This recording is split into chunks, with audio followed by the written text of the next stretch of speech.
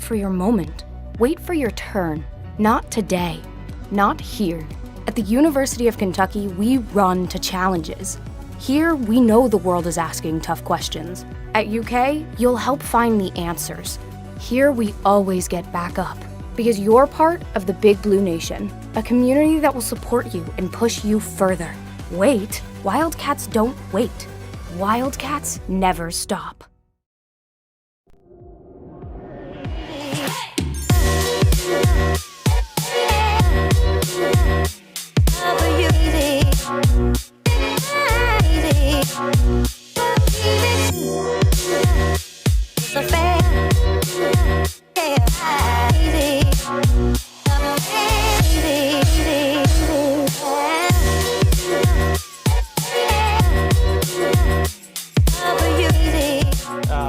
You know, the unfortunate thing is with this is that they used a lot of ults, but they had to. You know, you're not forced to be in that situation. And we are back. We do apologize about that. Unfortunately, some things happen, but we definitely have about 10, 15 seconds left in this one at Louisville before it goes into overtime. But they're able to get that now, finally boosting it, hitting that first checkpoint. That's right. So 239, but really a lot of this, you know, you run out of time. The time goes by so fast. Everybody thinks you got a lot of time until you're in the game, and then the pressure starts sinking. Yeah, well, I mean, there's a lot of things that you have to do for each team fight. You know, setting up, you know, scouting, things like that, and those things take time in addition to, you know, this current state of play where you have to expend so many resources in order just to get the tank down. And then also with, you know, defensive-minded maps, that also plays into longer fight times. So there's so many different components that could cause that to, you know, stretch out your fights. Look at this main event, trying to be the main event again, looking for these picks.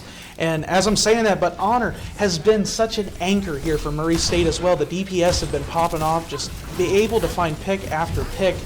And really at Louisville, they might want, I was going to say they might not want to commit to this, but as we see, is Renzu able to get a kill now, looking to find anything else, but the card's moving. They're being so aggressive, Murray State's going to be forced to back up here, and we're just trying to see which ults are going to come out here, expecting maybe the Nano 130, you know, plenty of time still once again. But as the Sojourn, that was the big thing that they needed to get back into this. Honor trying to find it. Not able to find it. As I say that, the headshot taken out Kariko, but now all of a sudden Louisville out of nowhere. Venet and Renzu, everybody joining into this, and that's going to be a team kill. So 240, all of a sudden they had 240, and now it's just like they just skipped that whole entire point, it seemed like. Yeah, it looks like they're starting to get in a little bit of a groove. We saw this on the last map as well, where, you know, they had a little bit of success, and that success was strung together. I was a little bit worried that they had expended too many ultimates in the previous fight, but I think they've got themselves set up in a decent position, coming up on both support ultimates, and also have that pulse bomb from Renzu able to potentially find a support which could just instantly end the fight.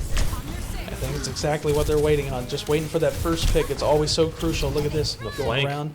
Sneaky, sneaky. Nobody has I mean, this to know. is exactly what you need. Also helps when you get a first pick, and it's pretty much just going to be a hammer and anvil here as Louisville taking yet another fight and continue to roll. I didn't expect to see it at all. I'm waiting for this pulse bomb. I'm looking here, and I'm just like, when is it coming? And then all of a sudden, they're just like, nah, we're going to save it for later, you know, throwing us off. I like that. You know, throwing it off. You know, a tool that you've got here. You also have Kiriko's ultimate to be able to, you know, finish things off if the pulse bomb doesn't get you something big. We're looking at really polar opposites here. The pulse bomb not able to find anything, and all of a sudden now Louisville's on the attack, making it look like this has been a, you know, a pretty dominating, you know, forget that first whole thing here. Looking for a few more. Joe able to get the kill, and Renzu as well. So Louisville continue to get these kills. They don't have the answer. Murray State trying to find it, and Junker Queen staying alive, but it's going to have to be a reset by Louisville here. As I'm saying that, maybe not. Main event going down now. And unfortunately, it's taken a little too long. I think this is just going to, you know, be the advantage to the defenders, as eventually they will respawn. Very, very close. A very good effort. Also, in the midst of all of that, Murray State switching to the Junker Queen, getting a little bit more of a brawly composition now that they're in a more closed space. But as you saw there, Zubu going down, that was really quite unfortunate. The big stagger there, I think, committed a little bit too long into that. Sometimes you get you got the adrenaline, the blood pumping, you're thinking you're going to be able to stay into these matches, but that's just not the case. And Murray State right now is in a great position because they got a few ults coming into this. They got the Death Blossom coming up on the Sojourn ult, and the amplification as well. So 10 seconds, this is going to be really a final standpoint here. Louisville trying to find something, looking for this graphitic flux early, and main event running into some trouble, but the healer there able to bail him out, no problem.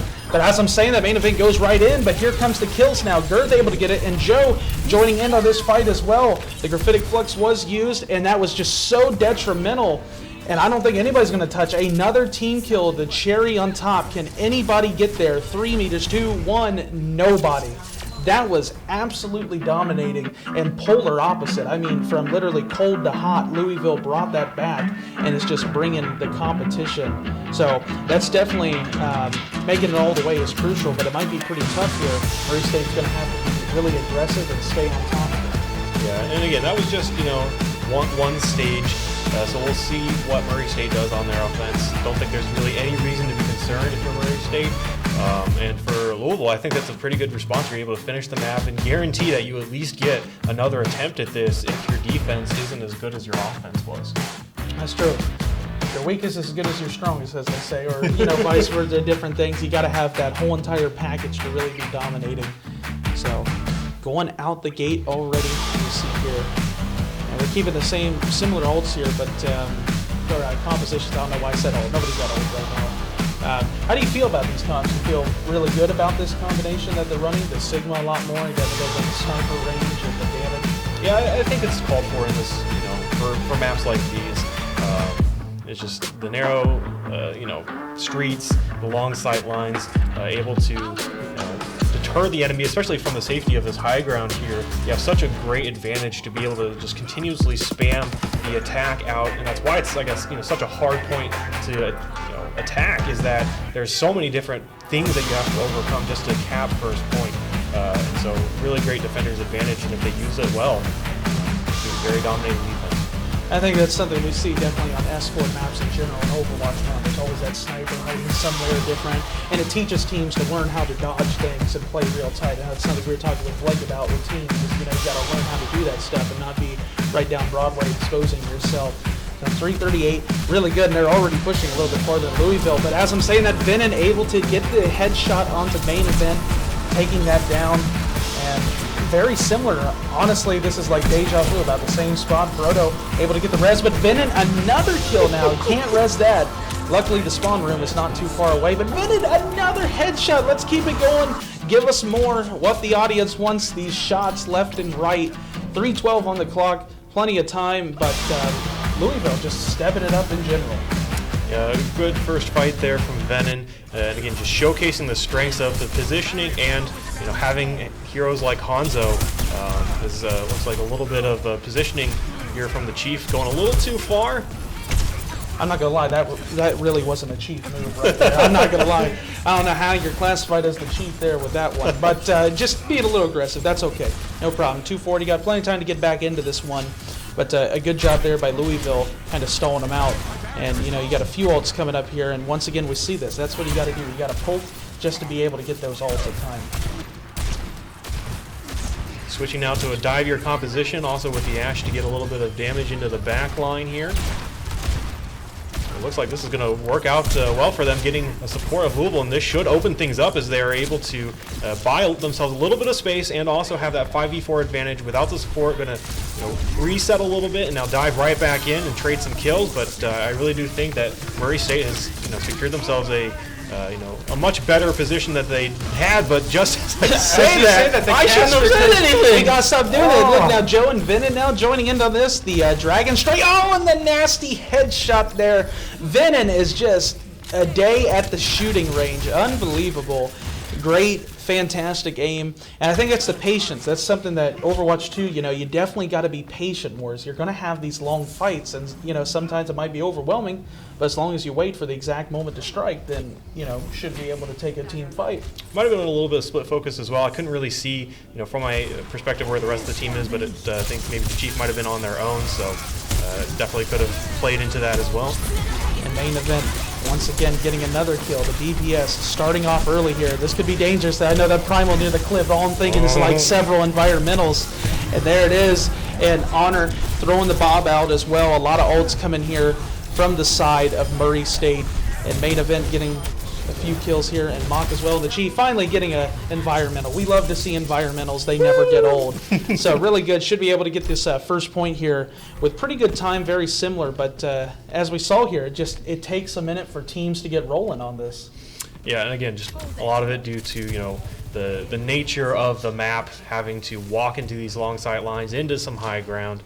And so that's why it's just hard to finish this map in general. So 305, and the key here, as I'm talking about earlier, going on is that high ground. And once again, Venom just been accurate like crazy. Mock going down, and now Magnum joining into that, the wonderful orb that bounces around that sometimes you try to run away from it, and no matter what, it's like, why are you running? It's just the orb just chases you all the way across the map. So a good shutdown there. Louisville doing a good job of controlling that high ground. But Murray State going to have a few ults in this next push. Yeah, definitely some tools that they can use. It'd be interesting to see how they use this Sombra to be able to try to, maybe create some sort of, dive pairing with the Winston here. As you can see, hack onto the Sigma, causing that front line to fall. Main event getting 2. Looking for more. You asked how they were going to do the Sombra. That's exactly how they're going to do the Sombra. And that's exactly what you needed. You needed something to either distract the team on the high ground, or just a combination that is well timed, that you can reliably execute to force an advantage on your part into that high ground. It's either that, or just you gotta somehow position maneuver yourself to avoid any damage and force the defending team to reposition.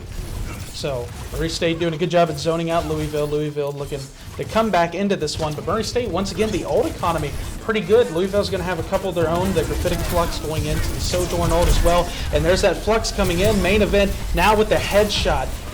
And that's been so dominating, so key in these fights. We say time and time again. The Chief now picking up a few kills as well. But the damage coming in here, Murray State has so much damage. Louisville doesn't have an answer to this. So coming in this last 253, this is a great match.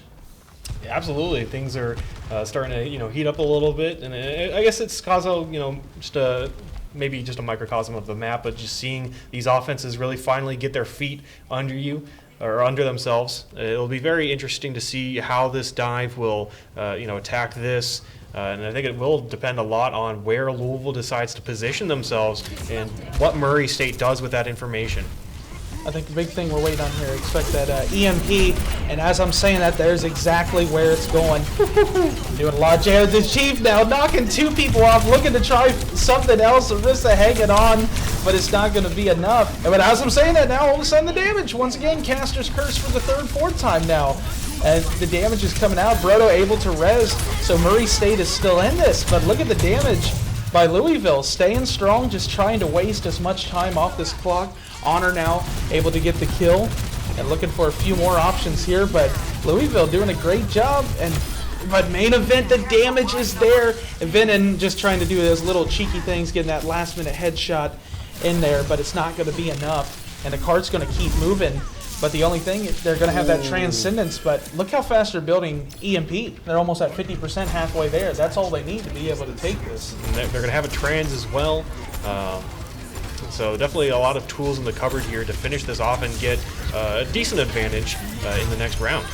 The Discord onto the Arissa. Oh, getting melted down. The damage is insane. Venom getting a kill, but it is really, the question is it going to be enough? The damage is just so much. With Venom now with the 2, and then a 3, and then a 4. Can we get a 5? Please give it to the audience right now. The 5 or the 4. Okay, no, Joe. It's always got to be somebody. Unfortunately, didn't get the 5th, but that was crazy. Louisville had no business winning that right there. Murray had so many more options, but then just out of nowhere, Venom just remains untouched right now. So 45 seconds, Louisville and or Murray State is coming into this last fight here. About 1 fight, maybe 2. Yeah, they do have the EMP and the Transcendence, as kind of highlighted before. Looks like they've scouted out and identified a couple of targets that they're going to want to get on, and they will find the kills. And now they're going to go to the point and see about finishing this off right here, right now. Another hack onto the Bob to deny that Ash ultimate. And why wait? Exactly as you said, finish it off now, but there's that pesky Moira orb floating around into the back. Orisa getting discorded here, the ultimate coming out, trying to do so much damage. And Murray State doing a good job at zoning Louisville, but they gotta find the kills. You gotta be quick here. 4 seconds left onto this. We're gonna hit this overtime here, and this is big. Murray State's got to win this, but then Zulu able to get a kill now. A few more for Louisville, being able to take the second map. Can they do it? Venom going in now over Brodo. A few more, just a couple more, but there's the Chief getting the jump back kill. But main event with the triple Death Blossom is going to shut it down. We are going to a round 3 now. This is insane. Oh my goodness, the back and forth of this match so far has been great. I'm definitely looking forward to seeing what these teams will present on their second offense. You know, for a while it looked like I thought the offense was going to falter a little bit because they were focusing on the Orisa, taking so long to chunk that hero down with, you know, especially with a Moira kind of pocketing the Orisa. But you know, clutch hero plays. You know, we saw this from I think both sides, main event and then what Venom the fight before for Louisville. That I think, you know, these possible, you know, huge DPS plays are a lot more viable now because you don't have another tank, you know, to constantly watch and try to neutralize threats, and it's also one less team, you know, opponent that you have to worry about killing. So it's definitely, I think, seeing some of the benefits of Overwatch's 2's 5v5 with those last couple of fights. And I love it. I mean, you know, over the years we've seen so much with Overwatch where it's like dive, and then it's goats, and then it's this, and you know, you never thought you'd see like sometimes these DPS battles. But even with the 5 people, like you're saying, it's so cool to see this battles, and there's less things you got to focus on, so it's more beneficial. But the entertainment's still there. You don't need the 6th character. So as we know here, going into this, only a minute left. There's not really time. A couple pushes, and that's all you got. That's crazy. Yeah, it looks like Murray State going to stick with the dive here, especially with this Sombra. Things are working out very well, and an instant pick onto the tank, and that is just going to ruin your day if you're Louisville. And I think we're finally maybe starting to see, you know, the dive that's being replicated in the higher levels and why it's so effective. Sombra being such a menace with a hack and being able to have a very active main tank who follows up on that and kind of paves the way for your team. It looks like they're going to just try the same thing again. However, Louisville does kind of spot them out. It's hard to do 2 things once, but that EMP, or not the EMP, the hack onto that and take it down was so beautifully executed, being patient here.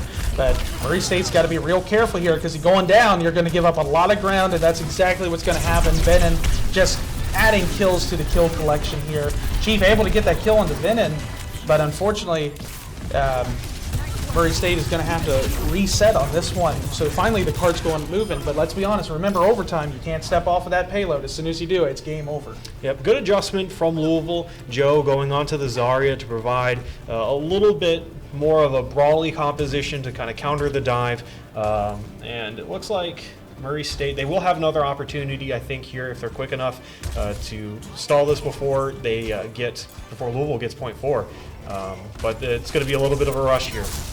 So there it is, the stall coming into there, and all Murray State's got to do is just win this fight to get them off the point. Main event, that's exactly what they're looking for. Oh, and the C9! We got a C9er. You know, you hate to see it, but you know it's going to happen. There was at the last LAN event, there was a lot of C9s. It always happens, but really that was just a smart play by Murray State. Is they had the aggression, just zoned them off, and you know, it was a pretty good push by Louisville. You know, this is no guarantee. That's the thing. You know, even the new payload in the escort maps. You know, we look at Gibraltar and things like that. You know, you never knew going like how it's going to work out. So it's very doable, but it's not doable if that makes sense. Yeah, I think for that fight there, Louisville kind of reflexively almost, you know, I would guess, you know, kind of kiting to give themselves an advantage, but unfortunately just in that scenario, you can't do that. And so it's just part of, you know, growing and, you know, learning about the situation. So yeah, definitely unfortunate, but I do think that they've given themselves a pretty good chance to be able to hold here. Again, they almost got to the first, you know, completed the first point, which has proven very hard for both of these sides. So definitely think it's doable for them. Definitely doable. Everything's doable. We've seen crazy stuff. Remember, a prime example would be like the old Kings Row. Yep. You would get the point, and then you have to push all the way in the end with a hybrid map, and just some teams just end up doing it. But really, as I've been saying, this first fight is so crucial here, because as soon as you're the attackers, you go down, you lose so much time here, and Louisville's just waiting for these picks. Zuwu and Vinin looking to find something, and here's comes the teleport, looking to do some damage into this, trying to control, take him off that high ground. That's what you got to do. As I say, the zoning ults all the time, or not the ults, the zoning pushes like that, and it seems to be working. Girth able to get that headshot now, looking for a few more kills. So Chief answers back, but Joe, the damage might be a little bit overwhelming here, and Louisville, but it's back and forth. It's so hard to tell, and unfortunately Murray State's going to have to really go back here, because we got about 17 seconds left, and that's going to be one, so you got to be careful not to commit to this fight. So they're zoning out. Vinin trying to escape, but Chief able to pick up the kill and add to that damage. But look at Joe all the way back here, trying to stay alive. Main event, the Chief just pushing it now. So really we're going to see a very similar situation. It's like deja vu, exactly what we just saw. Yeah, I think key will be the Sigma ultimate. If they're able to get Joe back to the point and generate that ultimate, could be the savior for Louisville, I think, if they're able to stall and generate it. Ooh, that last minute stall there. Woo! But look at Honor able to pick up the kill, exactly what Murray State needs. Can they keep up this aggression and momentum? And you got to be careful, stay on that card. 146. It's very, very narrow. The next picks are going to be so crucial into this, and Joe going down. Main event looking, Murray State isn't going anywhere. The kills are coming in, and Ariel, this is looking good. The death loss of main event just slapping them around like nothing, like punching through a piece of paper. So easy. Murray State taking it, and they are going to be able to win this match 2-0, but you got to give it up to Louisville no matter what. These teams are competing today, and this is exactly what we want to see. We want to see amazing gameplay. And let's look at this again. Look at Vinin. This is insane. The 1, the 2, the 3. Can we see the 4? There it is. That was insane. And, despite the efforts there by the DPS, sometimes, remember, it is a team effort, and you never know what's going to happen. But, of course, everybody played good. But at the end of the day, right now, Murray State played a little bit better. But exciting stuff nonetheless. Absolutely. Something that I really love seeing, it's no secret. You and I love dive, right? Running it back in the day when we first kind of started playing Overwatch, and seeing it now come back out again. We saw it with the Sombra, but a very interesting strat that I liked was they would have Reaper teleport in kind of really almost to the middle of the enemy team, and they would time it perfectly to where as Reaper's materializing, Winston would jump in, and then the rest of the team would follow up, and so it created a slightly different variation of dive, but instead of your Winston kind of being the subject of the enemy team's focus fire, they now also have to worry about the Reaper, who is really good up close, while also the Winston, and you're not too focused on the supports who are able to just kind of stand back a little bit, rush in and support from a safe distance. So I think that was something that I thought was very fun to see. And also something, kind of a storyline that I'm seeing that I want to continue seeing as the matches go on is the how players are going to adjust with narrow sight lines and these kind of spam compositions. You no longer have the ability to have double shield like Orisa and Sigma, and so sometimes you could see where I think players weren't positioned as optimally as they could be and ended up getting poked out, or just even being a better opportunity for good widows, for example, like Justin in the last game for UK Blue. Exactly. So very well said. So Murray State taking it 2-0 over Louisville. We'll be right back after a short bit. We've heard it before. Just wait. Wait for your moment. Wait for your turn. Not today. Not here. At the University of Kentucky, we run to challenges. Here, we know the world is asking tough questions. At UK, you'll help find the answers. Here, we always get back up. Because you're part of the Big Blue Nation, a community that will support you and push you further. Wait. Wildcats don't wait. Wildcats never stop.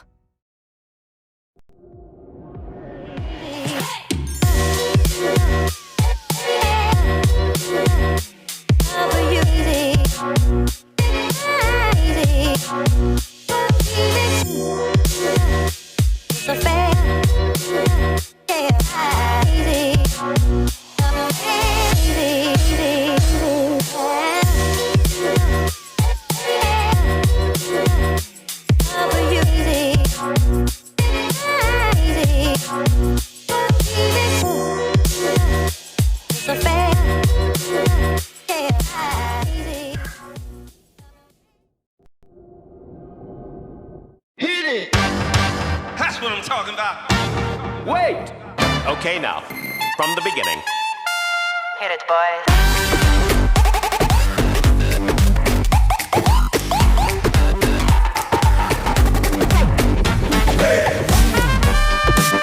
Okay, now, from the beginning.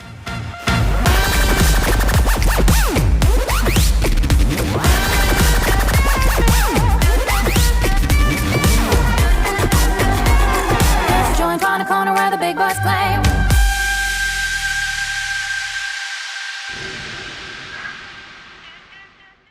You can do all of this at the University of Kentucky.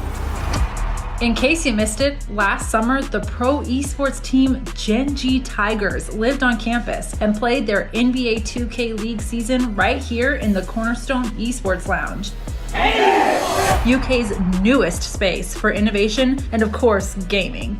The Gen G Tigers are the first non-NBA franchise to join the league. And what better place for them than right here in Lexington, home of the legendary Kentucky Wildcats. This is our quarter right here, come on. This season, the Tigers had ups and downs, but most of all, they had a good time. Their journey took them to the Kentucky Horse Park, where the team made new memories and new friends. I have a really good feeling about this group. They are at the top of the food chain as far as skill goes. World-class esports at UK? Well, yeah. Learn more at esports.uky.edu or join us on Discord.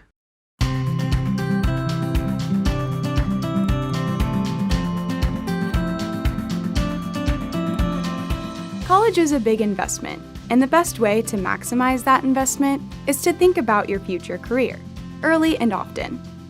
Whether you're undecided on a major and career path, know exactly what you want to do, or you're somewhere in between, the staff at UK's Stuckert Career Center are here to help.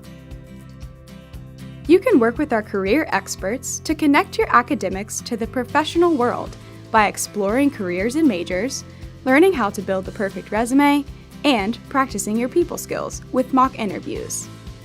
They also have tons of info on internships, micro-internships, and experiential education opportunities to help you develop important on-the-job skills without leaving campus.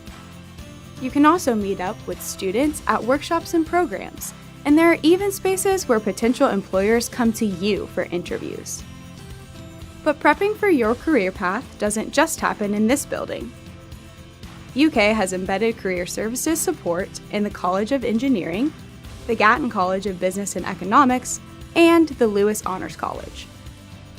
Stuckert also partners with other colleges at UK to host career fairs and career networking events all over campus. As a Wildcat, you'll be able to take advantage of activities and events designed to help you explore your wildest ambitions, while gaining the experience you need to land your first job. UK graduates are everywhere, pursuing exciting careers, changing lives, and transforming communities. Now, it's your turn to discover what's wildly possible and how you'll make your mark on the world.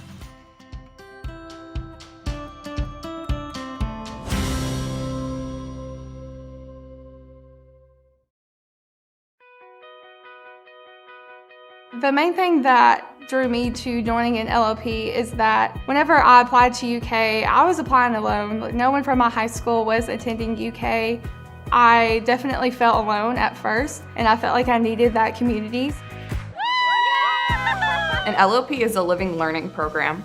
So it is basically a community of people who are like-minded. They could be the same major, they could be interested in the same things, and generally they will live in the same building or on the same floor, and they will be led by a peer mentor. It's a great community. There's so many resources. It helps you acclimate to campus so much better. You already have built-in friendships that last a really long time. It really helps you just ease into the whole situation a lot easier. I was, of course, very nervous. It is my first time living out of my own house, and I felt like I was already at home. I already felt like I knew exactly what the dorm had to provide for me. It didn't feel like I was a new kid. It felt like I'd been here for a long time. Having this large campus broken down into just my LLP when I first moved in really helped my adjustment period, and when it made it a lot easier and made it quicker for me. And so when it came time for me to actually go to all of my classes and experience campus in its entirety, I was ready for that point. I think joining LLP at UK is a phenomenal way to make new friends and get involved on campus, and it's a great way to start your investment in your education. Living Learning Program really just spells out what an LLP is. You live together, you learn together, and the whole program is like one big family and one big fun community. There's different activities, so we had a water balloon fight, we had an ice cream social. We'll do like test prep nights, we'll do some fun nights too, movie nights. We recently had an event where we helped students schedule their classes, so if they had questions about where is this building, how far is it from this building, can I make it in time? LLPs, a good way to think of them as kind of like a life hack for college. They simply just make college easier. College can be daunting and overwhelming for a lot of 17, 18-year-olds coming in, moving away from home for the first time. So it just makes the social side better, it makes the academic side better, and just kind of makes your life better. The average end-of-year GPA of students living in an LLP, for instance, is significantly higher than those students living off campus, and even significantly higher than those students who live on campus in a UK residence hall but don't participate in an LLP. The other thing that is great about LLPs is our retention rate is significantly higher than all those other students living on campus but not in an LLP. I think what makes UK's LLP experience so unique is the intentional layering of support. We have living and learning spaces that meet every need. We've got the larger spaces where students want to gather. We've got classroom spaces for faculty or resident instructors to come in and share with our students. But we also have study rooms that are smaller cubicles or larger if they want to do group study sessions. It's pretty easy to access resources. One of them is the study that I went to a lot. It's our peer tutoring. You would always see people studying. You would always see someone that you know in the study rooms that you might have in your class, and everyone on the floor was very academic focused. My coordinator would oftentimes bring in representatives from campus resources like Presentation U, which helps with presentations. It's just really great in the way that it builds that community for you. It gives you access to so many resources that you would not have had otherwise. And I do not think that I would have adjusted to campus life as well as I did without the help of an LLP. It is an experience that will leave you better than it found you. You will get something out of it. I think our LLPs allow our students to feel like they have a place here, that they have a home here, and it becomes that place that they can feel safe and they can grow.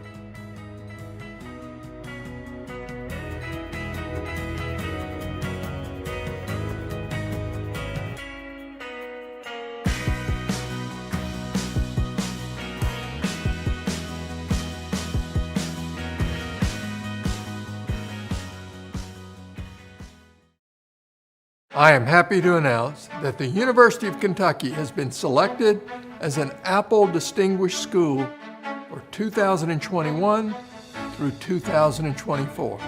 It's a 3-year designation. This is a recognition of our Smart Campus initiative and our efforts to infuse innovation into everything we do: learning, teaching, research, care, and service. We are back, ladies and gentlemen. Game 3. Game 2 was really, really fun. Look at those handsome people in the crowd. There we go. Okay. But yeah, so obviously Game 2, Murray State versus Louisville, almost went the distance. Almost we're looking at Mat 3 there, but somehow, some way, Murray State was able to clutch it out. The Chief was going crazy. DPS main event looked really solid on the Sojourn too. I mean, pretty solid play all around. I got to say, one thing I like a lot more about Overwatch 2 is, the game feels way more like a slugfest. Absolutely. It's not like, oh, well, there's the grasp, there's the ammo, there's the fortify, there's all that. No, there's constant, it feels like the original game, where we would go back and watch the clips of Sabiobi and guys like that on Tracer, where the fights just go 1-1, Jonat kills 3, oh, well, Striker also killed 4. Yeah. Right? It's just like, oh my God, what's going on? But no, it's been really fun to watch so far, guys. I hope everybody in the audience is enjoying it. A couple of fire alarm scares that happens in the building. No, it's a little bit. But no, I'm excited. Now we actually have one of UK's team, UK Black team, against, I believe, Are they playing WKU B team as well? They are. They're playing WKU B team. Nice. Okay, so we're just lucky we're casting UK WKU all day, baby. That's I what know. I'm talking about. I think we got Bong out there, one of the associate producers. You know, apparently he's a god tier player. So. Oh my! Is that no way? That's got to be Fong. No shot. No shot. Yeah, no way. No way, dude. Can I get your autograph? Oh my God! Yeah. Can I get your autograph? Listen. Every time I'm on stage, you gotta go ask for the autograph. Okay. Always. Every time. But no, it's gonna be a good day today. I mean, again, it's a little chilly. It was a little chilly out in Lexington today, so I'm glad to be inside. I have my coat on inside. That's how cold I am. But we're gonna go check out our bracket. Take a gander as to how the Bluegrass Bowl is going today. UK White and UK Blue both 2-0. Center College, my alma mater technically, actually, believe it or not, those guys don't know, I actually went to Center for a year, great, beautiful campus over in Danville. U of L Red, 1-0, U of L Black, 1-0. Oh yeah, are we sure that's right? Because U of L Red just Murray State beat Murray State just beat U of L Red, so we got that one back. I was going to say, wait a minute, so Murray State is actually 1-0, U of L Black is 1-0, WKUA 1-1, to no surprise, honestly. Like they played really well in that first game. They did. I think they had a little bit of synergy issues, but it seemed like the individual play was all there. They just got to make sure that they're firing at all cylinders. So, hopefully we're going to see some more great Overwatch. And I got to say, I'm really happy with the Kiriko that we've been seeing today, dude. Like the utility on the character is super, super fun, hypermobility, damage potential like Zen if you're hitting the headshots. Absolutely. Right? Insane ultimate. Right, she's as juiced up with her ult as I am on the basketball court, and anybody tries to challenge that, I'll see you on the blue courts later. Okay? Absolutely, a giant lie. He's just mad that I won the neighborhood. Is he 5'5"? No, listen. We're from the same neighborhood. He's just mad that no one could take me in 21 tips in Chevy Chase. I was the best 21 tips player to ever come from Chevy Chase. It's just 21 tips. Got a little toxic, but a little brawly sometimes. But speaking of brawly, do you think we're gonna see any brawl comps? Because it seems like obviously on Circle Royale, you saw a lot of the Sigma, right? You saw a lot of the Pope comps kind of come out. But on the other maps, I know a lot of people here have not been able to see the games going on in the lounge, but you saw a lot of Zarya Brawl and Esperanza, maps like that, where you really the close quarters maps, especially it seems like the best thing to play on Push is Brawl. Absolutely. And, we're going into another Push map, obviously, because that's what we start with, and it's going to be New Queen Street. Oh, Toronto. Okay, so I remember playing this map in 2019 in 6v6. You remember the infamous BlizzCon where me, Gator, and Hawk spawn camped. Oh yeah, a bunch of BlizzCon noobs, dude. It's just not fair, dude. Just running over. Completely fair. Like, oh my god, I can't wait to play the new game, and it's just Sam's just running over people. Listen, it was more of Hawk and Gator, not me. I was a flanking on Soldier. Yeah. So I think this should be a good one. It should be entertaining. We'll see what ends up going on here. But who do you got your money? I got to go for my Cats here. I got to hope that UK Black can take this. But honestly, WKU B team. Honestly, I think with the producer on UK Black, I don't even know if it's close. I think it's going to be like 3,000-0. I think they're going to break the scoreboard. The producer, built different. Just built diff. But I'm with you, though. Brawl, to me, through this tournament, has shown to be the thing. And also what you were saying about Kiriko, what amazing outplays we've been getting from the Kiriko players, and the ult has shown to be as powerful as everybody predicted it would be. Yeah, it's definitely, it's fun. I personally love to see aggressions from Kiriko. I feel like Kiriko is at her best when you can play her aggressively. But we'll end up seeing, because again, I wouldn't be surprised if we see it here, because the fights on this map tend to be very linear, and that's where Kiriko's ult can really thrive, and with how important ult economy is on Push, especially with these linear maps where you can really spam the kunai. I really hope to see it, but who knows what we'll end up seeing. As 7 seconds to the comp, my guess is I kind of want to see some Reinhardt. That would be nice. I miss Reinhardt, man. It's Reinhardt. He's more playable on Colosseo. Yeah. See, this is another Orisa pick. We've been seeing this a lot. A lot of teams are, if they're going to play Rush, have chosen some Zarya, but we've seen a lot of Orisa. And I would like to talk to some of the guys, honestly, after and see why Orisa has been one of the big picks, because I do think she's a great pub stomper.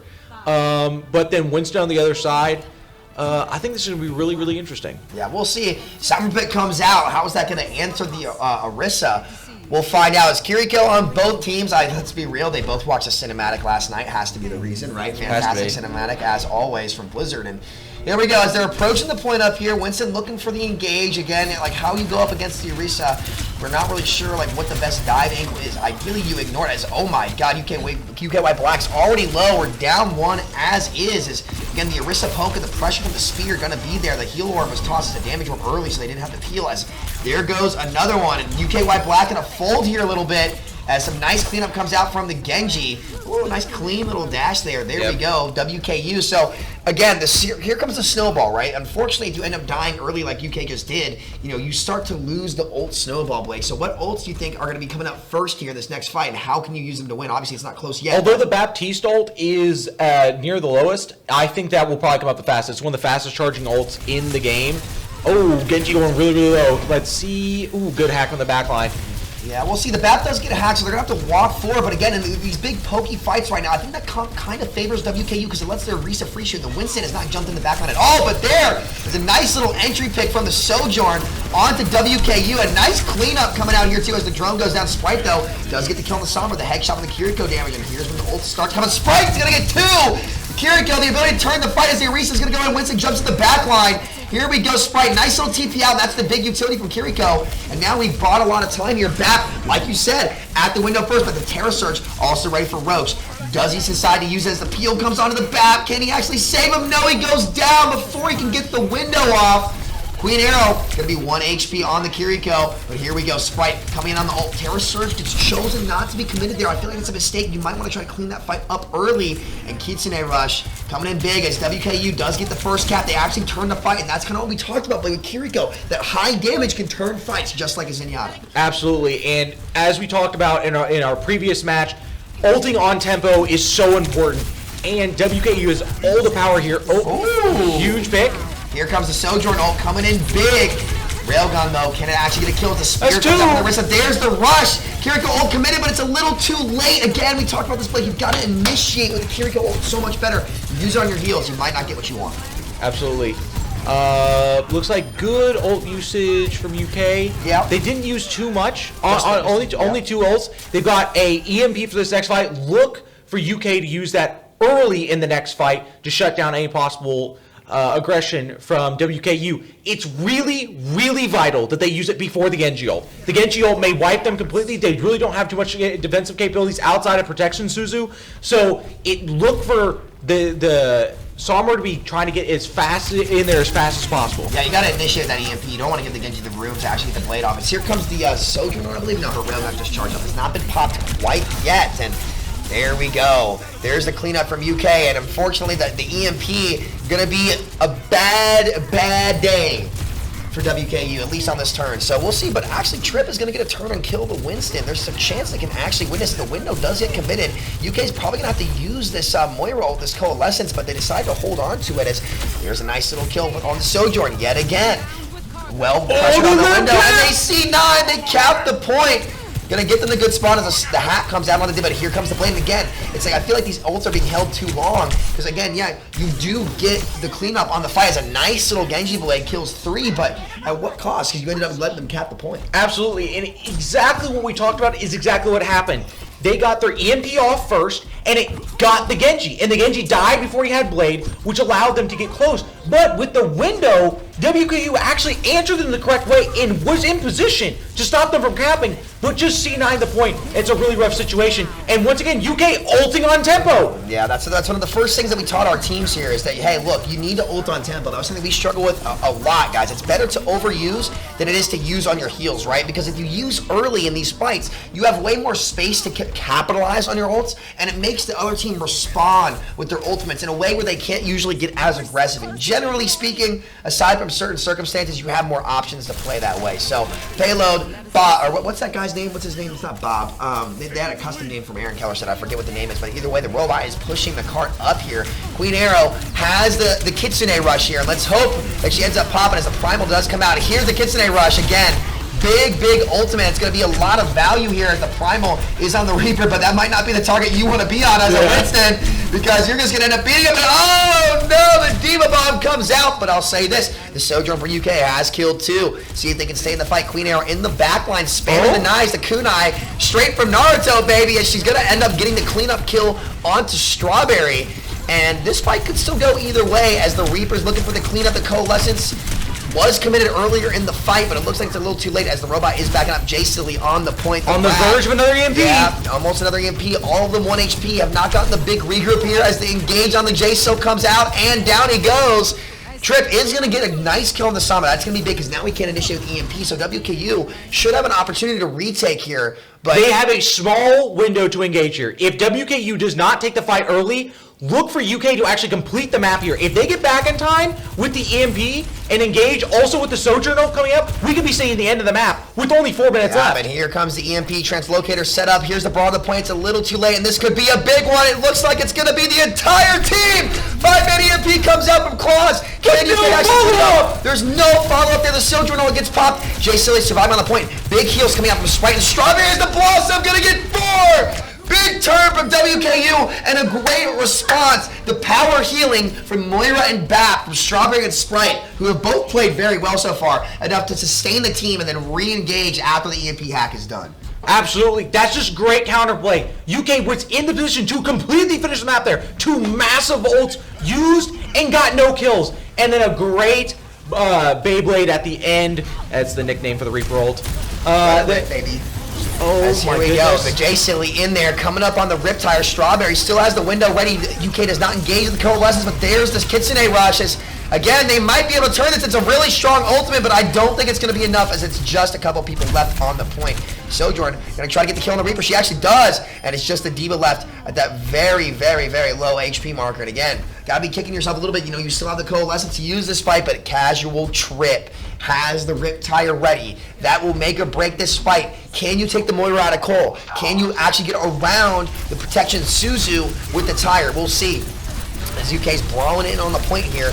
Diva looking for extra damage. They're going to fly away. Here's the Cole engage that we talked about. Drone gets forced very, very low. Bat goes down. Sprite goes down. And the back line for WKU folds the Coalescence. And that's what we talked about with that engage and how you want to actually engage early with those ults, because do you see how much easier it is to take the tempo there? Wow, I cannot believe this. Fong is destroying people. The prince that was promised. Yeah, this is the prince that was promised. This is amazing gameplay coming out. I cannot believe this. Honestly, it's really, I'm speechless. Yeah, I'm speechless. speechless. It's been great backline play from both teams. I mean, you've seen the backlines kind of be the big difference makers in a lot of these fights. With Sprite getting a couple kills with the kunai before, and Strawberry too, keeping the team alive with the window on the drones as the Cole engage comes out from Sprite. Suzu gets used, and can they disengage in the fight? But this is what we talked about, these linear points.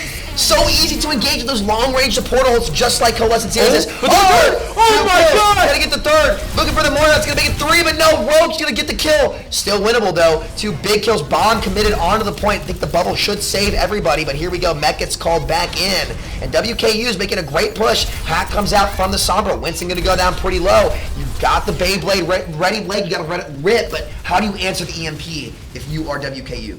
Well, they did a great job last time of kiting the EMP, getting to the Immortality field, and then the massive healing between Moira and Bap countered it. But UK's got to know this time. This has got to be the critical one. This EMP will end the map, most likely, if they can hit it. Yeah, but the question is, can you actually follow up? And you have to be willing to hard engage, especially as the Winston there, the Suzu, and the Kitsune Rush almost ready. He's like, Jay Silly! Casual Trip! Getting silly on the Sombra! That's what I'm talking about, baby! Oh my goodness gracious, as the Suzu and the Rush have both been used by Queen Arrow, they're going to try to commit here. Blossom is still ready for the Reaper. The Jay Sil does go down after killing 1. But can the Blossom get 2? There's the Suzu from Queen Arrow! Nice little escape. Immortality, man, and then a TP out. Great movement, great cooldown usage, though I don't think it's going to matter as the fight was already pretty much lost. And UK, man, got to be able to set up that EMP, but Casual Trip, how do you answer this man on the rat? What can you do? What can you do? This is the final fight. The Baptiste has to ult as fast as they can, and exactly they do it. But here's the EMP. You got to use the EMP on the window. EMP! Please use it. I'm going to have a heart attack. There it is. Okay. There's the cleanup, and that's what happens when you initiate with your ults, fellas, as now UK is going to clean up the map. down to the wire, and Sprite does get the kill with the skill orb at the end, but it's not going to be enough. It's UK down to the wire. Again, going to be able to take map 1 here. And man, I gotta say, I really am enjoying the Kiriko play. I think the backlines have had really outstanding plays. The Sojourn too. I mean, again, it's just an absolute frag fest here in Overwatch 2, and I'm loving every minute of it. Absolutely. I mean, the back and forth gameplay between two teams. I mean, that was down to the wire. Great shutdowns from both teams. Great kiting from both teams. That was an amazing, to save the map, WKU with that amazing kite on the EMP when UK was about to cap. Absolutely amazing gameplay. Ooh, look at that blade. Oh, we got a nice little cleanup blade here to Suzu. You know, definitely showing. They had great ults. They had a multi-man Reaper ult, and then that Genji blade. I think the only thing they struggled with was the timing, right? Like if they used them a little bit earlier, like they had a great job kiting the EMP, right? It just seems like, you know, those big value ults, when they needed to get used from both teams, were a little bit late at times, but whenever you saw the initiation with the Cole, the initiation with the window, there was the only time the initiation didn't work was with the EMP, but that's because the team wasn't willing to commit past.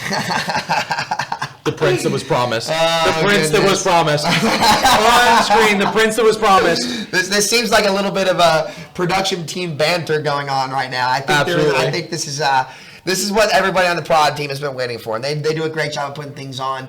We've had Mason and Lauren doing a great job observing.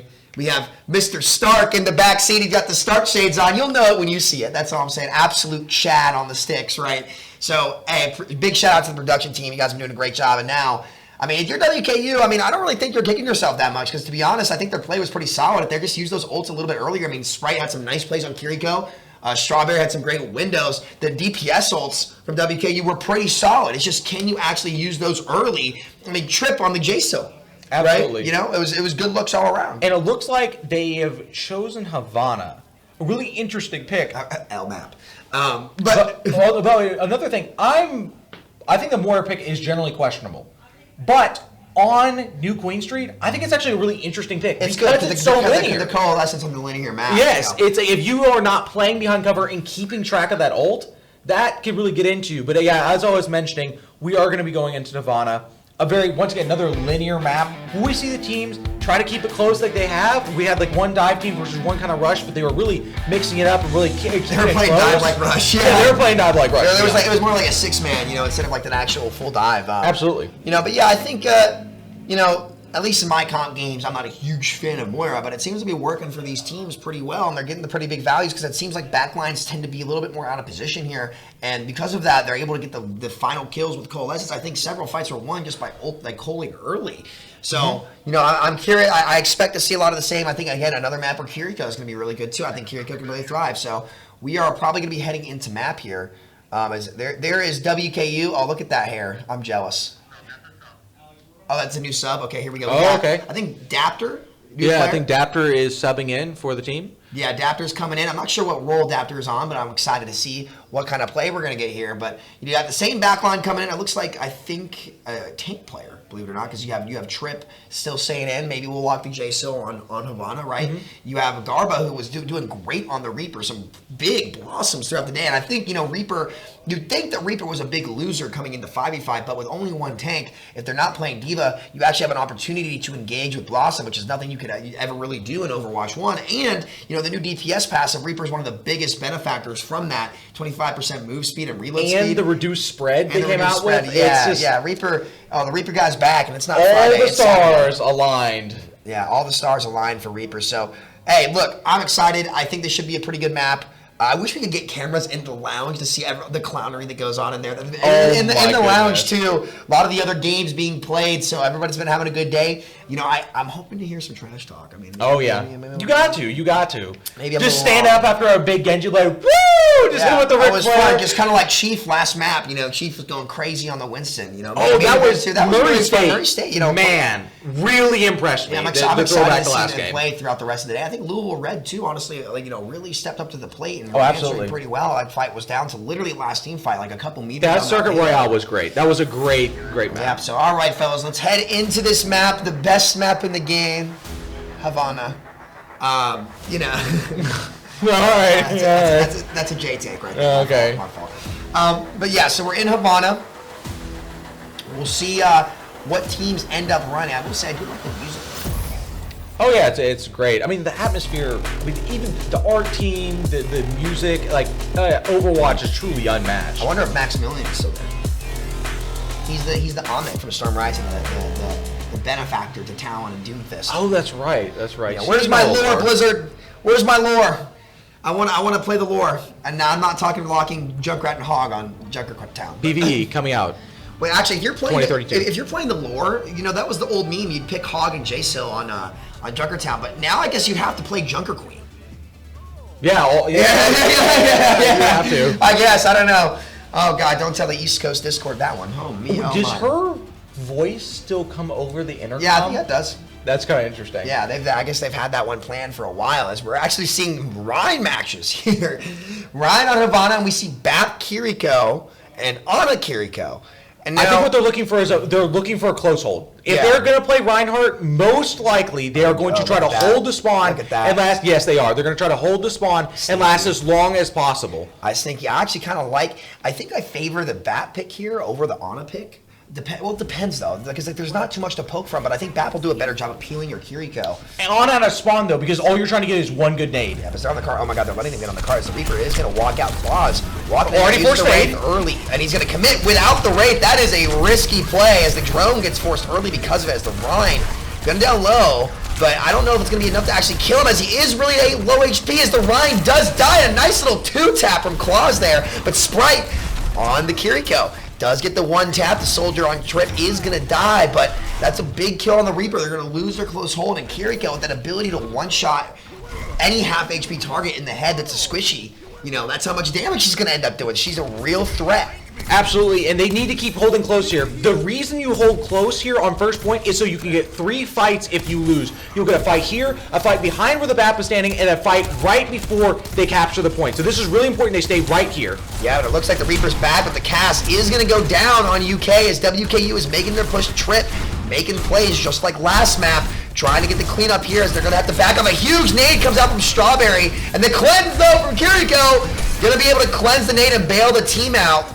Nice play from them as the Kiriko is going to try to get some healing off the window. Gets popped from the BAP onto the solo soldier on the flank, but it's not really going to be a good one as Queen Arrow does get one headshot. This might be doable. She can build up her ultimate, but I'm not sure if the Kiriko is actually going to be able to do it. We'll see as the fight does get turned. Reaper gets 2 on the back line. The Suzu gets used, but it's not going to be enough as UK is going to be able to clutch out the fight. The DPS for UK have been doing heavy lifting this map. And now, once again, this is the 3-fight thing I was talking about. They are now in the second part of the fight. If they lose again, they will still have another chance. But we got huge ults coming up for UK. But as we said, ult on tempo. Try to be the first team to ult here. It will make all the world of difference. Yeah, we'll see what ends up coming out as a lot of ults come out. Queen Arrow's ult should be pretty impactful here. And there's one Kitsune Rush used, and here's another one. There's the Shatter! Oh my God! The High Noon's gonna get 2! What is happening? What is happening? Oh my God, a double Kiriko ult. High Noon gets 2 to clean up the fight. Man, I would have been all in on that Shatter. Daptor did a great job of looking for it, but man, again, someone like check this, man. This Cassidy is rolling, people. I would love to see the stats after this game. He has been on a tear. Yeah, PC out there putting in the work, and again, great ult usage from both teams there, to be honest, but you still have Nano Visor through WKU, so you're not kicking yourself too yet. You got a chance to win this one, so you want to pressure out the Reinhardt shield early. The UK DPS line been doing a great job of flanking and forcing. They already lost the BAP Immortality field. Yeah, there goes Immo from UK. That's not really great, as there goes Claws down 1. Here comes the Nano Visor to close it out. Actually, they're not even a Nano, they're just going to use the regular Visor. Layering their ults well, as long as they use the Nano to clean this up now. They need to Nano now, though, because you want to stagger this fight. You just win this point if you Nano Soldier or run and commit, but it doesn't look like they want to do it, and that's going to give Claws time to rip the Blossom, which he actually might end up doing to win this fight right here and now, as there goes the... Oh, no, Immo. There's the Immo. Can't quite get the kill onto the BAP. Here's the Blossom. That's what we talked about, man. The Nano gets used, but it's just a little bit too late.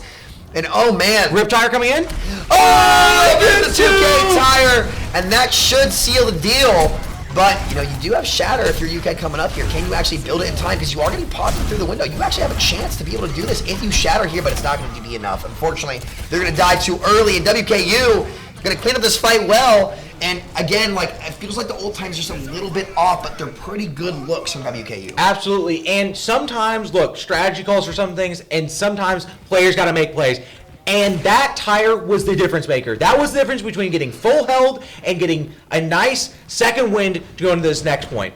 Yeah, and we do see the swap off of BAP onto Mercy, which I think actually benefits WKU because Mercy Kiriko is really low heal outputs, especially on the line matchup here. So when you have an Ana Kiriko on your own, you know, Dapper's going to be able to get a lot more resources than Nether can.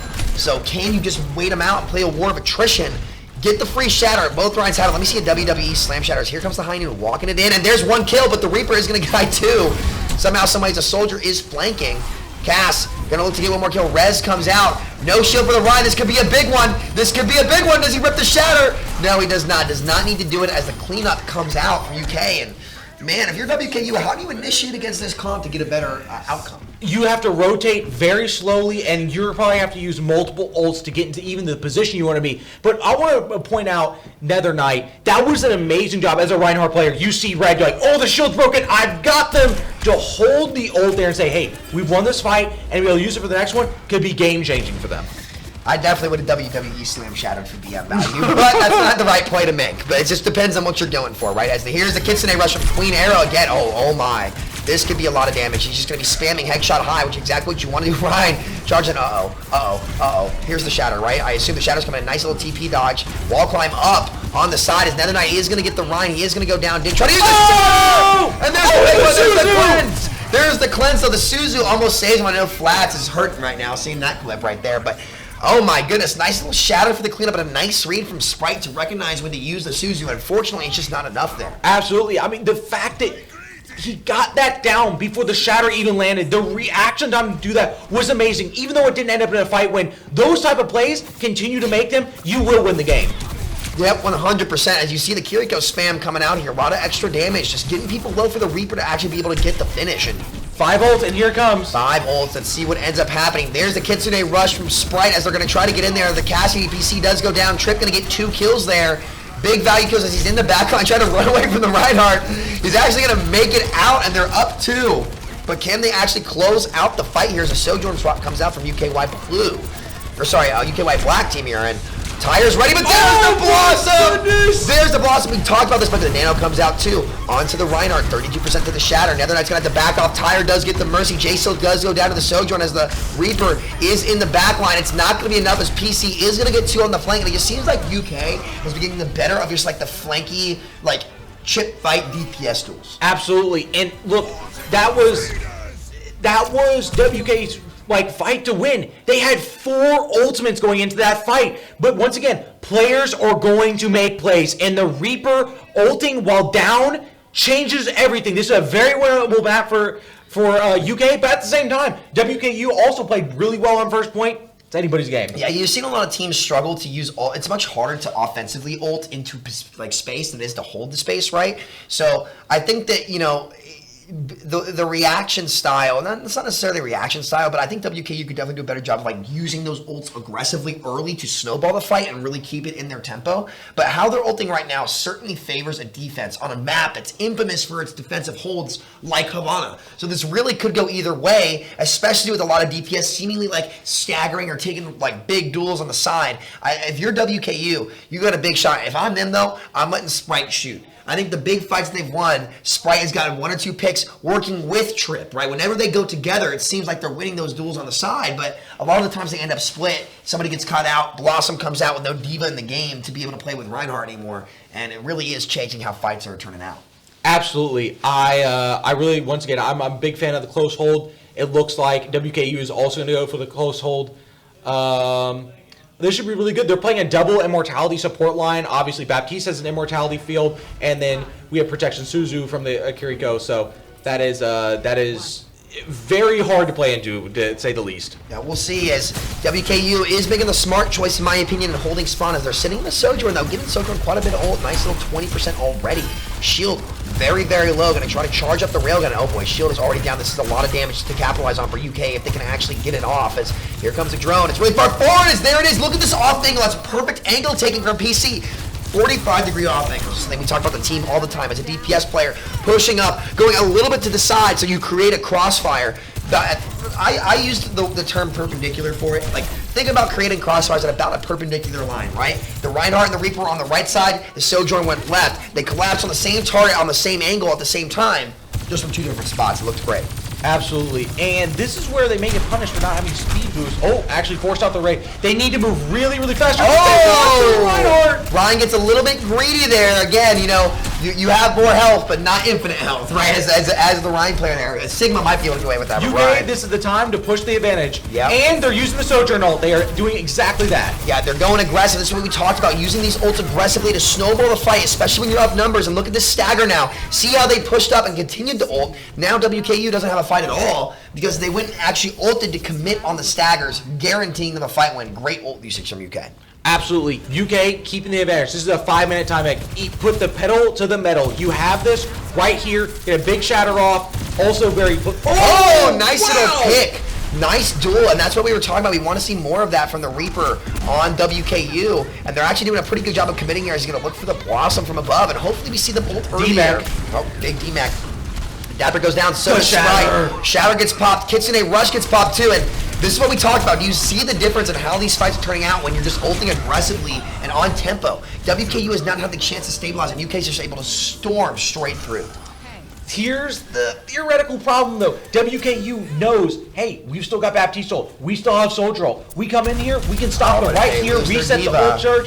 Oh, they cannot lose their main tank before this fight starts. That is critical. Oh, well, they lost the Zed. Oh, no. Oh, no. Not to the DM. Not to the DM, but it's going to get one anyway. He does go down. That's a good trade. They have no supports, and UK should be able to walk away with this one. And just great ult usage all around, especially on this map. But wait a minute.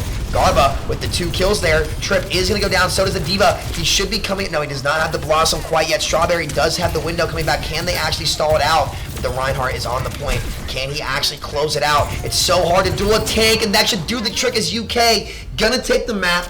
The difference, without a doubt, was the ult usage, I think. Absolutely. Amazing ult usage and just great plays from the DPS line. Countless times they were getting multi-man picks, but I do want to give a shout out to who's the DPS player for WKU? Trip? It was a Trip or Garba, I think. Garba. He was destroying, playing Genji on the first map. Remember we were talking about they had the play of the game for on the first map and had a multi-man Reaper ult. Almost saved that fight. I thought he played really well going into their next matches. We'll see. Hopefully we will get to cast them again and get to see them play more. That was seriously a really solid series. Okay, yeah. So it looks like we're going up to about a 25 or 45 minute lunch break. Brief 25-minute lunch break for you guys. Oh, 75. Sheesh. I could eat a horse. Oh. I had to go there. So yeah, guys, we'll be back in about an hour and 15 minutes to I can't wait to be a dad. I'm gonna be the corniest dad. I'm not even from Nebraska, though I might move there. We'll find out. What are you doing on the stream? I'm not corny. It's just in the gene pool. But anyway, guys, thank you all so much for coming here for the first half of the Bluegrass Bowl. We had some great games, and guess what? They're only gonna get better as the day goes on. Absolutely. So thank you guys so much for watching. We will see you guys in a little bit. This is Sam. And the Grand Central. And we will see you guys in a bit. Peace. We've heard it before. Just wait. Wait for your moment. Wait for your turn. Not today. Not here. At the University of Kentucky, we run to challenges. Here, we know the world is asking tough questions. At UK, you'll help find the answers. Here, we always get back up. Because you're part of the Big Blue Nation, a community that will support you and push you further. Wait. Wildcats don't wait. Wildcats never stop.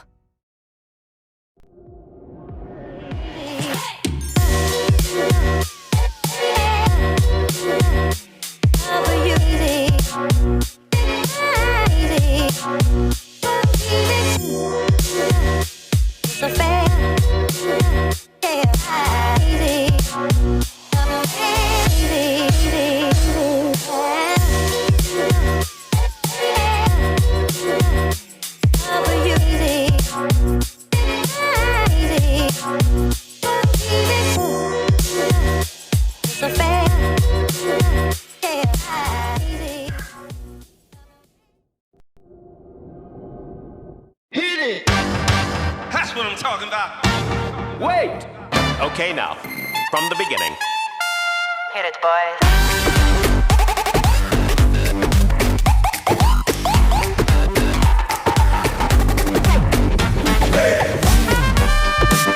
Okay, now, from the beginning.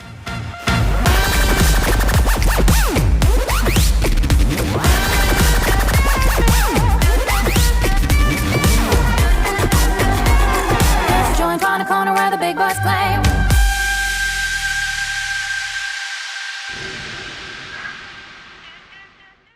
You can do all of this at the University of Kentucky. In case you missed it, last summer, the pro esports team Gen G Tigers lived on campus and played their NBA 2K League season right here in the Cornerstone Esports Lounge. UK's newest space for innovation and, of course, gaming. The Gen G Tigers are the first non-NBA franchise to join the league. And what better place for them than right here in Lexington, home of the legendary Kentucky Wildcats. This is our quarter right here, come on. This season, the Tigers had ups and downs, but most of all, they had a good time.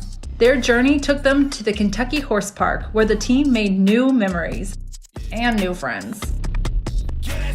I have a really good feeling about this group. They are at the top of the food chain as far as skill goes.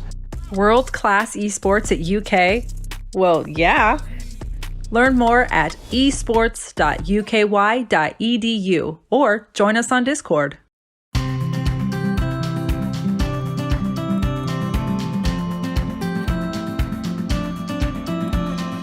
College is a big investment, and the best way to maximize that investment is to think about your future career, early and often.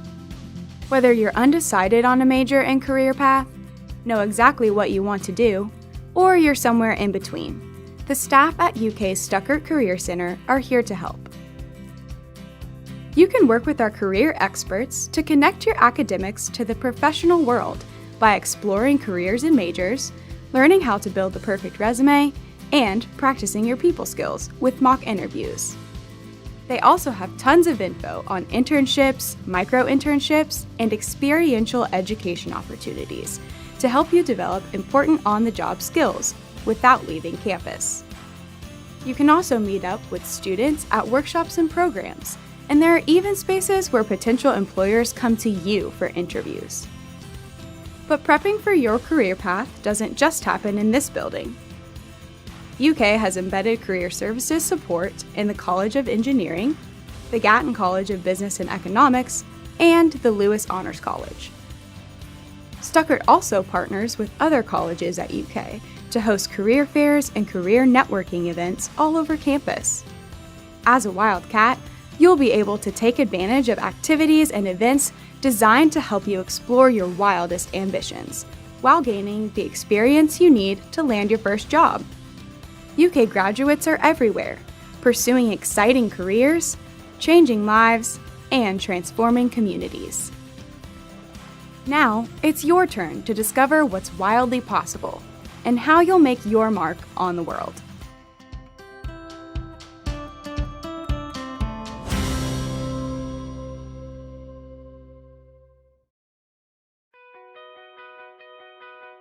The main thing that drew me to joining an LLP is that whenever I applied to UK, I was applying alone. No one from my high school was attending UK.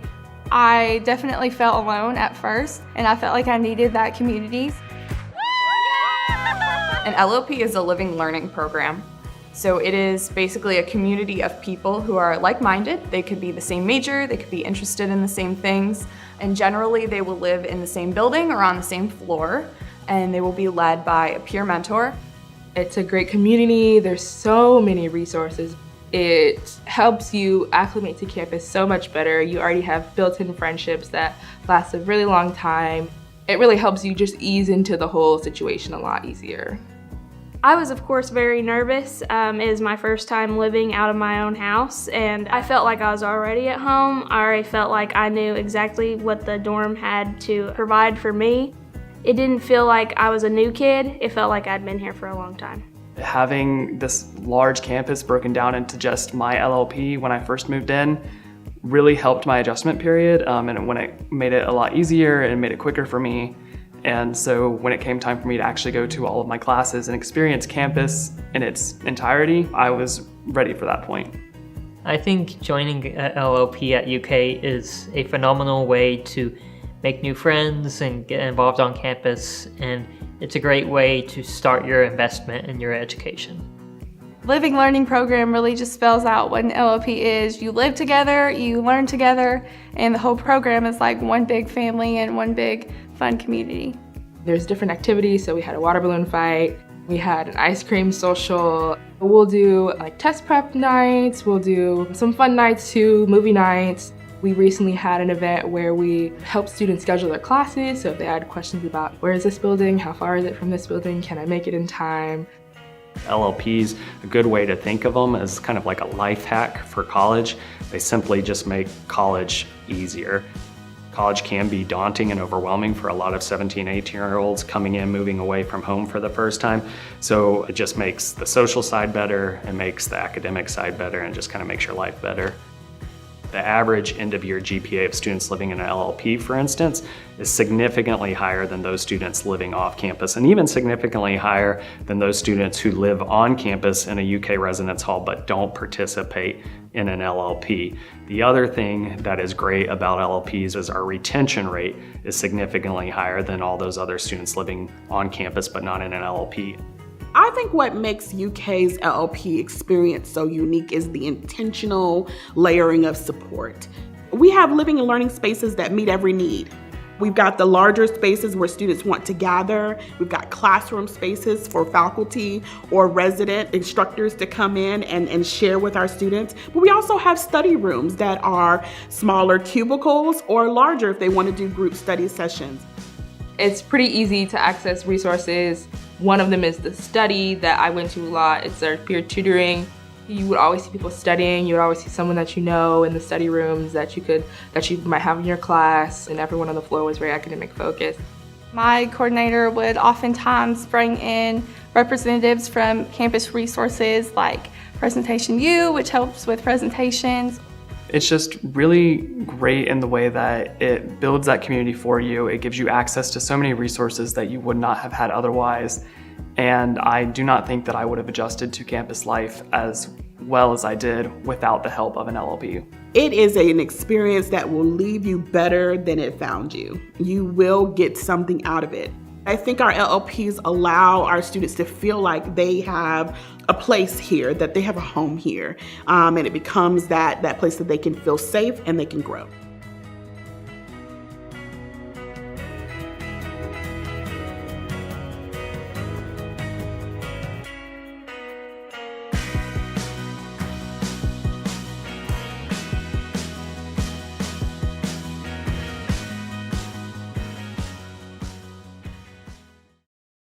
I am happy to announce that the University of Kentucky has been selected as an Apple Distinguished School for 2021 through 2024.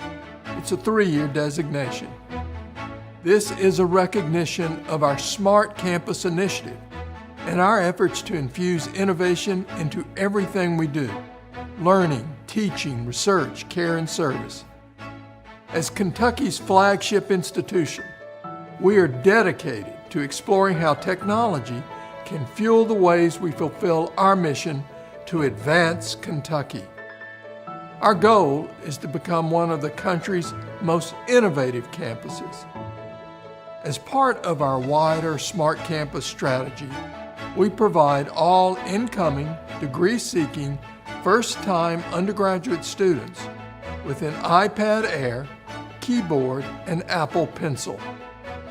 We want technology to support student learning as we prepare them to compete in a 21st century workforce. That's why our world-class faculty use these tools in the classroom, and our students use them in their internships, co-ops, and other experiences. We seek to prepare students not only for a job, but for a career and a life. Our students won't just compete for 21st century jobs. They will create them as they lead lives of meaning and purpose. This initiative is another example of how we put students first in all we do. Congratulations to everyone who helped us become an Apple Distinguished School. You are proof of what is wildly possible here at the University of Kentucky.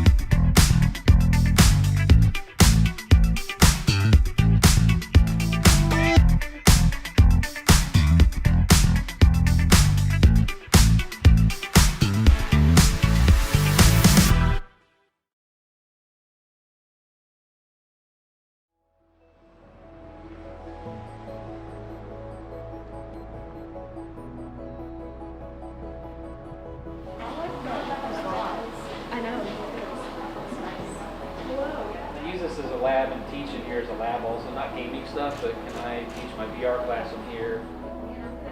She be selling plates. Oh,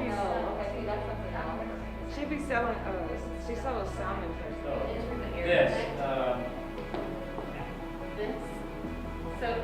So I can play here. I've been up since 6 o'clock a.m. Drove here from Cincinnati, went straight to my internship. After that, I'm going to chuck it over here. We'll put yours here.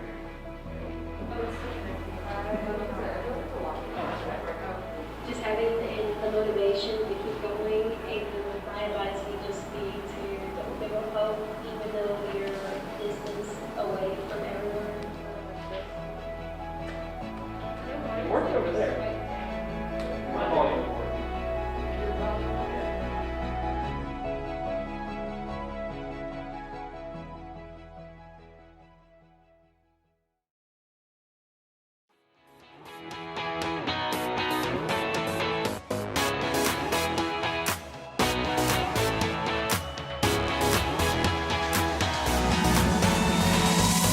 UK is the best place to go to school.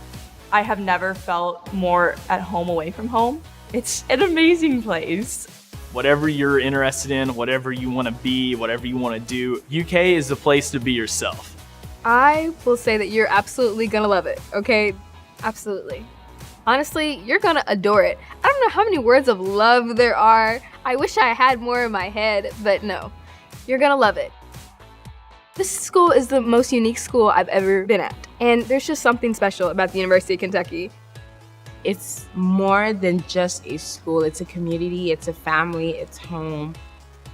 It's a great place to truly find out who you are, what you like, and your passions, and truly pursue that. As cliche as it sounds, I really have found my home on campus. I think you'll love it at the University of Kentucky just because how quickly the entire campus welcomes you with open arms.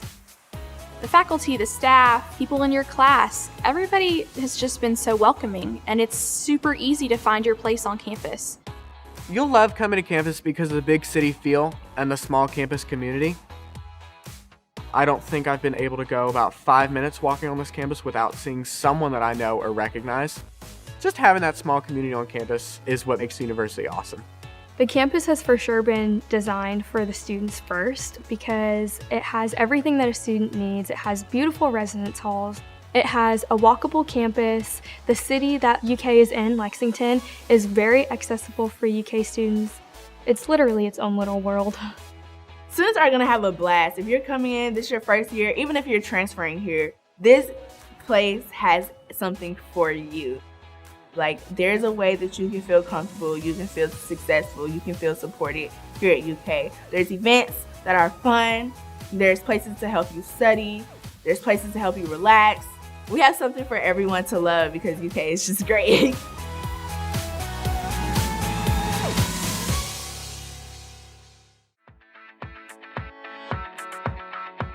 I think the professors at UK are amazing. They always want to help you go one step beyond to help you succeed on campus.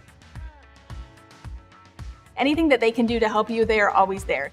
They challenge you for a reason. They challenge you for a purpose.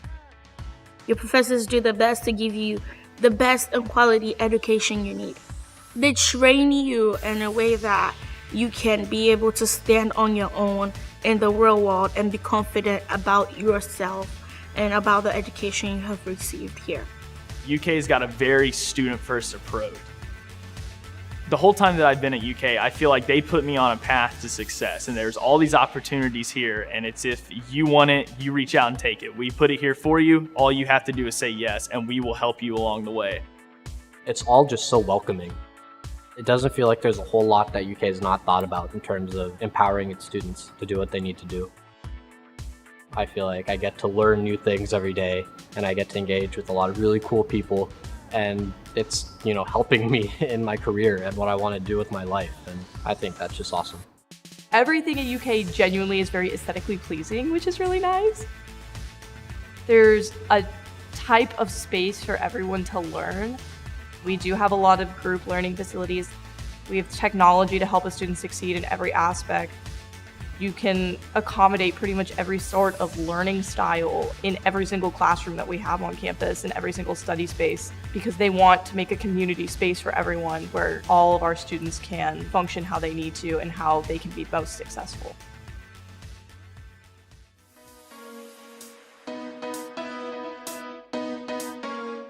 UK's residence halls are some of the best I've ever seen. Whether you have a suite or you're in a room with other people, the quality is incredible. All the light that cascades in, it's absolutely beautiful. So it just makes the dorms so much more cozy and homey. A lot of times you see the parents come in and their faces just drop because it's definitely not what they grew up having. You got granite countertops and Tempur-Pedic mattresses and just these beautiful, fantastic residence halls that have all been completely redone. I think we're very much spoiled here. And with the residence halls being right on campus, it's just an easy walk to class. And also being very close to downtown as well. If I want to go watch a movie or go bowling with friends and things like that, it's not a far walk. Also having the opportunity to live with my friends, it's like a party every day. There's always something to do on campus. There are over 550 registered student organizations on campus. That sounds like a lot, but what it really means is that there's something for everyone. If you're outdoorsy, there's so much to do in Lexington. There is the Arboretum where you can kind of walk around some trails and it's really pretty and calming. There's Keeneland, which does horse racing, which I always recommend. Go to at least once. But there's also a lot of hiking trails that you can do right around Lexington, which is also really fun. Kentucky is an everything school. We're a football school, we're a basketball school, we're a rifle school, we're a cheerleading school, we're a volleyball school, we're an everything school. If you want it, we got it, and we're the best at it. Game day in Kroger Field is certainly like nothing else. It's so loud, everyone's so excited. It's a really awesome environment to be in. It's electric is the word that I would use. The eruption zone is so much fun. It's one of the best student sections I feel like I've been in. But just being there and being a part of the greatest tradition of college basketball is just, you'll never forget it. The University of Kentucky is truly, truly, truly intentional about making sure that students are wildly achieving their goals. It is where I found who I am and what I want to do. There's so much that you get to experience here. There's so much joy and fun to be had when you're here. It's definitely going to be the time of your life here at UK. I've met so many people. I've made so many connections. I've met so many friends. I've done so many things that I never thought I would. But once you really start experiencing the things that you have at UK, you're going to kind of find your own personal home here. The possibilities are endless, and this university has the support to supporting who you are right now, who you were, and who you're going to be. So, UK is the place to be.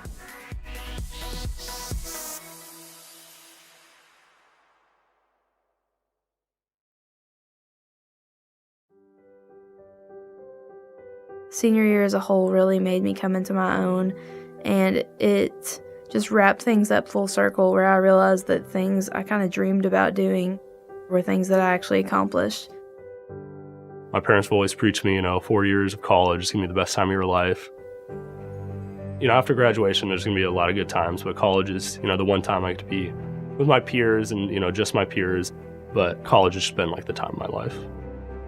I am not the same person I was coming in my freshman year. I feel like it has been transformative and a launching point for the rest of my life and my career.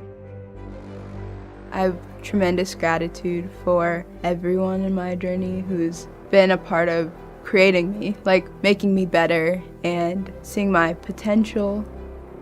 To be able to go to a place and say you've grown as a person, but also learned a lot, you're set up well for the real world, and I've made some great friends to keep with you, something you don't really get anywhere else that I've been very blessed to get. My time at UK has been incredible. This has been a perfect stepping stone, and you don't think about it because it's so gradual over the 4 years, but then when you look back and really reflect on who you were when you stepped in, you're like, wow, I am way more prepared to go into the real world. I guess it was the times that I never realized how much fun I was having. When you're having a lot of fun, take a step back and just look at everything that's going on. And it's all coming to an end, and I'm not ready. I think it's a bittersweet moment because I'm excited for the future, but at the same time, it's closing a chapter that I feel like I just opened yesterday. It's something that I know that I will hold on to for the rest of my life. I'm just so grateful for everything that everyone I've interacted with here at UK has done for me.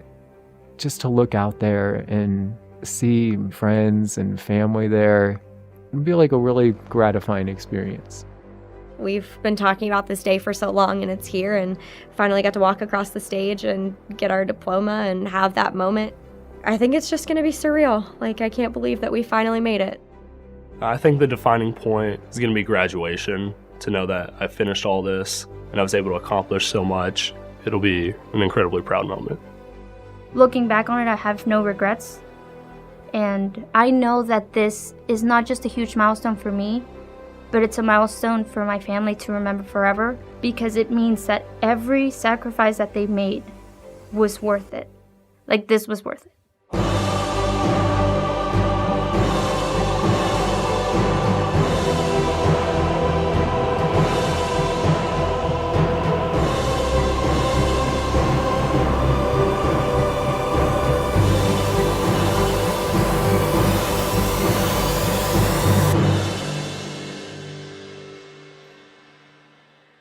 Graduating to me really is a symbol, and I guess a message to myself that I could do it and I did do it, and I've come out on the other side victorious.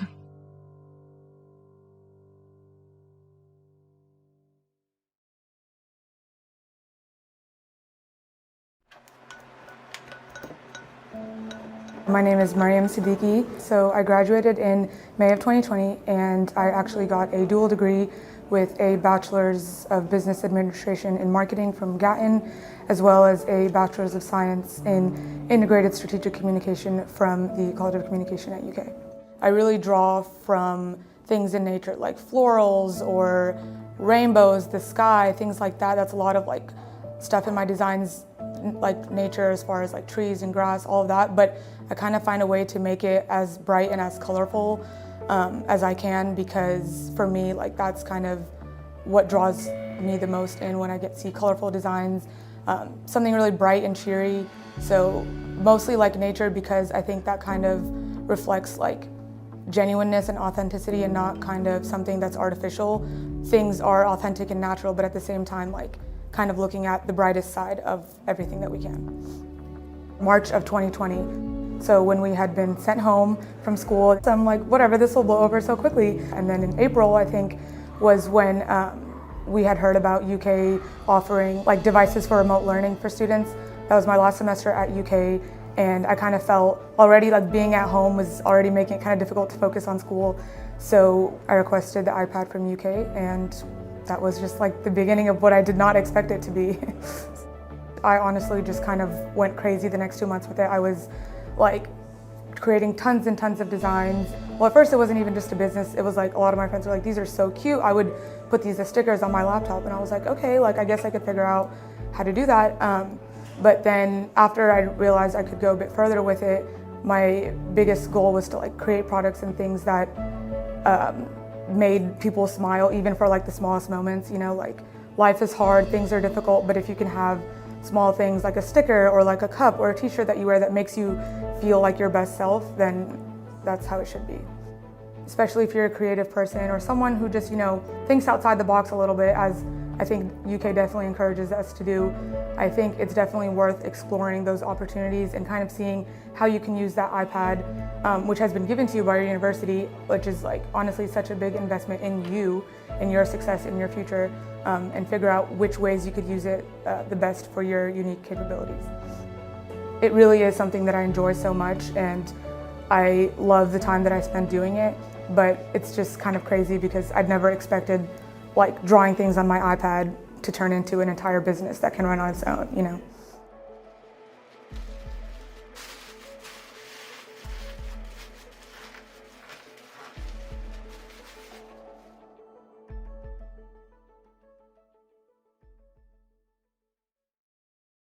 How's it working out with Benny here at the credit union? Yeah.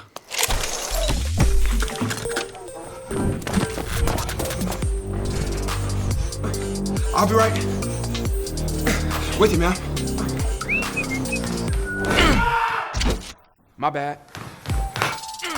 Benny's better at football. We're better at banking. He's working out, in a sense. UK Federal Credit Union. It's banking, only better.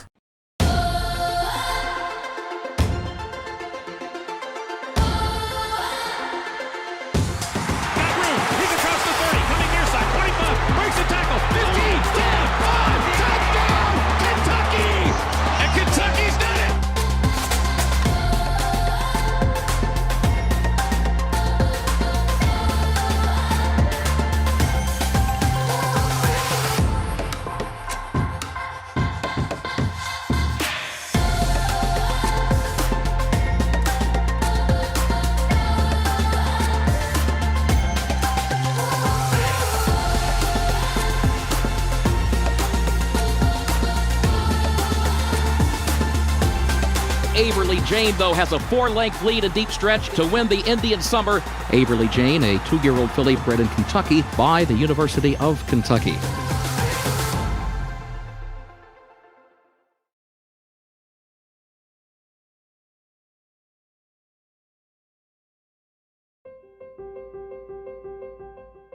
There's something about the University of Kentucky.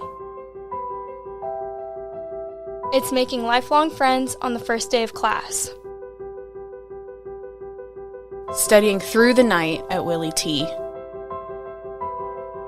Experiencing Catterday on a crisp fall day.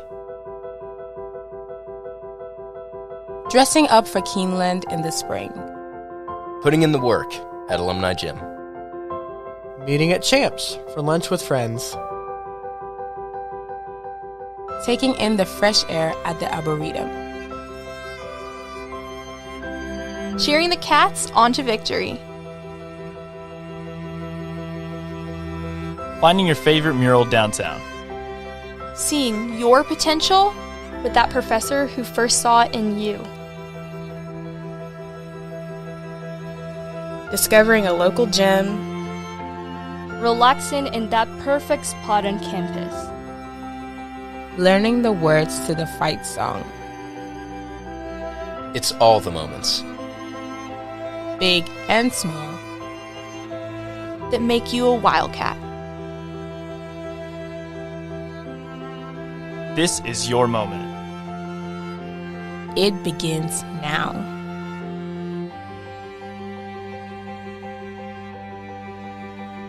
Welcome home.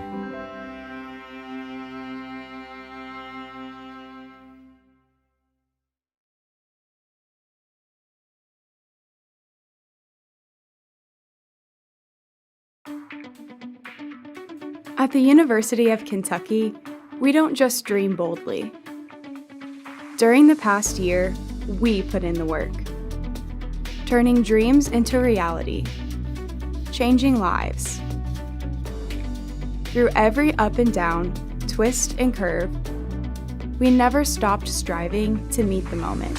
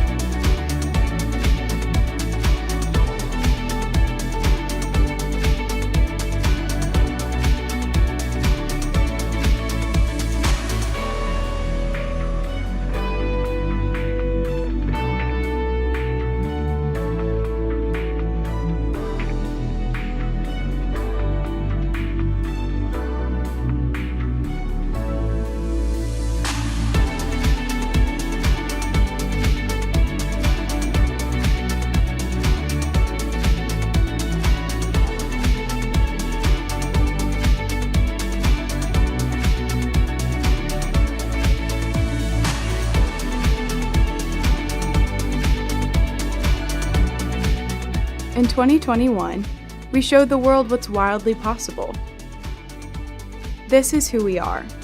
This is what we do. And we're not finished.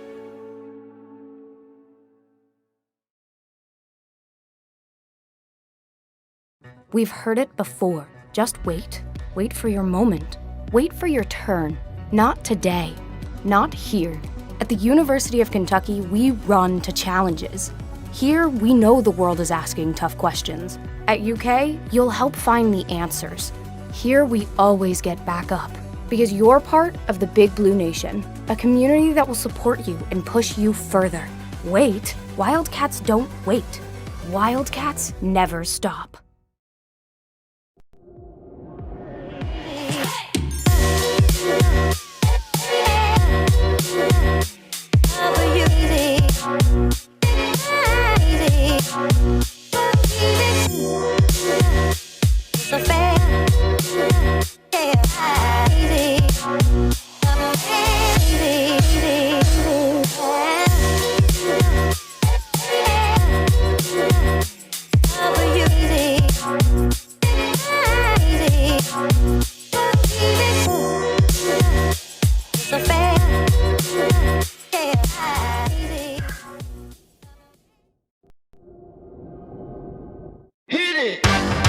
That's what I'm talking about.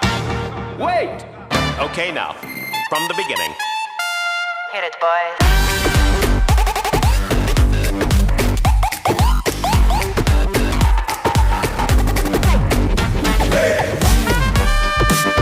Okay, now, from the beginning.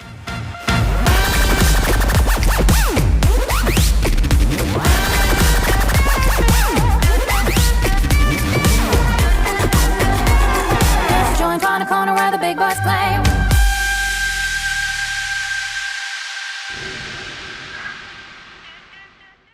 You can do all of this at the University of Kentucky.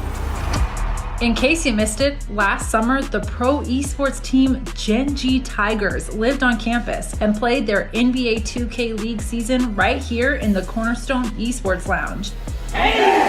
UK's newest space for innovation and, of course, gaming. The Gen G Tigers are the first non-NBA franchise to join the league. And what better place for them than right here in Lexington, home of the legendary Kentucky Wildcats. This is our quarter right here, come on. This season, the Tigers had ups and downs, but most of all, they had a good time. Their journey took them to the Kentucky Horse Park, where the team made new memories and new friends. I have a really good feeling about this group. They are at the top of the food chain as far as skill goes. World-class esports at UK? Well, yeah. Learn more at esports.uky.edu or join us on Discord.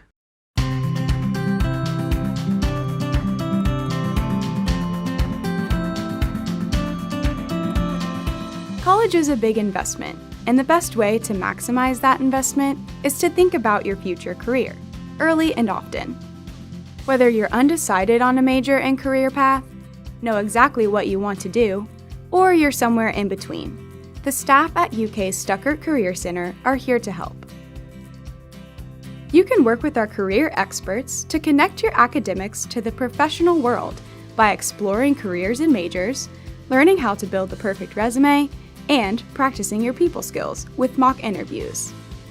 They also have tons of info on internships, micro-internships, and experiential education opportunities to help you develop important on-the-job skills without leaving campus. You can also meet up with students at workshops and programs, and there are even spaces where potential employers come to you for interviews. But prepping for your career path doesn't just happen in this building. UK has embedded career services support in the College of Engineering, the Gatton College of Business and Economics, and the Lewis Honors College. Stuckert also partners with other colleges at UK to host career fairs and career networking events all over campus. As a Wildcat, you'll be able to take advantage of activities and events designed to help you explore your wildest ambitions, while gaining the experience you need to land your first job. UK graduates are everywhere, pursuing exciting careers, changing lives, and transforming communities. Now, it's your turn to discover what's wildly possible and how you'll make your mark on the world.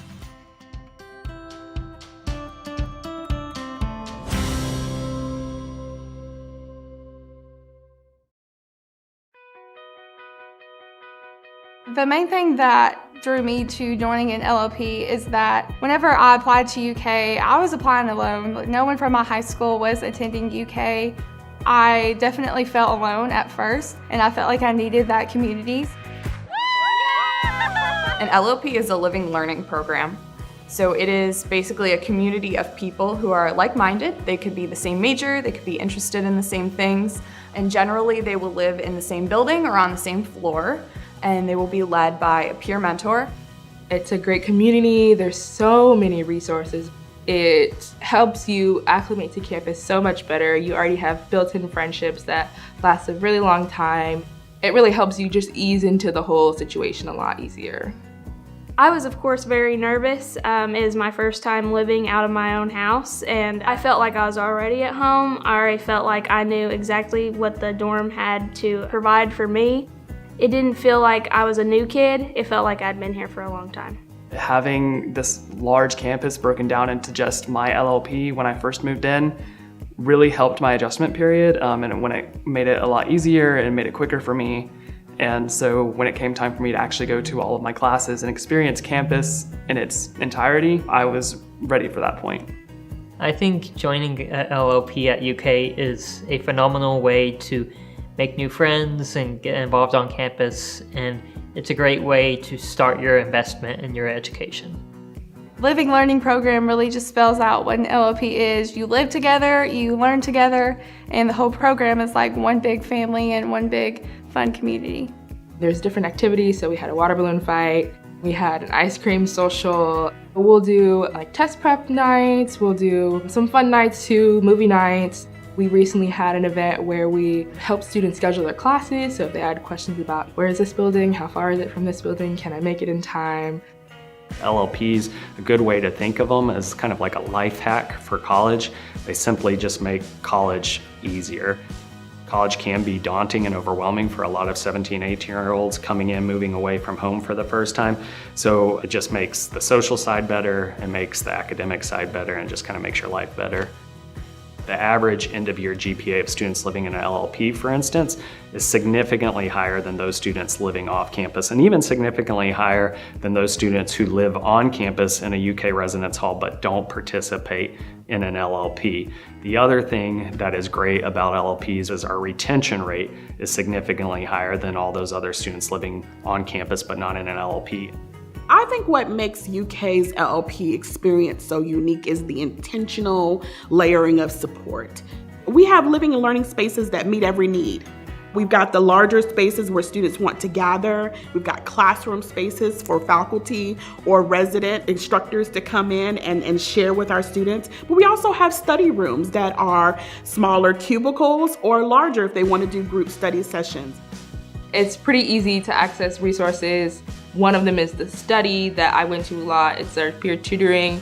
You would always see people studying. You would always see someone that you know in the study rooms that you might have in your class, and everyone on the floor was very academic focused. My coordinator would oftentimes bring in representatives from campus resources like Presentation U, which helps with presentations. It's just really great in the way that it builds that community for you. It gives you access to so many resources that you would not have had otherwise. And I do not think that I would have adjusted to campus life as well as I did without the help of an LLP. It is an experience that will leave you better than it found you. You will get something out of it. I think our LLPs allow our students to feel like they have a place here, that they have a home here, and it becomes that place that they can feel safe and they can grow.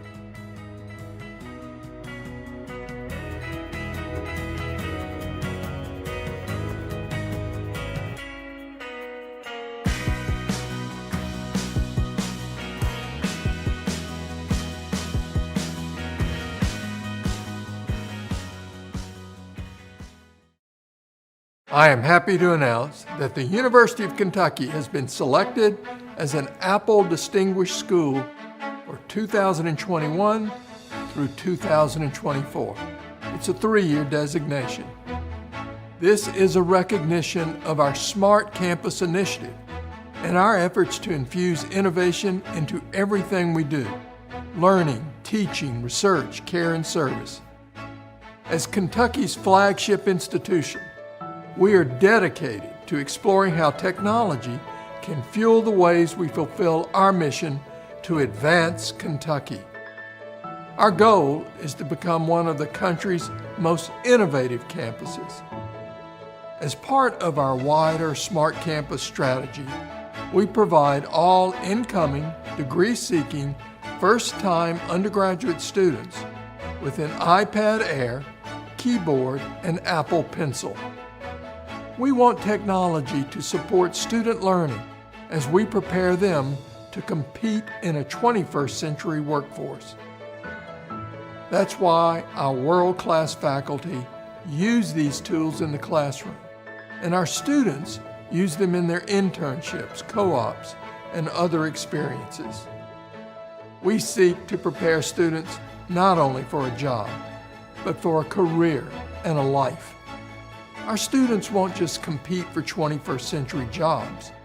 They will create them as they lead lives of meaning and purpose.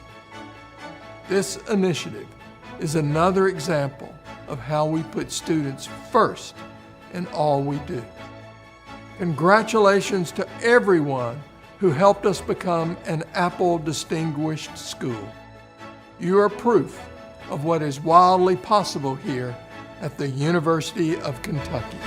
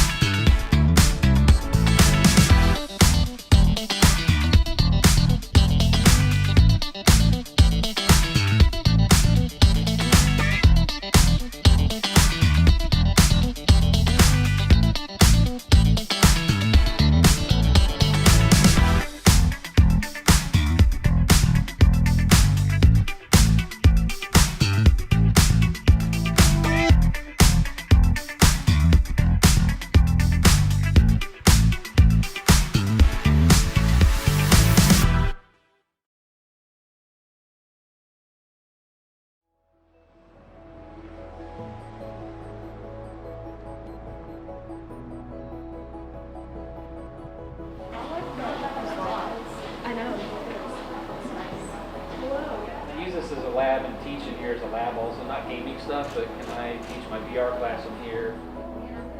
She be selling plates. Oh, okay, that's something else. She be selling, she sells salmon.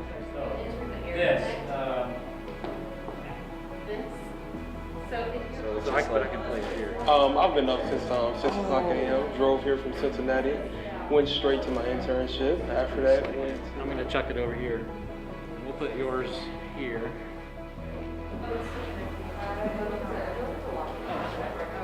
Just having the motivation to keep going, and my advice would just be to don't give up hope, even though you're distance away from everyone. It worked over there. My volume worked.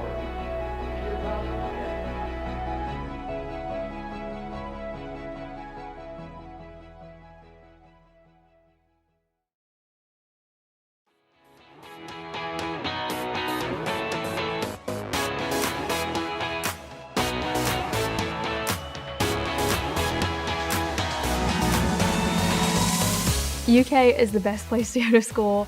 I have never felt more at home away from home. It's an amazing place. Whatever you're interested in, whatever you want to be, whatever you want to do, UK is the place to be yourself. I will say that you're absolutely gonna love it, okay? Absolutely. Honestly, you're gonna adore it. I don't know how many words of love there are. I wish I had more in my head, but no. You're gonna love it. This school is the most unique school I've ever been at, and there's just something special about the University of Kentucky. It's more than just a school. It's a community, it's a family, it's home. It's a great place to truly find out who you are, what you like, and your passions, and truly pursue that. As cliche as it sounds, I really have found my home on campus. I think you'll love it at the University of Kentucky just because how quickly the entire campus welcomes you with open arms. The faculty, the staff, people in your class, everybody has just been so welcoming, and it's super easy to find your place on campus. You'll love coming to campus because of the big city feel and the small campus community. I don't think I've been able to go about 5 minutes walking on this campus without seeing someone that I know or recognize. Just having that small community on campus is what makes the university awesome. The campus has for sure been designed for the students first because it has everything that a student needs. It has beautiful residence halls. It has a walkable campus. The city that UK is in, Lexington, is very accessible for UK students. It's literally its own little world. Students are gonna have a blast. If you're coming in, this is your first year, even if you're transferring here, this place has something for you. Like, there's a way that you can feel comfortable, you can feel successful, you can feel supported here at UK. There's events that are fun, there's places to help you study, there's places to help you relax. We have something for everyone to love because UK is just great.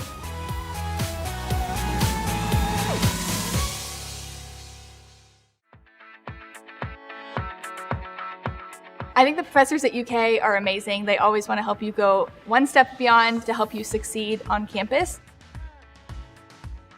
Anything that they can do to help you, they are always there. They challenge you for a reason. They challenge you for a purpose. Your professors do their best to give you the best and quality education you need. They train you in a way that you can be able to stand on your own in the real world and be confident about yourself and about the education you have received here. UK's got a very student-first approach. The whole time that I've been at UK, I feel like they put me on a path to success, and there's all these opportunities here, and it's if you want it, you reach out and take it. We put it here for you. All you have to do is say yes, and we will help you along the way. It's all just so welcoming. It doesn't feel like there's a whole lot that UK has not thought about in terms of empowering its students to do what they need to do. I feel like I get to learn new things every day, and I get to engage with a lot of really cool people, and it's, you know, helping me in my career and what I want to do with my life, and I think that's just awesome. Everything in UK genuinely is very aesthetically pleasing, which is really nice. There's a type of space for everyone to learn. We do have a lot of group learning facilities. We have technology to help a student succeed in every aspect. You can accommodate pretty much every sort of learning style in every single classroom that we have on campus and every single study space, because they want to make a community space for everyone where all of our students can function how they need to and how they can be most successful.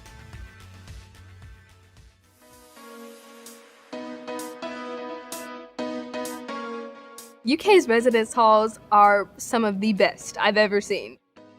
Whether you have a suite or you're in a room with other people, the quality is incredible. All the light that cascades in, it's absolutely beautiful. So it just makes the dorms so much more cozy and homey. A lot of times you see the parents come in and their faces just drop because it's definitely not what they grew up having. You know, you got granite countertops and Tempur-Pedic mattresses and just these beautiful, fantastic residence halls that have all been completely redone. I think we're very much spoiled here. And with the residence halls being right on campus, it's just an easy walk to class. And also being very close to downtown as well. If I want to go watch a movie or go bowling with friends and things like that, it's not a far walk. Also having the opportunity to live with my friends, it's like a party every day. There's always something to do on campus. There are over 550 registered student organizations on campus.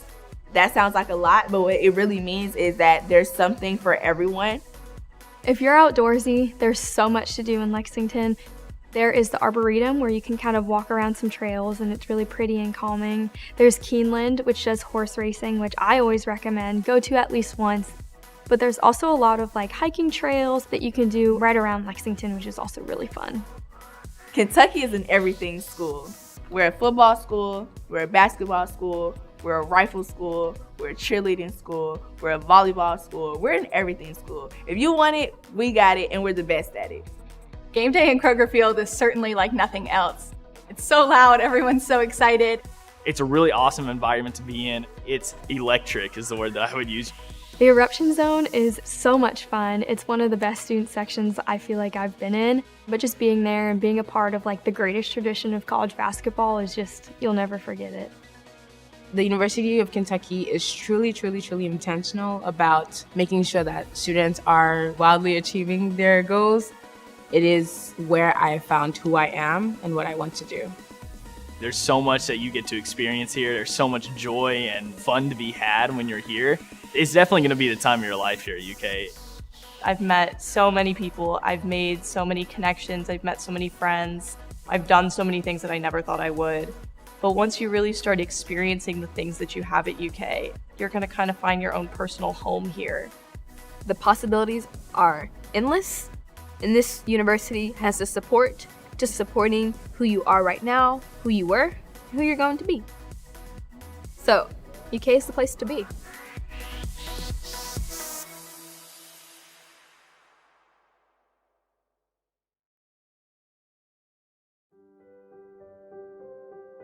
Senior year as a whole really made me come into my own, and it just wrapped things up full circle where I realized that things I kind of dreamed about doing were things that I actually accomplished. My parents have always preached me, 4 years of college is going to be the best time of your life. After graduation, there's going to be a lot of good times, but college is, the one time I get to be with my peers and, just my peers, but college has just been like the time of my life. I am not the same person I was coming in my freshman year. I feel like it has been transformative and a launching point for the rest of my life and my career. I have tremendous gratitude for everyone in my journey who's been a part of creating me, like making me better and seeing my potential. To be able to go to a place and say you've grown as a person, but also learned a lot, you're set up well for the real world, and I've made some great friends to keep with you. Something you don't really get anywhere else that I've been very blessed to get. My time at UK has been incredible. This has been a perfect stepping stone, and you don't think about it because it's so gradual over the 4 years, but then when you look back and really reflect on who you were when you stepped in, you're like, wow, I am way more prepared to go into the real world. I guess it was the times that I never realized how much fun I was having. When you're having a lot of fun, take a step back and just look at everything that's going on. And it's all coming to an end, and I'm not ready. I think it's a bittersweet moment because I'm excited for the future, but at the same time, it's closing a chapter that I feel like I just opened yesterday. It's something that I know that I will hold on to for the rest of my life. I'm just so grateful for everything that everyone I've interacted with here at UK has done for me. Just to look out there and see friends and family there, it'd be like a really gratifying experience. We've been talking about this day for so long, and it's here, and finally got to walk across the stage and get our diploma and have that moment. I think it's just going to be surreal. I can't believe that we finally made it. I think the defining point is going to be graduation, to know that I finished all this and I was able to accomplish so much. It'll be an incredibly proud moment. Looking back on it, I have no regrets. And I know that this is not just a huge milestone for me, but it's a milestone for my family to remember forever, because it means that every sacrifice that they made was worth it. This was worth it.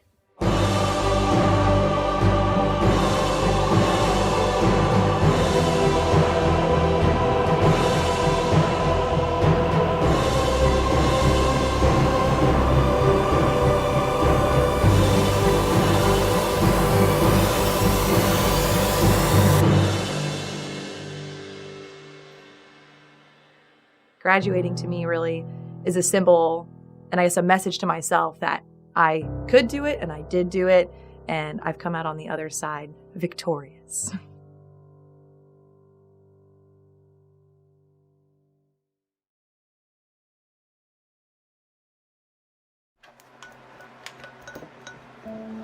My name is Mariam Siddiqui. So I graduated in May of 2020, and I actually got a dual degree with a Bachelor's of Business Administration in Marketing from Gatton, as well as a Bachelor's of Science in Integrated Strategic Communication from the College of Communication at UK. I really draw from things in nature like florals or rainbows, the sky, things like that. That's a lot of like stuff in my designs, like nature as far as like trees and grass, all of that. But I kind of find a way to make it as bright and as colorful as I can, because for me, like that's kind of what draws me the most in when I get to see colorful designs, something really bright and cheery. So mostly like nature, because I think that kind of reflects like genuineness and authenticity and not kind of something that's artificial. Things are authentic and natural, but at the same time, like kind of looking at the brightest side of everything that we can. March of 2020. So when we had been sent home from school, so I'm like, whatever, this will blow over so quickly. And then in April, I think, was when we had heard about UK offering like devices for remote learning for students. That was my last semester at UK, and I kind of felt already like being at home was already making it kind of difficult to focus on school. So I requested the iPad from UK, and that was just like the beginning of what I did not expect it to be.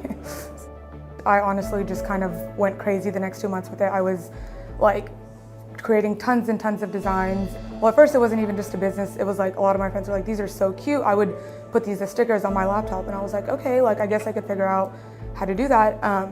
But then after I realized I could go a bit further with it, my biggest goal was to like create products and things that made people smile, even for like the smallest moments. You know, like life is hard, things are difficult, but if you can have small things like a sticker or like a cup or a t-shirt that you wear that makes you feel like your best self, then that's how it should be.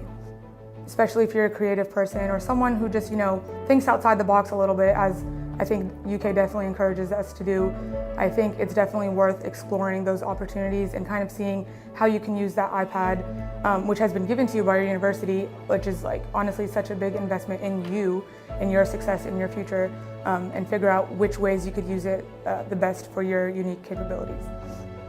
It really is something that I enjoy so much, and I love the time that I spend doing it, but it's just kind of crazy because I'd never expected like drawing things on my iPad to turn into an entire business that can run on its own, you know.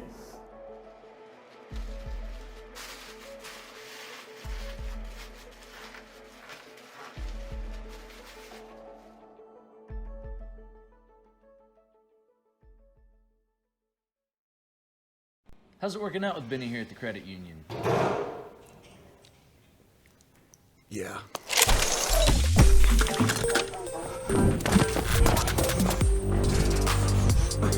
I'll be right with you, man. My bad. Benny's better at football. We're better at banking. He's working out, in a sense. UK Federal Credit Union. It's banking, only better.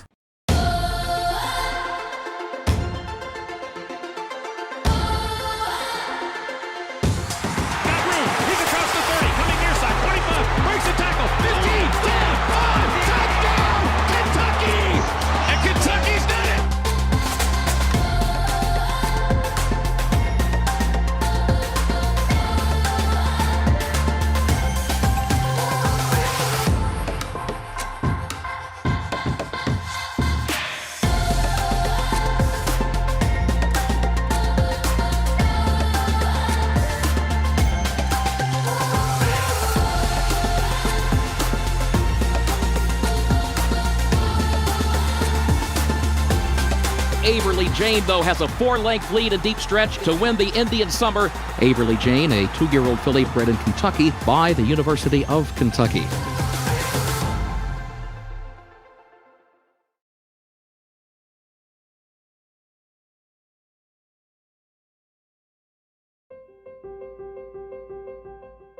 There's something about the University of Kentucky. It's making lifelong friends on the first day of class. Studying through the night at Willie T. Experiencing Catterday on a crisp fall day. Dressing up for Keeneland in the spring. Putting in the work at Alumni Gym. Meeting at Champs for lunch with friends. Taking in the fresh air at the Arboretum. Cheering the cats on to victory. Finding your favorite mural downtown. Seeing your potential with that professor who first saw it in you. Discovering a local gym. Relaxing in that perfect spot on campus. Learning the words to the fight song. It's all the moments, Big and small, that make you a wildcat. This is your moment. It begins now.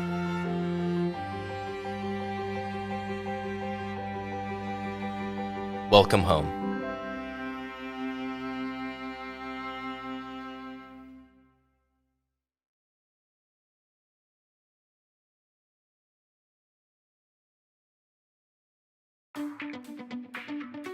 At the University of Kentucky, we don't just dream boldly. During the past year, we put in the work, turning dreams into reality, changing lives.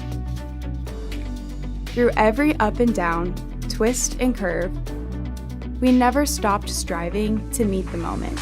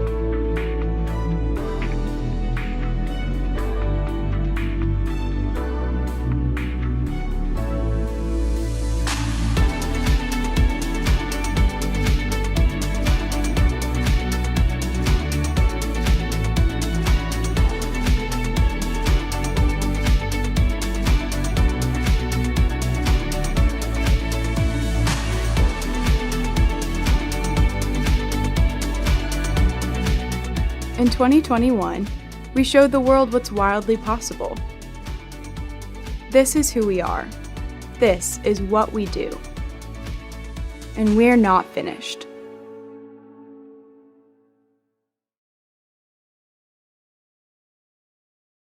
We've heard it before. Just wait. Wait for your moment. Wait for your turn. Not today. Not here. At the University of Kentucky, we run to challenges.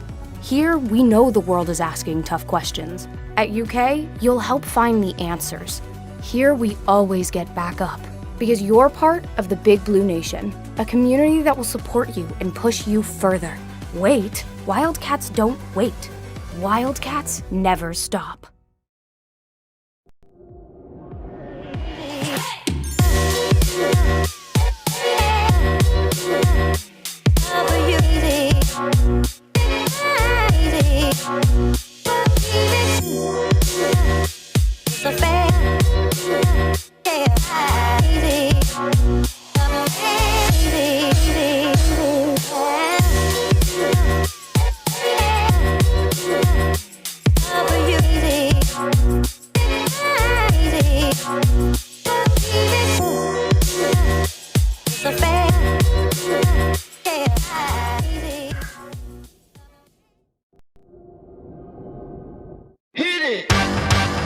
That's what I'm talking about. Wait! Okay, now, from the beginning. Hit it, boys.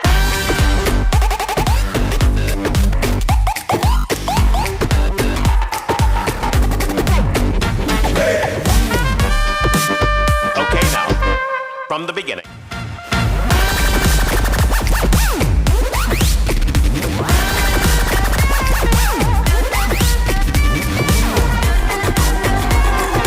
Joint on a corner where the big boys play.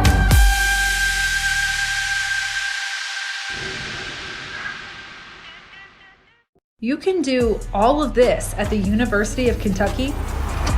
In case you missed it, last summer, the pro esports team Gen G Tigers lived on campus and played their NBA 2K League season right here in the Cornerstone Esports Lounge.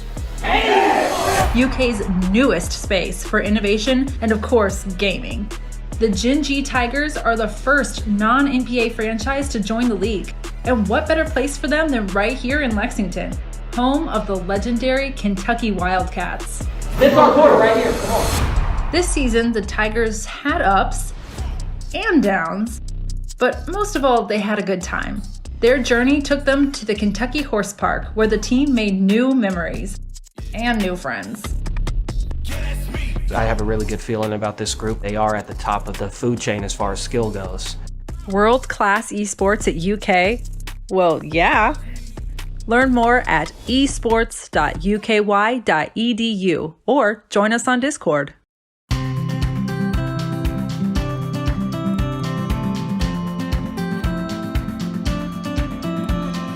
College is a big investment, and the best way to maximize that investment is to think about your future career, early and often.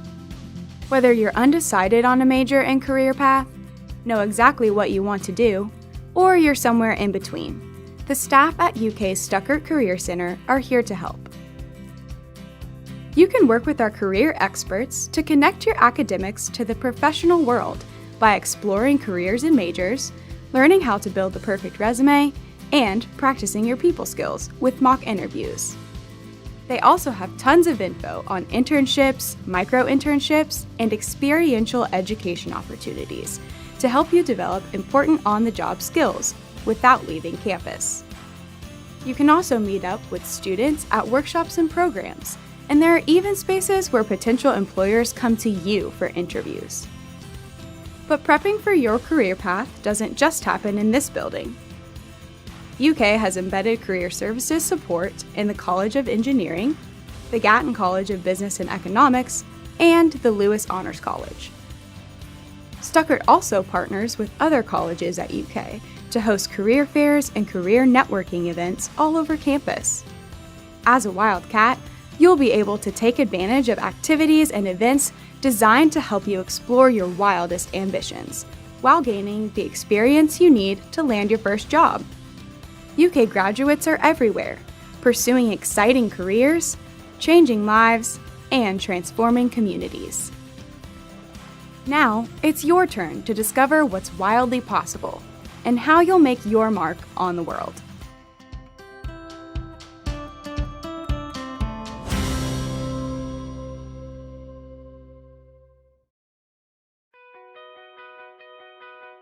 The main thing that drew me to joining an LLP is that whenever I applied to UK, I was applying alone. Like, no one from my high school was attending UK.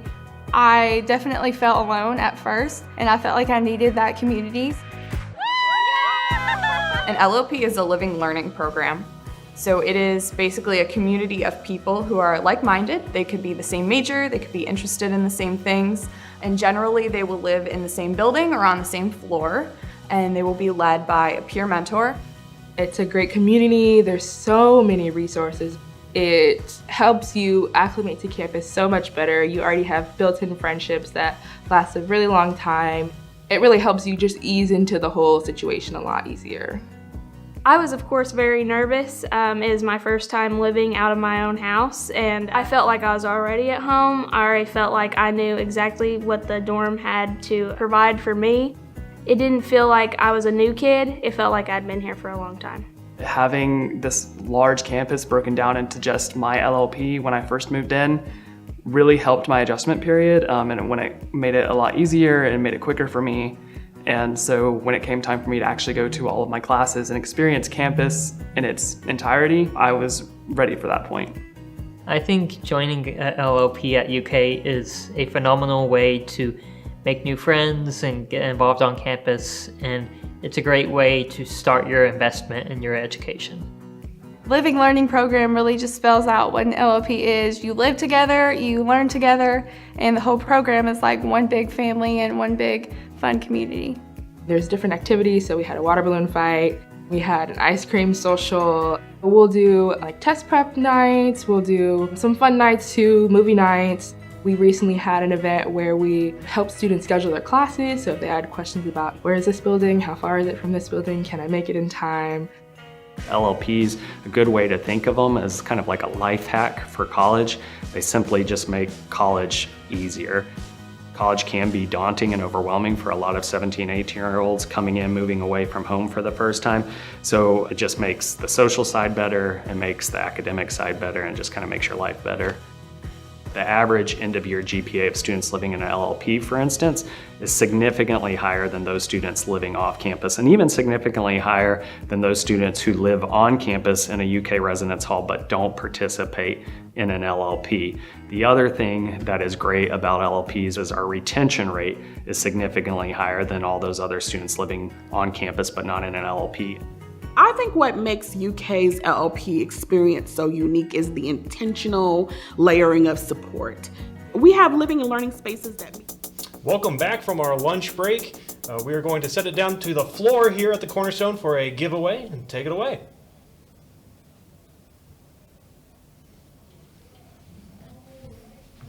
How are we doing so far? How are we feeling? Thank you all so much for coming out today. Very first Overwatch LAN of the state, the region, Overwatch 2 LAN. Overwatch has been out for a while. Anyway, thank you all so much for coming out today. As promised, during lunch break, we have our giveaways, part 1. So, for lunch break, we have 5 fantastic Overwatch pieces of merch, because who doesn't like to show off that they're an Overwatch fan? Yeah! Everyone's embarrassed about being an Overwatch player, I understand. Yeah! All right, so we've got 5 Overwatch 2 prizes. We've got a Hamson plush, an Overwatch mug, a t-shirt, a glass tumbler, and a limited edition collector's pin. It's limited edition, so that's why it's cool, I guess. So, here's how this is going to work. On my handy-dandy wheelofnames.com wheel, I have listed all 68 players who have put their names using the QR code. So, look at this. Fancy. This is high-level professionalism over here. So, I'm going to spin the wheel. It's going to pick a name. First person that it picks can come down here and claim your prize. We're going to do that 5 times until there's no more prizes. I know many of you have also noticed the Scepter monitor. Stay tuned, because that's during our end of tourney giveaway, as an incentive for everyone to stick around. Oh yeah. All right. So, without further ado, can I get a drum roll? Something going on.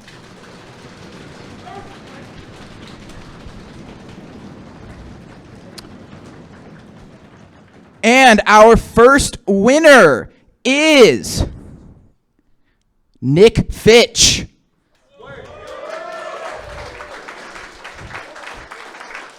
We can't play the Price is Right theme because it's copyrighted. Nice!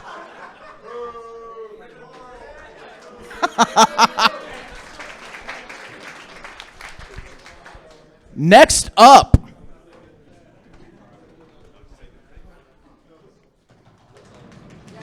It's too late. It's too late. You all were too late on the draw. We already ran the name. Sorry.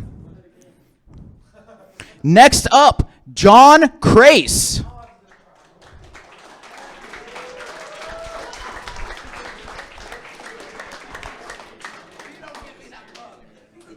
If you drop the glass thing, that's on you.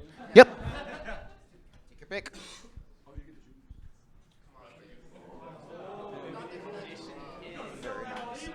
Very nice. Very nice. Very nice. All right. Our third winner for our Overwatch merch is... I'm going to probably mispronounce this name. I apologize in advance. Joe Nunziata, I think. Woo!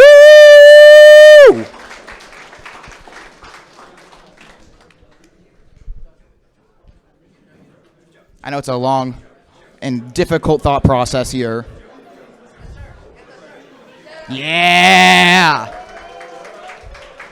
All right, only 2 prizes remain, a coffee mug and a glass tumbler. Our penultimate winner is still being decided. And Andrew Durant.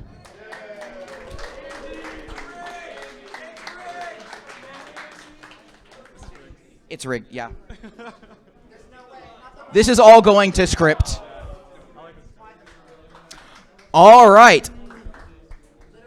And last, the winner of this fantastic Overwatch glass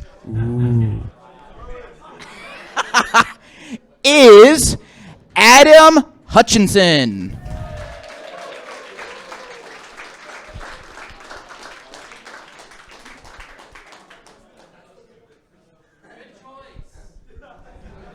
Ladies and gentlemen, I want to thank you all so much for coming out tonight. We've still got a whole half of the day left for more Overwatch 2 extravaganza. Thank you all so much. Be sure to stick around for the end of the tourney for our big monitor giveaway. But without further ado, I will turn it back over to our casters to continue the games. And welcome back. How exciting. A lot of rewards there. Pretty fun stuff. I would have been glad to have any of that. I'm a little envious of the person who won that Hammond plushie. Yeah, the personally, Hammond plushie. it was too cute. Much too cute. It was. You know, if you're a real big fan of the cast, you know, you could just give that as a reward, you know, for all of our hard work Caster today and all payments. that. But yeah, exciting stuff coming up is really entering the second half here. We're going to have, should be UK White versus Murray State. And we saw Murray State earlier do a good job. And let's take a look at the scoreboard here, as a matter of fact, for today. And you got University of Kentucky White and Blue, both at the top 3-0, followed by Center College at 3-0, so 3 undefeated teams today. And then right below there in 4th, Western Kentucky, followed by University of Kentucky Black, 2-1 and 1-1. Then in 6th, Louisville Red, followed by Louisville Black.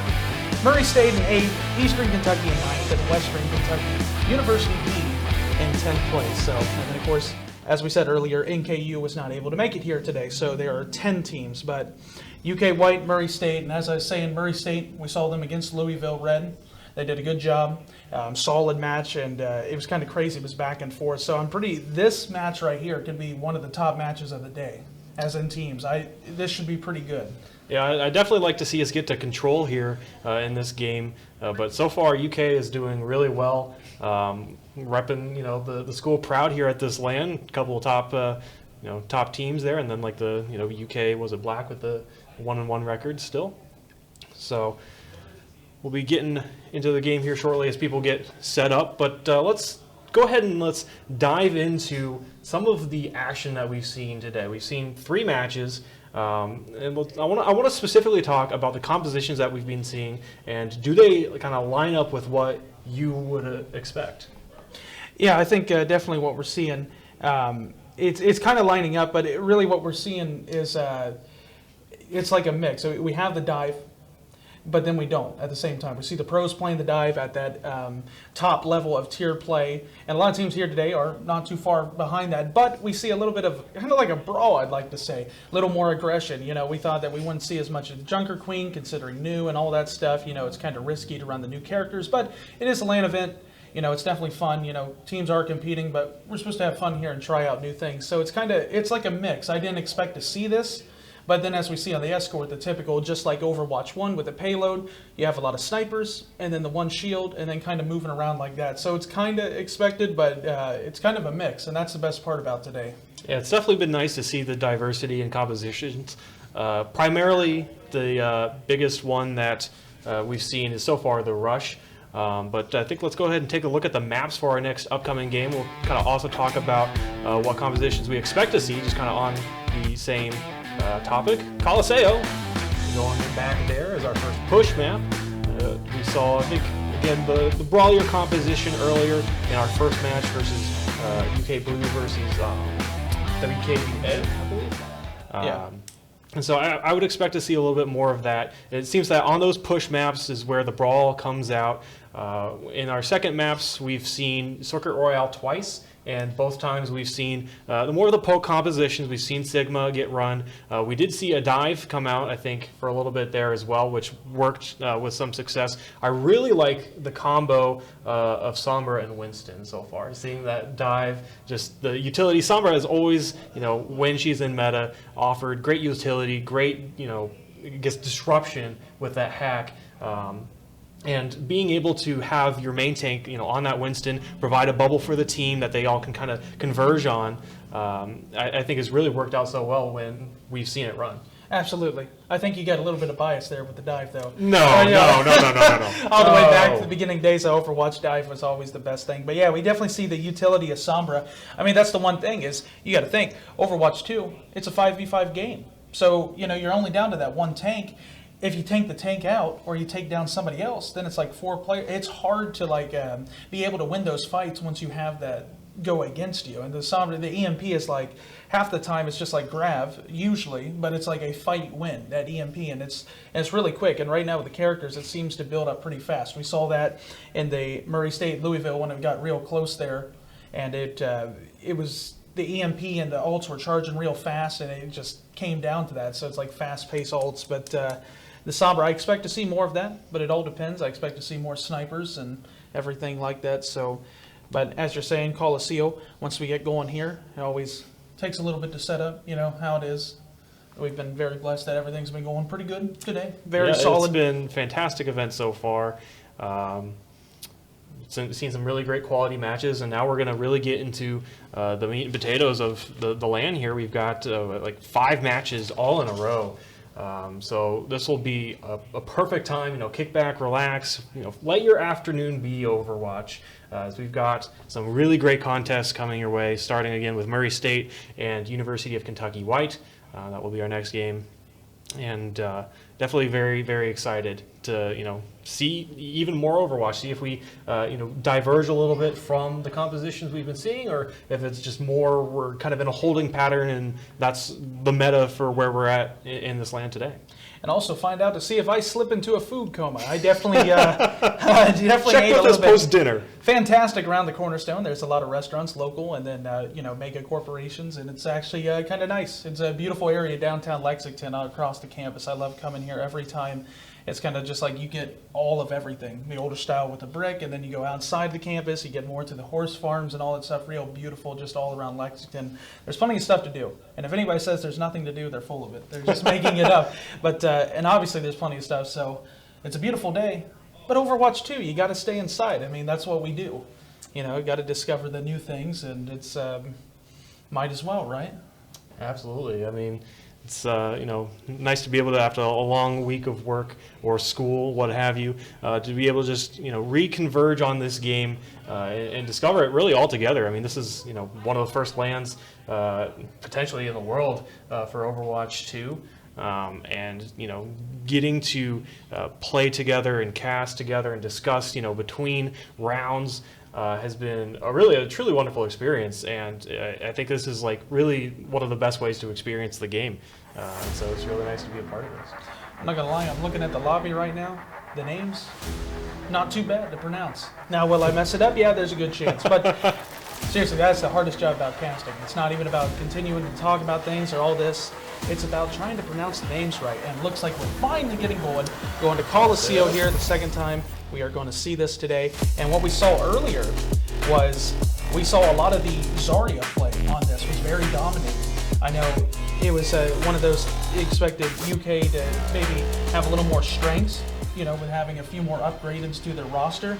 But the thing is, they were struggling in that beginning because that Zarya, the nano, you gotta utilize that in the tank. We talked about so much health, twice the abilities, more bubbles, more fire strikes, more all this. And there's so much more to the game now that you got to utilize your assets correctly and do that. And that's something I think I'm looking to see here in this matchup is will these teams, as we've, I think we've got 2-3 games under the belt at least. Are they starting to get into a rhythm? Are we starting to more proactively use our ultimates to be very engaged in team fights? And we discussed this with the Grand Central over lunch. How a lot of times the ultimates are just being held on a little too long, especially with that nano going onto a tank. It can be such a free fight win. So we'll see if how teams are adjusting to this point. And I like this, both teams out the door. That's the cool thing about push. No waiting, it just jumps right to it. I want to say also Overwatch 2 with the Qs have been great because it's just so much faster on everything.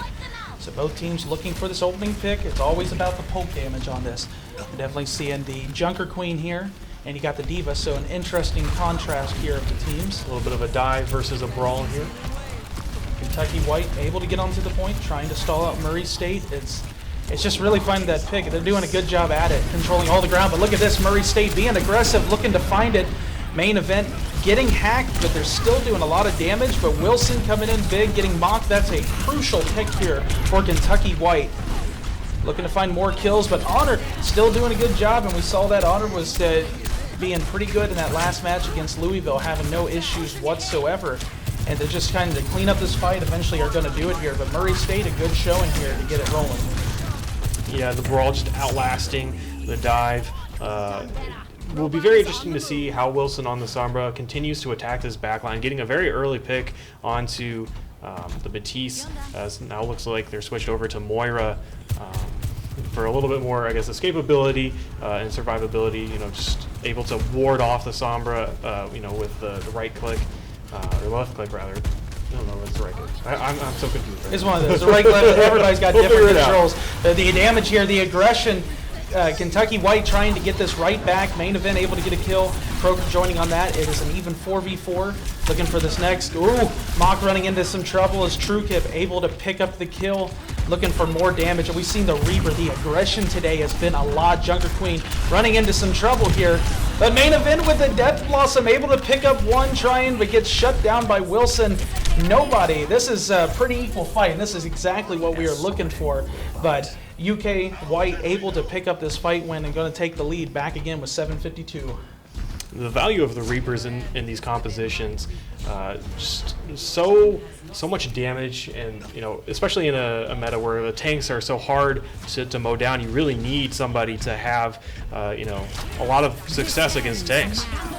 There it is, the EMP going in there, but huge TrueKip with the combination, the double Death Blossom. Millennium picking up the kill as well. So as we see it, UK White's just going to keep trucking along here, the first team kill of this match. Able to use both of those DPS ultimates to win that fight pretty handily. They have a beat coming up, so they'll hopefully be able to sustain anything that Murray State might throw at them. On the flip side, Murray State does have a beat as well. Also looks like coming up on a Coalescence and a Rampage from the Junker Queen there. And that's unfortunate. Wilson there trying to get the hack, able to do it, but main event wasn't having any of that. You hack me, fine, I'll take your life. You're going back to the spawn room there. And the contest here onto the point, trying to find something else. Main event now, able to get that kill, looking for something, trying to find a little bit more, can't get it. A lot of ults coming into this play. Looking for the Junker Queen, expect that ult, and it is just going back and forth. These long fights, we talked about that. Now Brodo, look at this double melee kill. That's crazy. You don't see that too often, the double melee finisher. So it just goes back and forth. I can't tell what team's going to want to win this, but like we said, it's a team that's going to be able to adapt. Yeah, I think Wilson falling early there was the linchpin. You don't have to worry about that Sombra heckling your backline, and they're just able to focus on what Brawl does best, and that's just hold W and fire, M1, swing, do whatever you need to do to win the fight. And they also were able to do it from a pretty good position there. That's very hard to push through if you're in offense. Look at this, the sound barrier going by. Trying to stay alive is UK White, has a lot of ults, the Coalescence as well. So much damage going on. Can somebody find a kill? Anybody looking for it? Here, this is Death Blossom by main event. I know that's going to be a crucial factor into this fight, looking for it. Can they find these ultimates? They're looking for something. Honor demeching and main event getting a kill, but Mock goes down. But Honor, the DPS for Murray State, still remaining dominant. And there's the Death Blossom, the little cherry on top. And 5:35, and they're definitely getting ready. About coming up close here to tie this one up here in this next fight. But a good push there by Murray. They're still remaining strong no matter what. This is, I think, really going to be a critical fight in the game. We're about, 5 minutes left. You're getting very close to, being tied. And, ooh, very good early pick there. And early engage is what you want if you want to flip things if you're UK. As we talked about with these Russian aggressive type of comps, you got to dive, you got to get the picks early. And White's trying to get this fight right back. Wilson, Bronin now, and there's the hack and Mock going down. Beautiful work done by White. And every time that seems like Murray's coming back, White has the advantage, but it's hard to say because both teams really just keep fighting. And that's what the best part is about this push map. You are never out of it to the end. Coming up in this next fight, Murray State looks like they might want to, this fight to last a little bit longer, build up some of the ultimates that they've got, as they really don't have to worry a whole lot right now about what UK can throw at them. Like they're just going to go ahead and engage right now, and but meanwhile, the point. The point, hello. Is anybody going to notice this? Honor, meanwhile, just using Sojourn, just popping off left and right. Nobody cares. They're like, oh, that's crazy. The point going backwards. Remember, folks, you got to play the point. The objective is the most important. Yeah, and that we'll see how the rest of this plays out, but that could potentially loom large. Getting a little bit of extra progress there for UK. Any bit of point matters. So very interesting to see if that's going to pan out. It definitely might. With how close these push maps are going. Trying to find these both teams building up ults. Nobody's got anything, but the sound barrier going down right away. But Kroger going down, unfortunately, that didn't work out at all for UK White. Now, Honor and Main Event joining as well onto the kills, and that, I don't know if that's more of a mistake. It was just maybe a little too late, something like he could have done there, but it was unfortunate. That sound barrier got canceled and shut down pretty fast. Yeah, it's pretty tough, especially since Main Event has that Death Blossom. Going to look for potentially a nice side flank or something to enable your Reaper to get a big play here. So now, even Steven, as the kids would say, I don't know if that's what they're saying. I don't think that's what they're saying, to be honest. But so much action onto this point. Both teams staying alive. The boot kill onto Honor. And Main Event again with the Death Blossom. That is a double and going to open up this fight completely. Every time they need Main Event to step up, they do every single time. Chief getting 2 kills with Junker Queen there with style. And that, as you said, some of these fights are so crucial. But 248, they're going to take the lead now. But it just all depends on how this next fight's going to go. Yeah, again, another critical juncture here. Not really a whole lot in the ultimate bank for either side. But if you are the defense here, this is a really good place to collect yourselves with this high ground and stop the offense, and try to start the snowball in the opposite way. And I was hoping for some environmentals. They got near the cliff, but look at Sojourn. The ability, it does so much damage. Honor coming up again. Now Main Event, the DPS coming in clutch for the side of Murray State once again, as we keep saying it. 93, the card keeps moving. It's just so much aggression, but it's just Murray State, the DPS, keep finding ways to get the picks. They absolutely have been, holding up their end of the team bargain, so to speak. But now that you have a Death Blossom and a Sombra EMP if you're UK, how do you want to portion these out? It looks like they're just going to go ahead right there and just commit the Death Blossom, and that will find them a kill. And they are able to win this fight out and just need to finish the cleanup and send this bot packing the other way. And that's a really big fight because you still have your EMP, you're still building to the grab, you're having both of your support ultimates. So if you're UK here, I think you're feeling good about your chances here. You just need to pre-plan all of these fights to ensure that you're not just tossing everything in at once. So 120 coming down to here, some of these final fights, and just as I thought, UK White, definitely had this one no problem. The Junker Queen ult going into this, looking for more kills, and once again the picks are coming in left and right.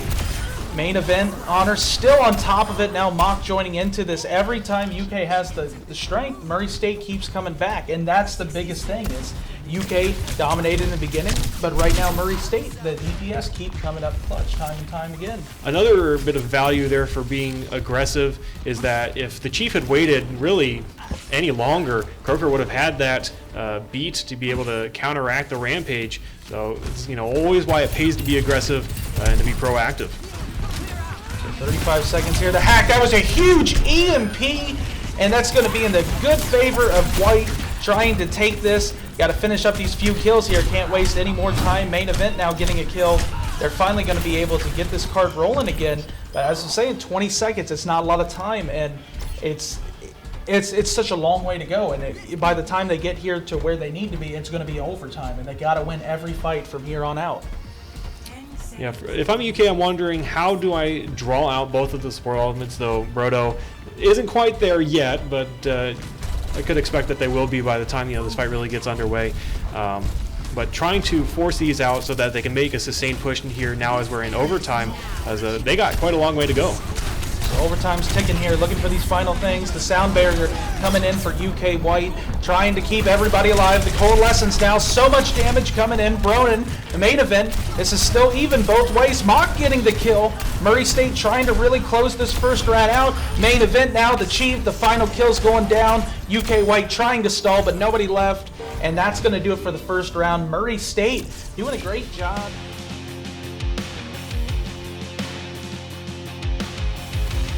In the beginning, UK White was a lot more aggressive. They were doing things, finding the fix, and it was working for them. But the thing is, it doesn't matter. It's the team that's willing to adapt to the situation.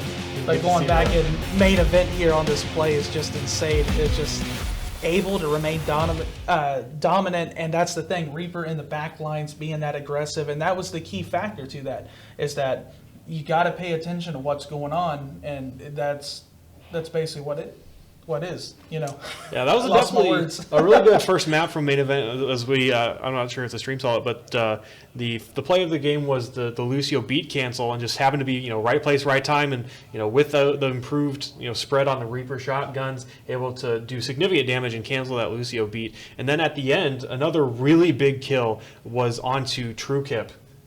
For UK, TrueKip had that Death Blossom and died with it, and any utility that you have in your toolbox that you didn't use is just it hurts a little bit, but just a really stellar job from main event to deny really effectively 2 ultimates essentially, and help turn things in their team's favor.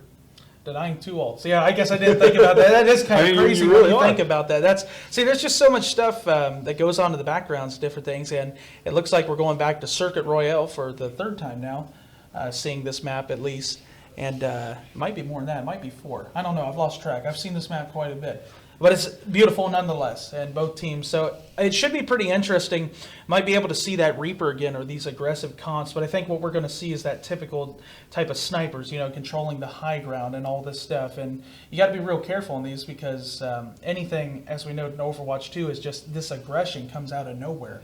And it comes down to these key fights with these players and what's going on. And one person catches or caught out of position, that it can ruin the whole momentum that's going on.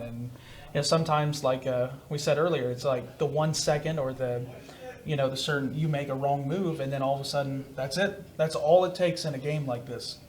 Yeah, with one less teammate to have on your team, it just makes everybody else that's alive, that much more important. And also in this Overwatch 2 kind of style, we're seeing a lot of team fights that there's not a whole lot of setup sometimes. It's just kind of constantly going, and that's why, as you noted earlier, we see some of these ultimates get generated fairly quickly. And it's just making sure that you're, as you're generating these ultimates, you're planning on what you're going to use, and then going to counteract what the enemy team has. Exactly. So should be going away here, and of course, as you know, the loser picks the next map, and as it is Circuit Royale. This map would be interesting on daytime variant. I know we just got it, and I get it. It's like, but I'm just saying, a daytime. You got to appreciate when a company makes a product so good. You just wonder what different versions will come. And I know something that people talk about is the whole thing with like Microsoft and Blizzard now.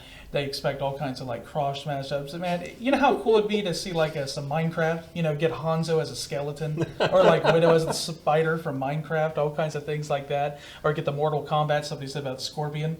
As a Roadhog being Scorpion with the hook, that'd be pretty funny. So there's all kinds of different things that we can see, but I mean, nonetheless, today has been awesome so far. And so I think this one could definitely go any other way. I mean, they could go both sides here. We saw Murray State slow in the beginning on this map, but then they picked it up and they're adapting. And UK White has the potential. They've done good today. They got that same back and forth action. So it's one of those things. It's just you never know what's going to happen. Yeah, and another, going back to the last map, another key piece that I wanted to kind of point out is that, early the returns on the Sombra for UK they're pretty nice. They were able to, get a pick and really utilize Sombra with a hack. But after Mox switched to the Moira, didn't really see a whole lot else, come out. We did see an EMP here and there, but the in between fights, not nearly as much value as they went ahead and just focused and really shut that down. So it'll be interesting to see if UK White decides to go with a different team composition, or if perhaps they want to try a different play style to better enable their Sombra. So that will be something to look forward to in the next map. Though with Circuit Royale, again, probably expecting to see some Sigma again, and also able to see, as you said, the snipers, the Hanzo, maybe the Ashe, the Widow. So probably good to see that. So let's go ahead and take a look at our map here. As we said, we're going to Circuit Royale, and then if we're lucky, we might be able to get the control map. Bonus Overwatch. Bonus Overwatch, as we say, we've been saying that. If nobody follows us, when we've done other leagues, we have said that for a while now. Bonus Overwatch, we like it. We were almost there. Circuit Royale, we got denied last time. So close with the Louisville and Murray State. So should be getting ready to get right into this one. But one thing's for sure is I really think that UK White's going to have to stay on top of Murray State, because Murray State does DPS between Honor and main event. They are so deadly when they're left alive, and that's the same issue that Louisville had, was they let them escape and all that. So you just got to stay on top of that. You can't let anybody sneak into that back line or build the ults or different things. But by kind of on the contrast, maybe you be more aggressive. Well, what do you fight aggression with? More aggression. Why not? It only makes sense. So fight fire with firewood. Getting into this, but yeah, absolutely. I love this map, and I love this player cam. Seeing all the players here, the face cam, all the graphics, everything's doing a good job today. So, looks like there's a party going on out there. What's going on out there? Past the ocean there. I don't know. Looks like a good time, I must say. Look at that spaceship. Wow. Incredible scenery. It looks like look at that, like the peaceful cityscape, and just like look at the endless opportunities of the city. And then now as we pan back, we're just going to see a bunch of heroes duking it out. Yeah, you got peaceful on the one side, and then you come here and it's an absolute war zone. People like emoting. It's like, this person just murdered this person, and now they're spraying an emote on the ground, or like emoting. So, but yeah, like I said, nonetheless, it seems like on this one with Circuit Royale, it's the team that's able to hold this high ground, and if they're able to hold it, most teams have done quite well in this spot. So as expected, we do see the Sigma on the defense here, also with the Hanzo Ashe. So plenty of spam, plenty of residual damage. That's going to be very hard to push into. On the flip side, it looks like pretty much the same thing, just exchanging the Hanzo for a Widow. Obviously, support difference as well. Exactly, and this is what Murray State was basically, or I should say Kentucky was doing what Murray State was doing basically earlier. So it's amazing how some of these teams will think alike. So trying to find this pick here. Murray State looking to do some damage. Got to be careful though, we've seen this before with the Sigma getting stuck there onto the stairs. You got to be careful about that. Almost doing the poke, but Honor getting that kill right away, but then the kill coming down with the main tank. It's going to be hard to push with a main tank without one, I should say. Yeah, I said that wrong. But, but yeah, the kills coming in here. Immortality going down and looking for a few more.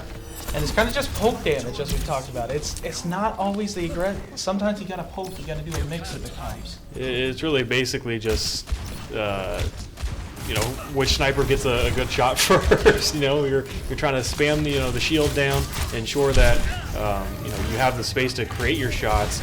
But right now, currently, it's just a really big standstill. It really is. It's kind of like I'm almost at a loss for words right now. As I'm saying that, Wilson immediately getting the headshot and the amplification trying to find some damage, but it's not really working too much. As I'm saying that, once again, Caster Curse. Croker getting the headshot on the main event, looking to do a bit more. And Croker popping off left and right. Kroger had the 2 melee kills earlier as Lucio. I thought that was pretty impressive. So you just see, it doesn't matter if you're a support, the damage is there. Never underestimate a support player. You know, here's what I want to see. I want to see Zen kick someone off the side by Cliff. That's impressive. I say his kick's a lot stronger, isn't it? Yeah. Doesn't like push people back. Pushes people yeah, back a little I bit, thought yeah. so. I've seen that before. That's pretty funny. A good scouting arrow here. Able to detect the team. Winston going in there. That's a lot of damage. This might not be the push that Murray State's looking for, but it might be as well because they're pushing them back. Doing a good job at zoning out Kentucky White. Brown, or Browen. That's not Brown. That's True Kip able to get the kills now, but the defense remains. It is this aggression and the Dragons going out, the Dragon Strike getting the kill onto Brodo. So it just seems like Murray State's kind of running out of options here. Yeah, Murray State once again going for the play where they teleport their Reaper up there and then kind of time it with everybody else arriving. But you've used a teleport, you've used a Winston bubble, you probably used some other support abilities rather just to get there. And so by the time it looks like they're gonna maybe try it again, or ooh, very lucky. It looks like things weren't timed up. But you expend a lot of resources just to get in that position, and then you're not able to really withstand this damage from the Sigma. Yeah, it was definitely a lot of the switching the comps and stuff. You're not going to have that ult percentage as much, and that's so crucial. But as we saw, all teams today, it's kind of like you get at this point where all of a sudden, it's this last push here where teams are starting to finally get it. Browen getting a kill here, but it's really about equal. Now main event, just the aggression ripping through the line of Kentucky White, and you can only hold for so long. But I'm serious, every single time that Circuit Royale has came on here, literally the team gets it at the last second. It's kind of just how an escort is sometimes. It's just you need that last push. It takes a few times to click. And again, really with this map, its design is pretty much plays into that, right? We've seen it, time and time again. I think UK Blue was the only team that didn't really have an issue, but they were also able to full hold on their defense. So I just think it's microcosm of the map, and teams able to kind of either generate resources they can use to force positioning, or just finally figuring out what the defenders are doing. And look at this, the Death Blossom, Immortality able to stop a few, but not enough. Getting 2 kills is main event, and that's exactly what they needed. The aggression keeps rolling, but hey, the card. You gotta keep the card going, but it's okay. The aggression's there. Brodo picking up with the kill, finishing it off. So 217, plenty of time with that aggression, and they're still going to have the primal and beat for this next fight. Yeah, sometimes you just got to do what you got to do. Put yourself in a better position to win the fight as opposed to trying to worry about the point, all the time. And so I think I'm fine with how that played out. And really, that fight showed the value of the EMP in the previous fight, where they just used the EMP that was really well followed up on, and they were able to save the Reaper ultimate for this fight. And look at that, both supports going down for Kentucky White, and it's not looking good on this one. Should be able to get this with flying colors. Murray State just keeping this aggression. And that's the thing is, right now, Kentucky White, the ult economy is not rich at all. They've been struggled to keep these ults up, and it's definitely affecting the play right now. Yeah, definitely need to find a way to stabilize. They're having some switches that have been, coming out, and hopefully we'll see the fruits of those switches, come out when their ultimates come, especially with that May, not Wilson on the May there. But we've also seen, kind of the same thing in the previous matches, where the first point has been very hard, but the second point, the offense kind of gained a little bit of momentum and is able to enforce their will.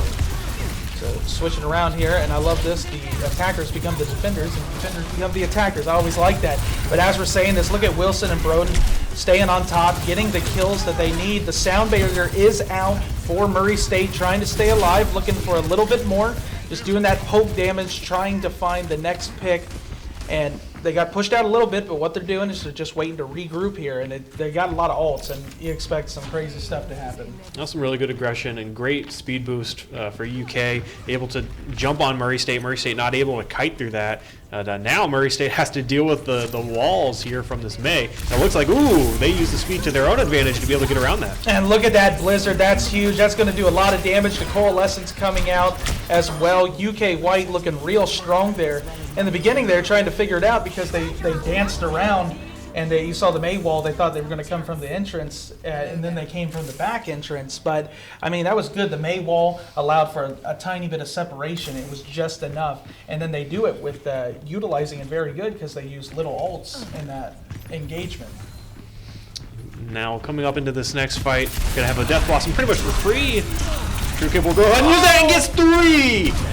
The 3, that's insane. It is the immortality can only last for so long in the aggression. But look at Otter, still getting a few kills here, dancing around in the back. That's crazy. Millennium now joining into this. So the defense still remains, but the Death Blossom by TrueKip is absolutely nasty. Yeah, it was something I was going to mention is because, you have no beat if you're Murray State, and so that was pretty much free and really well-timed, well-used, and you still have some ultimates here to defend yourself with. So that's looking for more. The sound barrier coming out by the defense, trying to find it. TrueKip, once again, the Reaper is just ripping through the attackers here, looking to find something else.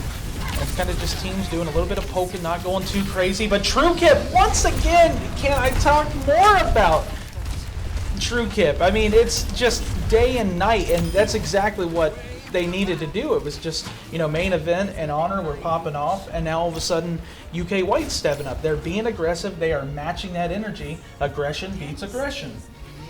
Absolutely. Murray State really not able to get a good foothold in here, and ooh, that might be costly. I'm not sure if actually looks like they will be able to touch point. Look at this Millennium, that Coalescence, just the damage that Murray State does not have answers right now for this, and that is just so much damage. The Death Blossom in there as well, and it was a really good hold. I mean, that's the first time a lot of teams have made it towards the end, and obviously we've seen it the other way, but that's definitely setting up UK White really good to get back into this match. I mean, they matched the aggression, and they did it even more. And it's just, all of a sudden, a team that was running a comp, you throw the same thing at them, and they couldn't handle it. Yeah, UK definitely adjusted to where they were playing, and it's so hard, especially against a May with a wall. You have to worry about the wall, and for example, we saw when Murray State was able to get around it. They had to use speed. They had committed abilities to get in there, and then you just kind of walk into this giant alligator clenching trap of a May and a Reaper who both benefit up close. I think the Diva as well can put out a lot of damage at close range. So just really kind of walking in to a gaping alligator mouth is really what I can I think they call that the jaws of life, baby. But look at that. See. And it looks like we're going to have a pause here just for a moment. I saw the camera going out there once again trying to get to that event. It's just like the Eric Andre. Once again, let me in. I'm trying to go to the party. Like, please let me in. So, but yeah, we got a quick pause. But, good stuff here. And Murray State definitely more than capable at being able to answer right back to this, do that hold. They've done it already to Louisville, done it. So it's just one of those things where the team that adapts. Once again, I keep saying, I don't know what else to say about it. It's the team that adapts, and we've seen it so many times happen today. And the Sojourn comes up big, or, the Hanzo or these picks and all that. But I'd say I'm liking the whole thing with the Reaper. The aggression, staying with that. I know the team's got their own decisions, but, just throw as much damage. Eventually something will work. Yeah, and also Reaper benefiting from that new DPS passive as well, as after an elimination gets a little bit of a speed boost as well. And so, if you're running around with Lucio and, Reaper, you start going, you can start really tracking down and tracing those kills and being able to really clean up team fights a lot more quickly, which we saw there. And it makes it look very dominant, but I think it's just, the abilities kind of stacking on each other, and then the passive kind of helping boost the performance. So as you can see, we are back short little pause there. That's okay. What would a LAN or Overwatch League or anything be without a pause? It's got to be there. It's always part of the system. 5 seconds getting ready to roll. And where's Murray State right now? Are they holding up close? Are they holding right on the cart right now? Yes, they are. This is bold. I like it. A bold. What is? Oh, now they're backing off. Hang on. Let's. Scouting out yeah, I remember that play. But they weren't falling for it at all there. Both kills going both ways now. And Murray State trying to shut this down right away. Main event taking out that immortality. And here we go back to the whole poking. But, you know, the Winston, you expect more of this aggression to keep happening. Kroger able to get the res. So once again, we're back into an even fight here. And main event trying to do it, but they're not having it. UK remaining dominant, getting that headshot and exactly what they need. So it was kind of like, you know, Murray State ran that earlier and it worked, but I think they got a little too greedy at just a little bit on this one. Yeah, I think really the biggest problem was that, you know, after, you know, the first engagement, both sides kind of reset, and then UK White started pushing the point. And, you know, they were kind of moving in further into the point, and Murray State was trying to not use any abilities, and they were just kind of walking behind them. And as soon as they were scouted out, it's pretty much GG's at that point. And saw a big time bank here as Kentucky White was able to cross that first checkpoint. I mean, 5 minutes, that's definitely about the largest time bank we've seen today. If it wasn't Kentucky White, it was Kentucky Blue, so both the Kentucky schools doing a good job with that. But main event, able to get a kill here. They gotta figure out this fight here, because you don't want to lose back-to-back fights coming into this, because you do, and then all of a sudden you're really backpedaling. You don't want that. And as I'm saying that, Broen able to get that kill to Sigma, the aggression by the tanks, it's just working right now for UK. And see, they're already forcing them back, and they're gonna have a little more rich in the old economy, as I should say. Murray State just deciding to give a little space here to, you know, live to fight another day. They have switched on to the Diva instead of the Winston after that first kind of 2 fights-ish. And, ooh, the Chief eating True Kip's Dragons. I always hate when that happens, personally. Yeah, it does. It's the worst. It's like when you do it on Diva, it's cool, but when it's not Diva, yeah, it's kind of an issue. Honor able to get a kill here. Exactly, Murray State trying to hold this ground, as it's so crucial any of these fights anymore to hold it. But look at this, just the damage, just True Kip laying into there. And there's the Graphitic Flux looking to find anything. Oh, and the double on the self-destruct here is exactly what the defense needs. It's going to push them back. A good hold there. What a play on that self-destruct. Yeah, definitely would have wondered what, you know, the angle on that one was, if it was just you know, trying to follow up on the Gravitic Flux and people just got caught out of position, or just a really great placement by the Chief. But now you're on this high ground for Murray State. You have both of your DPS ultimates. So it'd be very interesting to see if, you know, main event goes for another flank. Main event has had quite a few large Death Blossoms so far this game, and it looks like that's exactly what they're doing, hiding back here. Gonna go around. I mean, you got to play to the strengths. I mean, if it's working, why change it? That's one of those things we talk about. And True Kip still remaining dominant, getting it, as I say, the Sojourn and the Death Blossom both coming in main event in Honor, now shutting this down. So defense, back-to-back holds here, looking actually pretty strong, trying to hold this. We've seen this earlier with Kentucky White holding Murray State. It was kind of like a struggle here on this part right here, and it's so crucial because there was so much time that Kentucky White had. It's like Murray State has to waste time off the clock here if they want to hold on to this. Yeah, definitely got a couple more fights worth of time to chew through. Looking at the ultimates, looks like we're pretty much even. We don't really have a whole lot, though I think Millennium will be coming up on that Coalescence fairly quickly. And so that would be a really good engage tool here. Just try to, you know, stall out, let the defense use some abilities, and then push in. And the aggression here by the defense. Yeah, I was going to say that at Coalescence, I was expecting it to continue here, and they just keep mowing down, or not the defense, I'm sorry, I got confused there. Kentucky White with the aggression, Millennium able to get the kills, and now Broen.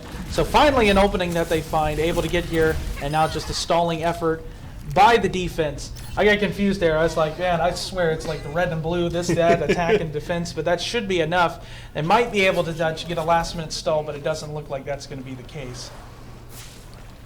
We are, what, 31.13 meters from potentially a third map? I am very excited for that prospect. That hasn't been done today, has it? Not quite yet. At least not that we've been able to cast. And there's that Death Blossom trying to find a True Kip, able to get one, but the damage is just so much. It's overwhelming. Murray State here. It's not the defense. I keep looking. That's my bad. It's just sometimes you say words that you don't want to say. And Chief with the DMAC there. The EMP now trying to stay into this. Kentucky White just keeping this aggression going. It's going to roll them here and get the win. Kentucky White ties it up. We are going to map 3, which is awesome. Bonus Overwatch. Now, is it possible on a control point to get... No, it's not. No. Unfortunately, no. I was going to say, that's why it's best we can go for like a huge 99-99 stall out scenario on, both teams have one map each, or one set each, and they are, duking out for the final point. That's always the best case scenario, right? Absolutely. And you see that Sombra play, Honor getting play of the game, and we said about that Sombra being so deadly, hacking and making a difference, and it really did there. That EMP at the end of the game was absolutely crucial. Without that, it might have been a struggle for both sides there, but Kentucky White just remained strong and in action, and they put their foot down. So it's good to be here at the third round. So I guess we're going to wait and see what they're going to pick. What do you think they're going to pick? Trying to remember what our pool is. Well, that was sorry, the other side of the production room there. I was like, a little bit I heard something. There's always But I don't remember what our map pool is. Yeah, I'm gonna look. look. Or not, but actually, I'm gonna cheat. Look, I can't memorize everything. I'm sorry. I was thinking about what was going on. Oh, it's not here. Never mind. It's not on that paper. See, I just got no in my head. How can you say you're gonna cheat, but you don't have the source material to cheat with? It's like, how can you, like somebody that cheats on a test and they still fail? It's just like, you had all the answers in front of you. So, I always say Scrims Row. I don't think it's on there. I'm pretty sure it's not. It certainly is not. Paraiso? Is that a control?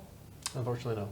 It's not. I can't. I'm sorry. There's so many new maps. It's just it's been a long day. The food coma is starting to set in. I'm starting to lose it a little bit. Busan. Hey, yeah, that's been in the game. Busan. Let's take a look at the maps. And another one. Yeah. So, yeah, looking at the maps here, and we're going to Busan as I'm saying. Confirmed. But yeah, Busan, Nepal, and then. Yeah, I don't know. You caught me. I'm sorry. I guess I don't know the map pool, but yeah. So we should be getting ready to roll right into it. And I love Busan. It's awesome to start with. The map, it is pretty cool. And that cow, I love that cow. You shoot that cow, the cow shakes. We all seen that Reaper meme where it's making the cow dance to the music. It's awesome. But the nighttime is so cool here. I love this. It's a new way to play the game because everybody's used to the same map, same this, whatever. But even sometimes shading and when it turns dark is it just changes it up. Anything different. It's never assume that it's just a nice feel. It feels different. Definitely breathe some new life into it. Be able to see things just in a different light. Quite literally. I was going to say, I see what you did there. Nobody can see it on the camera, but he looked dead at me at the face when he said that light. He looked right at me on that one. So, and we see again the teams. Looks like we got the Moira and the Lucio, along with that Sombra. Once again, the Sombra has remained dominant into these fights. And you got the D.Va. Of course, you got to play D.Va. It's Busan. Nano Cola, you got to play D.Va. It's just a requirement.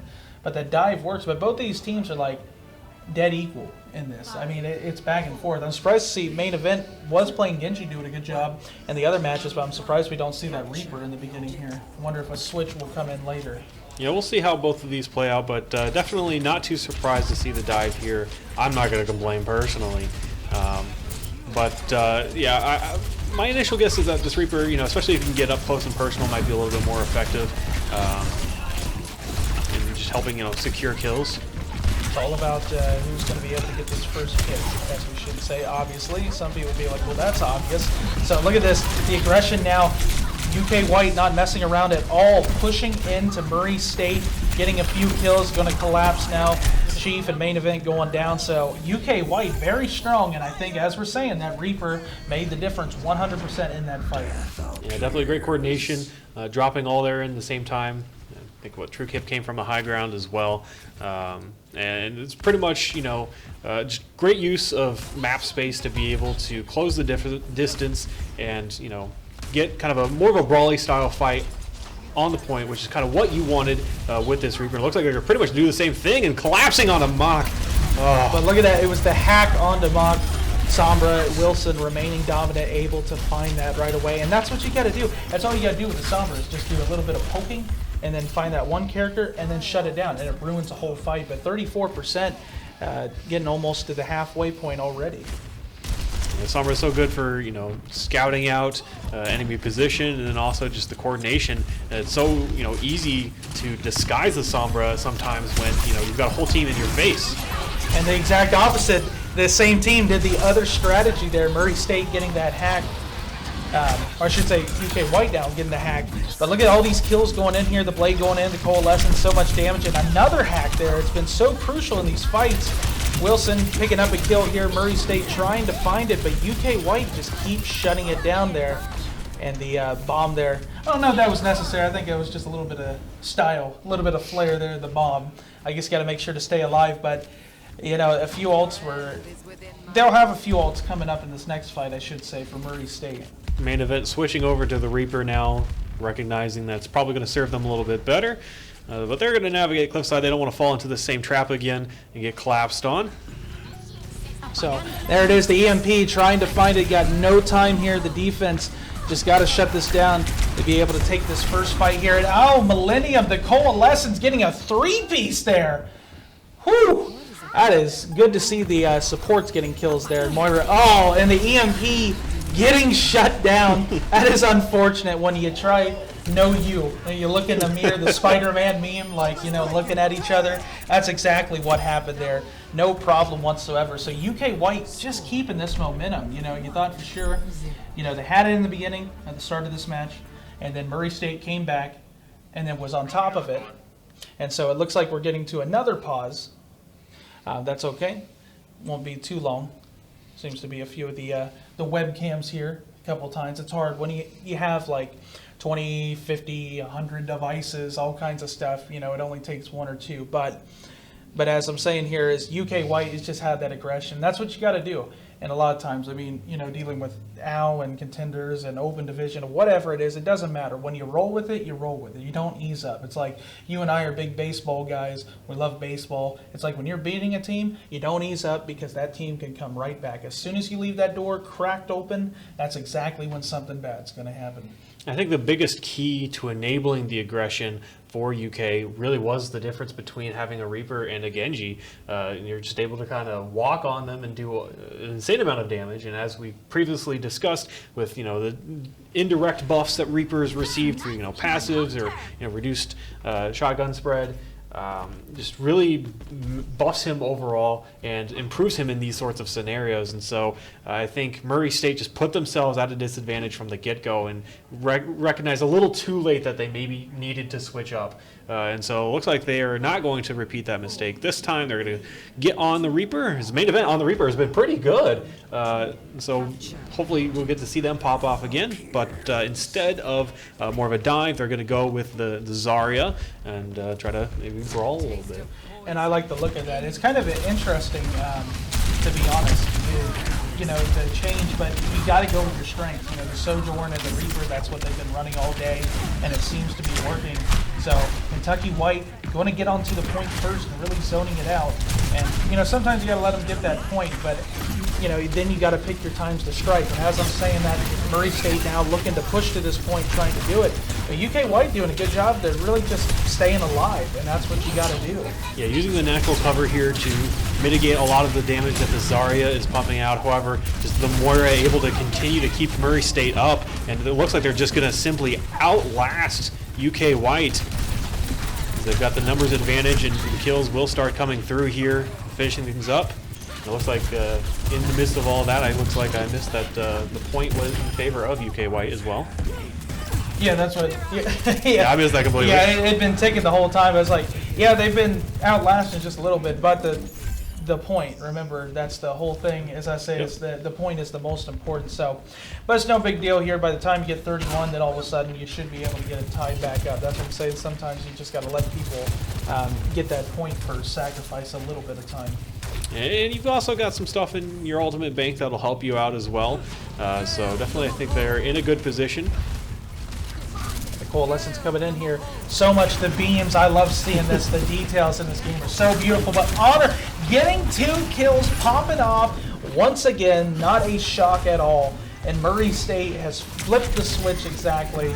I hope we get bonus Overwatch on map 3. I'm hoping for everything. I want even more of these fights.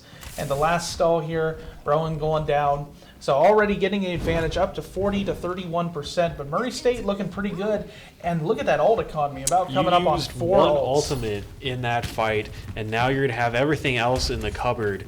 However, you got to be careful. UK White, they do have that EMP, and so that could very easily negate anything that Murray State wants to throw at them. Looks like that'll go out. I'll just see like an EMP bomb or something like that. I expect to see that, but not enough time there as Croker and Broen joining into these kills, and now Millennium. And it's just like that, a team kill, wipe them off the point. And this is, both teams here definitely want this right now. This is a crucial match for like today and like that. But, you know, a few ults, and as you see, not too many ults. Both teams actually did an okay job at conserving ults there. Yeah, some pretty efficient fights here. I'm going to use the grab. Only managing to catch the Diva there, but that is easily counteracted with the beat. And look at this, True Kip and now not Wilson. Kentucky just flips the switch like that. And main event, that may have been a costly mistake there. I think they were trying to do a little bit too much. I don't know if I agree with that one. The Death Blossom, that might be one of those decisions we talk about that affects the overall of like this map in particular. Well, not just the Death Blossom, you tossed grab, you tossed beat. Yeah, that's right. Like, they used everything they had there, and they still lost the fight. Like, that is just kind of a dagger in the back. You really have to work hard to recover from that.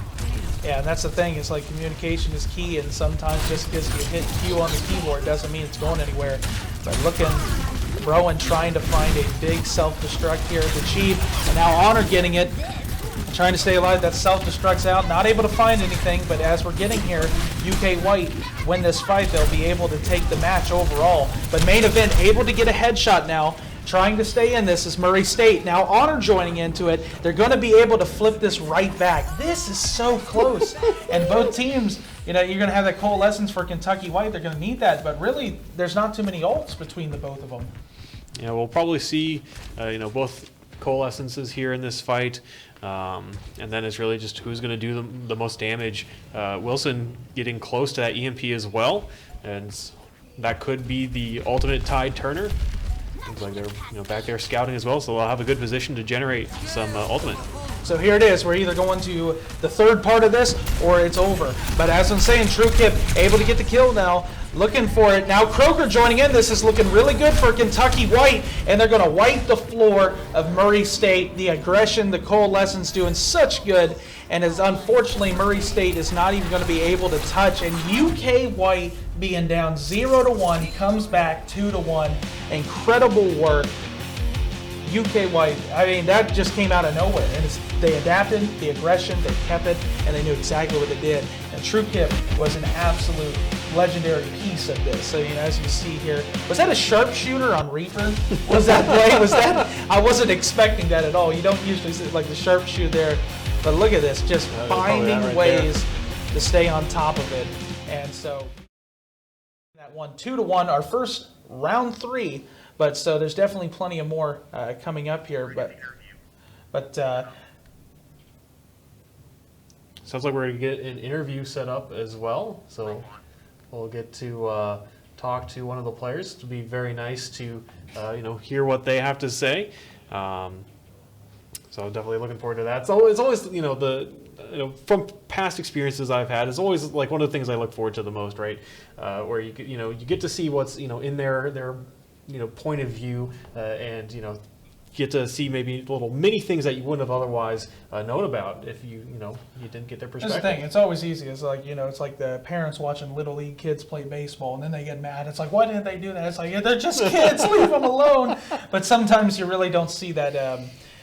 Some players, they don't see the outside perspective, but it's fun to see what they see, because it's easy to coach somebody, but then it's like, what would you do in that situation? Obviously, you think about, I would have done this, but in those situations, you never know, because it's very tight, it's stressful, and you're just trying to do the best that you can do. All right. So I believe we're going to go to the interview now. Is that? Yes, yeah. Yep. So we go into an interview here. We'll pass that over down to the floor.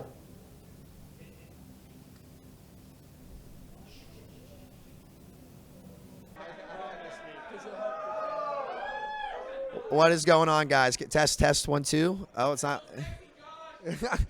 Is this thing on? I honestly can't tell. But regardless, I'm just gonna act like it is. So, close game there towards the end.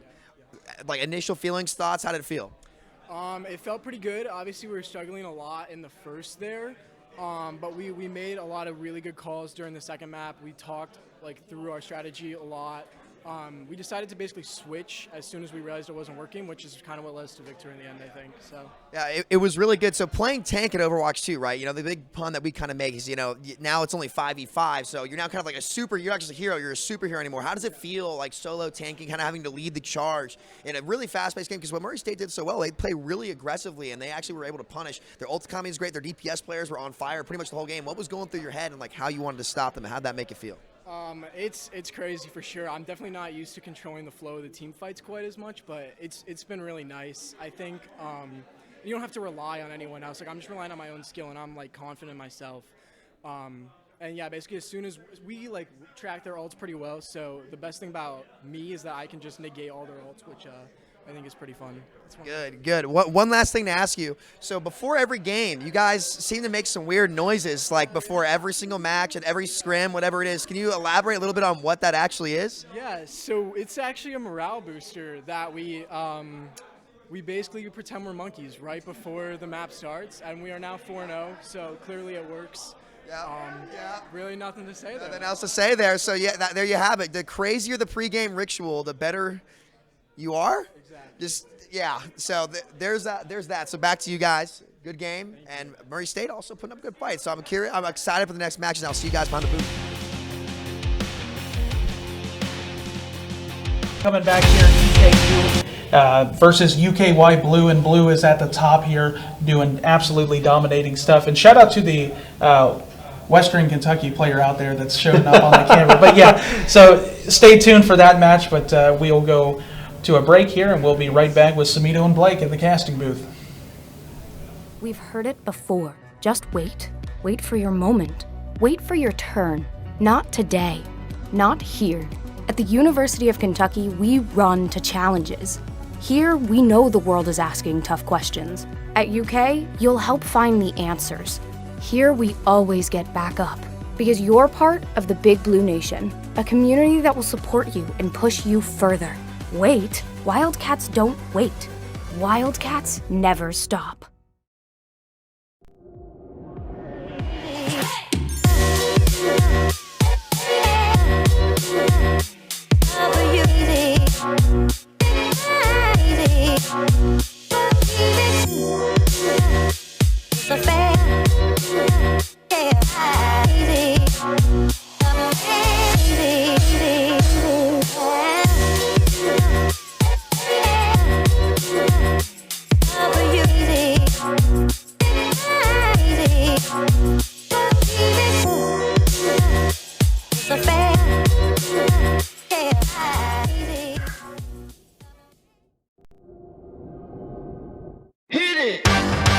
That's what I'm talking about.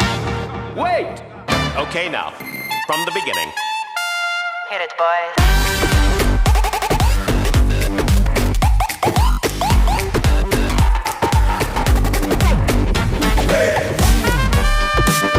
Okay, now, from the beginning.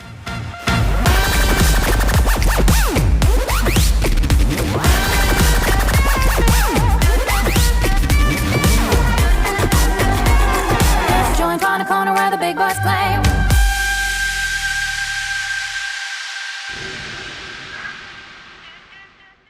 You can do all of this at the University of Kentucky. In case you missed it, last summer, the pro esports team Gen G Tigers lived on campus and played their NBA 2K League season right here in the Cornerstone Esports Lounge. UK's newest space for innovation and, of course, gaming. The Gen G Tigers are the first non-NBA franchise to join the league. And what better place for them than right here in Lexington, home of the legendary Kentucky Wildcats. This is our quarter right here, come on. This season, the Tigers had ups and downs, but most of all, they had a good time. Their journey took them to the Kentucky Horse Park, where the team made new memories and new friends. I have a really good feeling about this group. They are at the top of the food chain as far as skill goes. World-class esports at UK? Well, yeah. Learn more at esports.uky.edu or join us on Discord.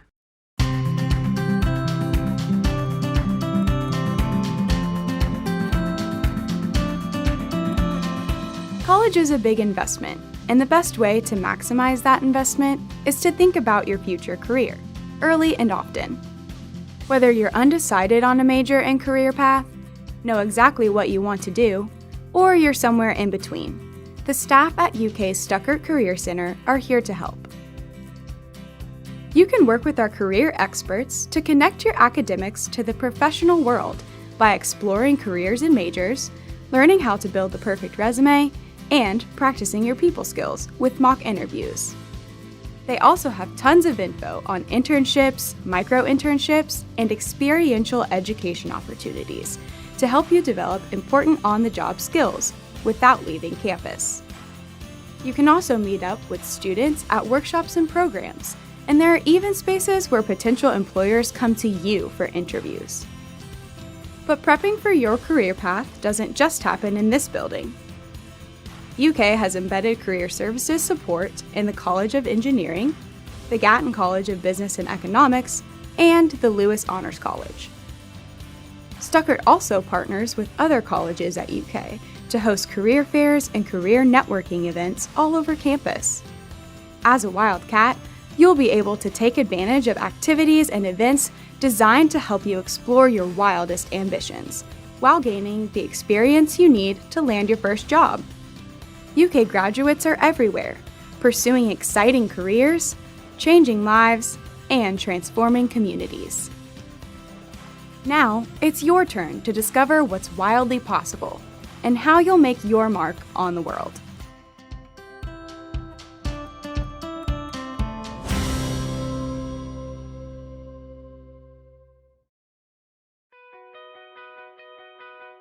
The main thing that drew me to joining an LOP is that whenever I applied to UK, I was applying alone. Like, no one from my high school was attending UK.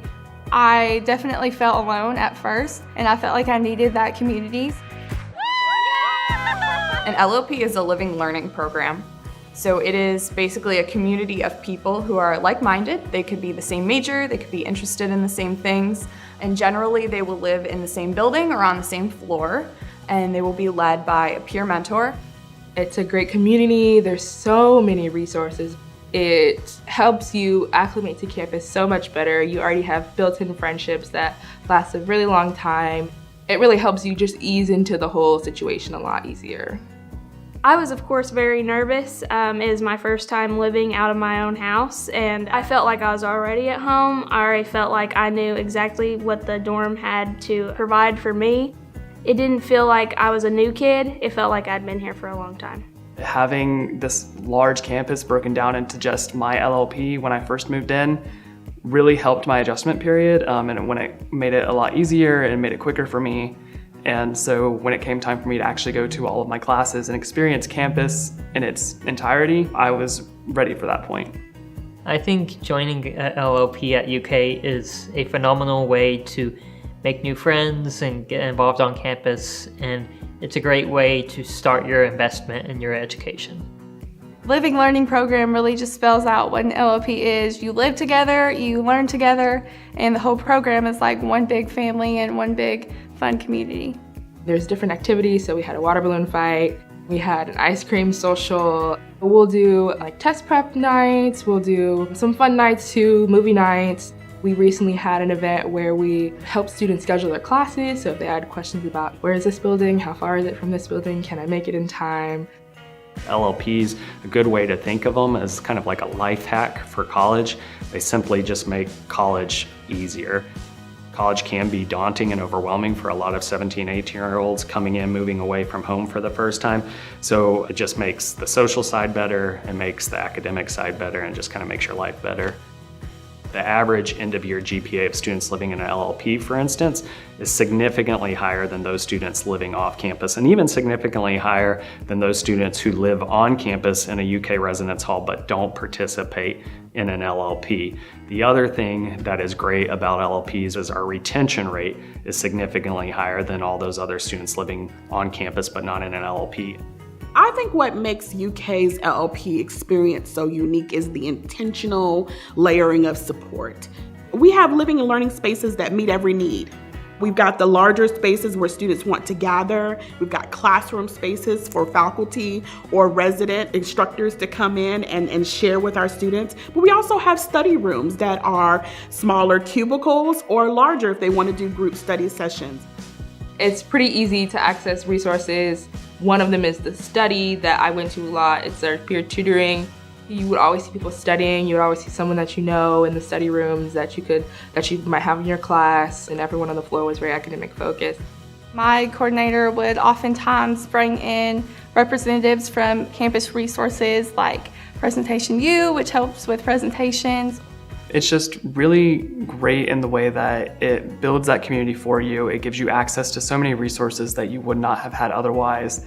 And I do not think that I would have adjusted to campus life as well as I did without the help of an LLP. It is an experience that will leave you better than it found you. You will get something out of it. I think our LLPs allow our students to feel like they have a place here, that they have a home here, and it becomes that place that they can feel safe and they can grow.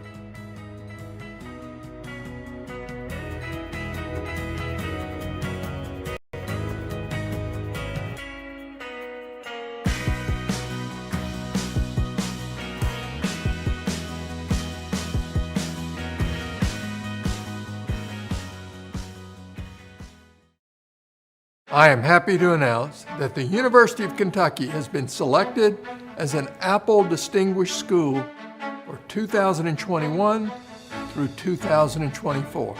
It's a 3-year designation. This is a recognition of our Smart Campus initiative and our efforts to infuse innovation into everything we do: learning, teaching, research, care, and service. As Kentucky's flagship institution, we are dedicated to exploring how technology can fuel the ways we fulfill our mission to advance Kentucky. Our goal is to become one of the country's most innovative campuses. As part of our wider Smart Campus strategy, we provide all incoming, degree-seeking, first-time undergraduate students with an iPad Air, keyboard, and Apple Pencil. We want technology to support student learning as we prepare them to compete in a 21st century workforce. That's why our world-class faculty use these tools in the classroom, and our students use them in their internships, co-ops, and other experiences. We seek to prepare students not only for a job, but for a career and a life. Our students won't just compete for 21st century jobs. They will create them as they lead lives of meaning and purpose. This initiative is another example of how we put students first in all we do. Congratulations to everyone who helped us become an Apple Distinguished School. You are proof of what is wildly possible here at the University of Kentucky.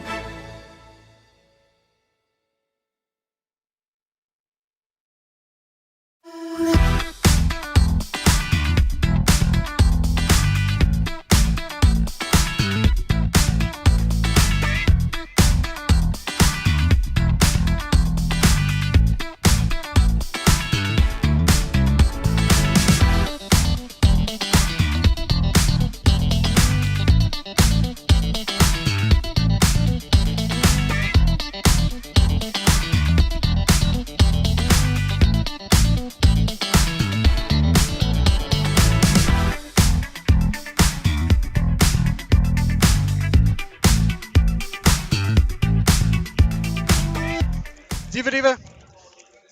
We got these! Go! We got these! Let's go. Good job, guys. That's a team kill. Sit. Let's go! Let's go. Good job, guys. All right, let's go. Yeah! Victory brought to you by HyperX. If you guys didn't know, you can go online and buy their new HyperX Cloud Stinger headset that students get 15% off. You do it online at any retail store near you. You have options, guys. So big shout out to HyperX and all you students out there. Listen, they got you covered 50% off. It's a snag. And now back to some more Overwatch. Again, also, by the way, HyperX like headphones are like they're like some of the best headphones you can have in gaming. Johnny has them back at home. They're like my original headset from back in the day. They kill it everywhere, so big shout out to HyperX again. But back to Overwatch, we've got UK's blue team, which is our A team, because I always forget the colors and I'm just not very smart, so you can blame my intellect on that one. But true. Against come on, bro. We've known you since kindergarten. You're supposed to have my back here. Okay, so there's words of encouragement, right? No, I'm just affirming what you're saying. Yeah, I guess I'm backing you up. Yeah, but we got UK 18 versus EKU, which I'm really excited for. And I believe the map we have is Esperanza. I took Spanish. I believe that's Portuguese, correct? Yeah, it is. Yeah, I took Spanish, not Portuguese. Spanish award in 8th grade, gonna warn you now. But no, a beautiful map, another dime put out by Blizzard, and we've got a lot of talented players out there playing today, so I'm really excited. Big shout out to EKU for coming. Thank you guys. Believe it or not, a little story time. Before Cornerstone, the Kentucky State Games hosted esports tournament. Overwatch was played. The Fortnite tournament went 6 hours too long because the kids were all camping in bushes. So Blake and I went and played and won the state games in 2018. Yes, we did. And we were laying down on the floor for a while. It was a great time. Saw their facility. They were super, super nice to everybody. So yeah, we're very happy to host you guys at our home now. So thank you all so much for coming, all you people out in Richmond. But yeah, Blake, so what are you expecting to see here? I mean, obviously Esperanza, I really was hoping to see some Doomfist today as a Doom player, but I feel like Doom is a very niche hero, but this is definitely a great Doomfist map, but I doubt that we see him, especially with, I'm not going to give away our secrets, but we've got a little bit of a roster change from earlier. We got our little all-star senior in the house today, good old Brandino Beat.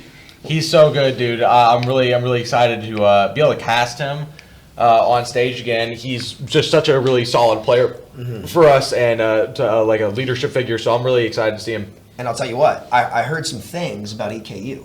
Oh, did you? I heard that Magardo is apparently a king. I don't know what that means. I guess we're gonna have to see his gameplay. All right, Magardo, I'm expecting some king stuff here. We're on broadcast, but you know what I'm saying. We're going to the map. 3, 2, 1, booyah! UK Blue versus EKU. It rhymes. Oh, extremely. Yep. But yeah, I'm really happy about this map, dude. I actually do think this map is one of the most beautiful maps since Rialto. I think Rialto is gorgeous, and this map definitely they did a great job at capturing Portugal. Because actually, I don't know if you know this, but the guy who made the map is I think Portuguese. I think they literally went and got someone who's very familiar with architecture and stuff. With architecture and stuff, and get our observer Lauren, kill it Lauren. Thank you so much. And we got Bug Boy. His name's not Mosquito. It's Bug Boy. Justin, Mad Jack, Butters, and Brandon ready to roll. And then on EKU, we got Chief, Gabix, I'm calling Kamaki. I'm saying Kamaki. Kipper and Magardo, the king, in the back seat. We'll see how things go here. So excited to bring this game to you guys. Bluegrass Bowl at its finest. EKU versus UK. Let's get it done, Blake. What are you expecting to see here? I'm expected to see hopefully normal comps coming from UK right now. It's scaring me. Okay, good. We're going to see the Monkey, the Winston coming out from Brandon. I expected this. We're going to get a really solid dive out of this. UK looking to put the pressure onto EKU. EKU playing the Sigma, thinking about sitting a little farther back. Also, though, playing the extremely busted pick of Sombra. Good in basically any comp. Yeah, 100%. Now, here's the thing. Here's where UK's comp's going to synergize a lot. Obviously, you have the Winston. You got multiple nano targets for Butters, right, who's actually been pretty flexible all day. Another Chevy Chase kid right there. As here's Justin on the flank. Really got to look out for Justin. A nice dive coming in from Brandon. Look at that synergy. That's what the best teams do. You look at the old NYXL teams who used to dive like that, but the timing was perfect, and Justin was there to follow up. Look at the side angle, too, he takes as UK going to get the big dive there, and Brandon and Justin synergizing perfectly. That was amazing. That's exactly what we're looking for as coaches when we're teaching them. Like, look, you gotta take a second. Is your tracer in position? Do they know they're there? Okay, 3, 2, 1, go. These are the things we're looking for. You get a very clean fight, get the bot moving, and get better ult charge than the other team. Yeah, but now here we go. So got a nice lead on the pulse bomb as well as the primal, and again, Brandon being able to survive that primal. The Sig pick, I don't think Sigma's weak, but like their comp is, you know, you almost want to play Bap Zen with the Sigma instead of the Lucio, because like at that point you might as well be on run. You might as well be playing Rush, playing Zarya, right? Absolutely. But the stuff comes out. Bug Boy 70% to the blade. Keeping up with the Tracer, that's actually really impressive. Yeah, that's really, really tough to do as the angles are taken. Look at the side pressure. This is what I'm talking about. Creating these pictures with dive is Gavix with a nice little kill on Justin right there. They're going to back off. He should be closing on the Nano. No, actually, they haven't taken that much damage, apparently. The Sabra sleep comes out, and boo, yeah, nice peel. But Brandon, a little bit of a split from the front line and the back line at the time. That's a miscommunication right there. That's why communication so important in the game, because if they all peeled back together, they would have been able to take that fight right back around. Absolutely, and look, it was a dry fight. EKO gets a really good pick off the bat, and you see a split between the University of Kentucky Blue. So that's exactly what they're looking for. They exploit it, and now they're on the offensive. Yep, we'll see what they actually can get going here. I mean, if you look at the ult economy, you have the window, but Mosquito already has Blade. So ideally, you use that Blade early, and if they've learned anything we taught them in scrims, they will Blade early here. But we'll, you know, that's always a coin flip, right? We'll see. So hopefully it comes in as there's the Blade. Mosquito gonna go low. The Soldier gets the kill, but Brandon's on the back line looking for the final kill on the Soldier before the Visor. The Bat died with window, which is a big kill. Justin looks for the pulse, gonna miss it. Brandon with the Primal is gonna get the Soldier. The Samar does kill Butters in the back line. Hack comes out on the point, and a nice EMP from Takamaki, am I saying that right? But we'll see as Brandon's trying to sell out the point. Goes for the Samar kill, gonna get it, and Justin also gonna clean up the Sigma. And a big turn on the fight, just a Lucio left. Brandon looks for the final kill, and they're gonna get it, and that's a great dive from UK. Huge brawly ult fight, I will say. UK had to use more, but look at that ult bag for EKU. Absolutely, that is a really solid fight win. For UK, Brandon is the hero of that fight. Multiple kills, a great primal kill, really just distracting and soaking up a lot of damage, as you should as the main tank. UK, once again, already had capped the point. I think I mentioned earlier in the stream, if you cap the point, it's about a 70% win rate if you cap the first point, which is wild. So now UK just needs to play solid defense. There's the Flux, a big sleep from Butters, gonna knock down the Flux, window comes out, but at that point it's too late. An amazing sleep from Butters, and wow. They use the window, they use the Flux, and Butter shuts it down with just one cooldown. Massive play from him, but back to Brandon. You know, I like to think of Brandon as the Darius Miller of UK. And I say that in that 2012 year where we won that championship, Darius Miller, we had Anthony Davis, all those all-star players, but he was the senior that he hit the big shots he needed to. He was there for the team. That's what Brandon is for this team. So having him in here, big W for the team as Butters does get that big sleep, but they have the Visor ready as well as the beat. Justin looking for the flank kill. The Soldier dies with Visor. Pulse Bomb comes out onto the horse. Drones in the late. Sim dies. And it's back to the spawn with them as Justin looking to clean up the fight there. Sim TP back into spawn. The BAP is still alive. And one thing I think these teams struggle with is they shoot the tanks too much. I think UK's done a good job of not shooting the tanks, but you know, I think that EKU needed to follow up a little bit more on that Sombra and focus the squishies instead of poking out the monkey pre-fight. Absolutely. Look, the squishier targets are not as far away as they appear. And wow, this is a really close hold. I mean, UK is on the verge of capping this completely. Yeah, but there's two good kills for EKU as the Blade does come out. I don't think it's going to be enough though, as the Sim TP or the Sim turret is going to end up getting the kill, and UKU is going to be able to hold on just barely. A nice hold. I'm not sure how I feel about the Sim swap. You know, I think that defensively it can be pretty good. And actually, well, the wall is already ready, so I stand corrected. Yeah, looks like they're going for the C9, but UK, unfortunately, is kind of staggering right now. They're getting a little cocky, and when you get cocky, you can end up getting punished for it. Absolutely. They got a lot of meterage, 143 to 7.66. So, I mean, this is a high bar to climb, but the good news is they are going to probably have a little bit better of an ult bank, but that's another huge nade. That's a big nade coming in from Butters, who's been amazing on the Ana so far. Brandon does have the primal ready, but the sim wall beautifully put right down the center of the map so they can walk the robot forward. And now they are probably going to have to kite as Brandon is on the Winston. He has primal ready, window ready, as the window does get popped for EKU. The Soldier's pretty low. Nice little spin and drone used, and there's the nano primal. I don't like the stacking of that, but Brandon should be able to clean up quite a bit with that. And we'll see, he's chasing down the Soldier, the primal mechanics coming out. Usually you want to layer those ults, but we talk about that a lot. That layering ults is so important as the Soldier is going to get the kill onto Magjack. Butters going to kill one though, and Brandon gets the other support as this fight is being turned in the favor of UK, and I really think it's the dive angles that they're taking. EKU with the Lucio BAP is struggling to find a place to stabilize with that Winston dive.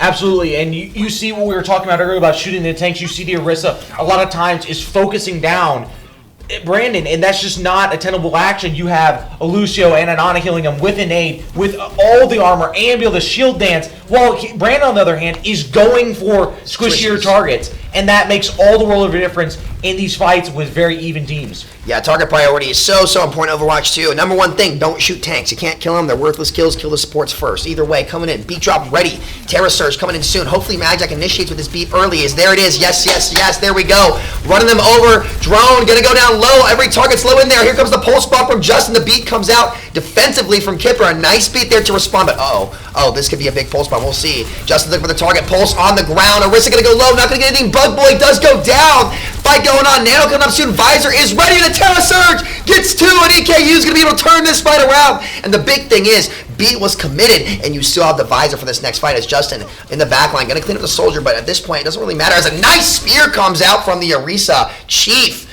on his game right now. Absolutely. That was, once again, an amazing play for them. Playmakers just making plays. Look, we're coming into this next fight. We've talked about it. You probably hear it ad nauseum. Ulting on tempo. UK or Eastern. Who's going to ult on tempo? I think that will probably decide this next fight. And I will say the back line from Eastern has done a good job. Kipper with a great reaction beat there right when they needed to happen. The wall comes straight down mid. Window almost ready. If Mag, the king. This Visor gets slept. No, he doesn't even use it yet. And Butters, a big difference maker. Blade, ready for Bug Boy. He pops the Blade. Nano Blade comes out. Looks for one. Can't quite get it. The Orisa going to knock him away. Drone goes down. There's a big slice. There's 3, 4 for Bug Boy. And there's the 4th right there. Nice execution. Layering stole the 5K. And he stole the Butters. Stealing the 5K. But I will say, what's been really impressive, Bug Boy emoting. Unplug that controller, buddy. But yeah, so what's been really impressive is the ult layering from UK. And I think that's the big difference between the good teams and the great teams is knowing when to layer those ults and not stack them all at once. Absolutely. And we're going into this next fight. Oh, massive anti. Butters, the unsung hero, absolutely at this point. Here we go. They're going to the dive. Window out. There's a primal through the window. The Visor is going to get knocked away. Great zoning from Brandon. The soldier's going to go one at Brandon. Amazing shutdown from him. The senior ready to roll. He wants it, baby. That's what I'm talking about as a sim. Gonna go low. A nice nade on the back line. Great peel to Butters. And this is the discipline and the awareness that Brandon has. Goes in, displaces the win condition, which is the Visor, kills the Visor, and then peels his on to keep his support alive to farm the Nano for the next fight. Perfect play. Absolutely. That is the importance of ult coming. What does the other team have? But we're coming in. This is just last second stalls. They're doing just everything. I don't know about that, Blake. Would you take a look at this? The sim is going to get both supports. I cannot believe that. The Symmetra kills both supports. The flank sim built another wall. I'll say this. The sim has actually been pretty impressive. We question the pick. He's getting kills. You know what? I reverse caster cursed us. Oh. I don't know, man. We'll see how he wants to use this wall, though, because this is where it gets tough. They've been using wall early, right on the lane you see right now, but they need to use it on this lane that he's looking straight down now because they can't use it if the cart turns the corner. So ideally he walls forward. The nade comes out and he's gonna die for it. So a little bit greedy there, but he gets the wall around the corner. Magjack gonna go down to 1 HP. If you're EKU, you need to turn this corner right here, right now as the J Silly comes out from Mosquito. Terra Surge almost ready. He has it available. Can he go in and do it? You gotta commit these ults early, and there's the Terra Surge. I'm not sure Magjack. Oh boy. Cut it close, Magjack. Holy cow. But hey, they're making it work as the Winston dive comes back in on the backline. The mortar swap from the King. Looking good. Brandon does get the soldier to die as Kipper is coming up on the beat. Can she actually get it in time? But Magjack getting a couple kills. Justin follow up. 17 seconds left. If you're EKU, you have your beat to recontest, but can you get a straight up fight? Because they have Tire, they have Primal, they have Nano. Right? These are 3 big ults in an ult economy that's definitely favoring the side of UK. But you need to beat Visor early because UK does not have beat as the sim is going to be staggering onto the point. Can they actually get there though? I think they get the OT. You got to touch. You're so close to the beat, but the Tire is going to come out. And that's going to be map 1 for UK. It seemed like the ult usage especially was really good. Obviously the dives and the angles they were taking were great, but the big ults when it push came to shove, they're shut down by Brandon's Primal. I would say Kipper did have some great beats and the sim walls were good, but in terms of fight tempo, it never really got to be where it. Absolutely. And also, I want to draw your attention to a thing that I kind of mentioned a couple times, but I think we'll get into. Butters, the unsung hero for UK. Multiple times, entry nades, they end up getting kills. Also, a critical, when the game was still close at the very beginning, a critical sleep onto the SIG, which shut down his ult. And that once again, those type of things change everything. UK may not cap there. They also don't they don't get forward spawns.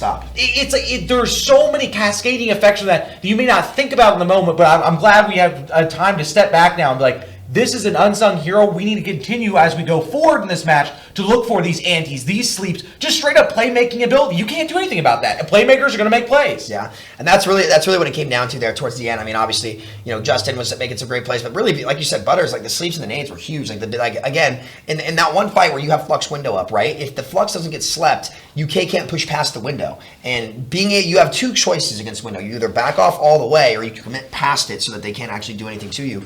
And because of the sleep, you weren't able to actually commit forward and stop. Like the Flux was going to stop them from pushing past the window with the dive, which means UK's comp is useless. They're on their heels. They have no cooldowns. You run them over. But since the sleep comes out, straightforward. There's also some good blades coming out from huge blades. He should have had the 5K. Well, I mean, it was Butters would like steal it. It would have been. Here's the blade right here. As Bug Boy on the Genji. Nice little pushback. Good read from Chief there. Unfortunately, it's just not enough. I think the soldier was already dead from a sleep from Butters, which again, the main thing to stop the blade was the visor. And if you don't have visor pre-fight, the blade just like kind of runs you over. There's nothing you can do. So we're gonna be heading over to our next map, which is gonna be Paraseo, which we haven't seen. Did I pronounce that right? I think it's. I'm not sure. I think it's Paraseo. I mean, I'm just gonna troll it. I remember what for the place from Overwatch. Man, we just love the Portuguese about this. It's just all Portuguese maps because again, that's Brazil, right? Yeah. And that's also a Portuguese speaker. Yes, it is. There you go. I forget the history behind that, but yeah. Regardless, we're gonna head into our map here on to Brazil, which I don't know if has been played yet. I don't think we've gotten to see Brazil today. I've had it a couple times on ranked. I got it, of course, here naturally. I just got this in the comm from the production. How they got there is Lucio brought them to Brazil. That's actually in canon. The time travel. Blizzard, give him the cease and desist, not me. I'm out. I gave it away. Hey, Lucio amped into the past. Lucio amped into the past to try to stop Break from coming into the game. Hey, I didn't Ajax. My beat went into the past. We went back to that Atlanta Reign contenders team when they needed it most. I think Hawk is still scarred to this day. Absolutely. Regardless, here we are. Beautiful map, beautiful shore side. I wish I was there. Actually, you know what? No, I don't. There's no place I'd rather be than in Lexington today. We got the South Carolina football game. We're gonna farm them. My little sister goes to school there, so I need to talk trash in my family group chat. Hopefully Will Levis, feels better. Obviously, after that last week's game, but we'll see. Really interesting look from UK here. They're starting with the D.Va. I like it.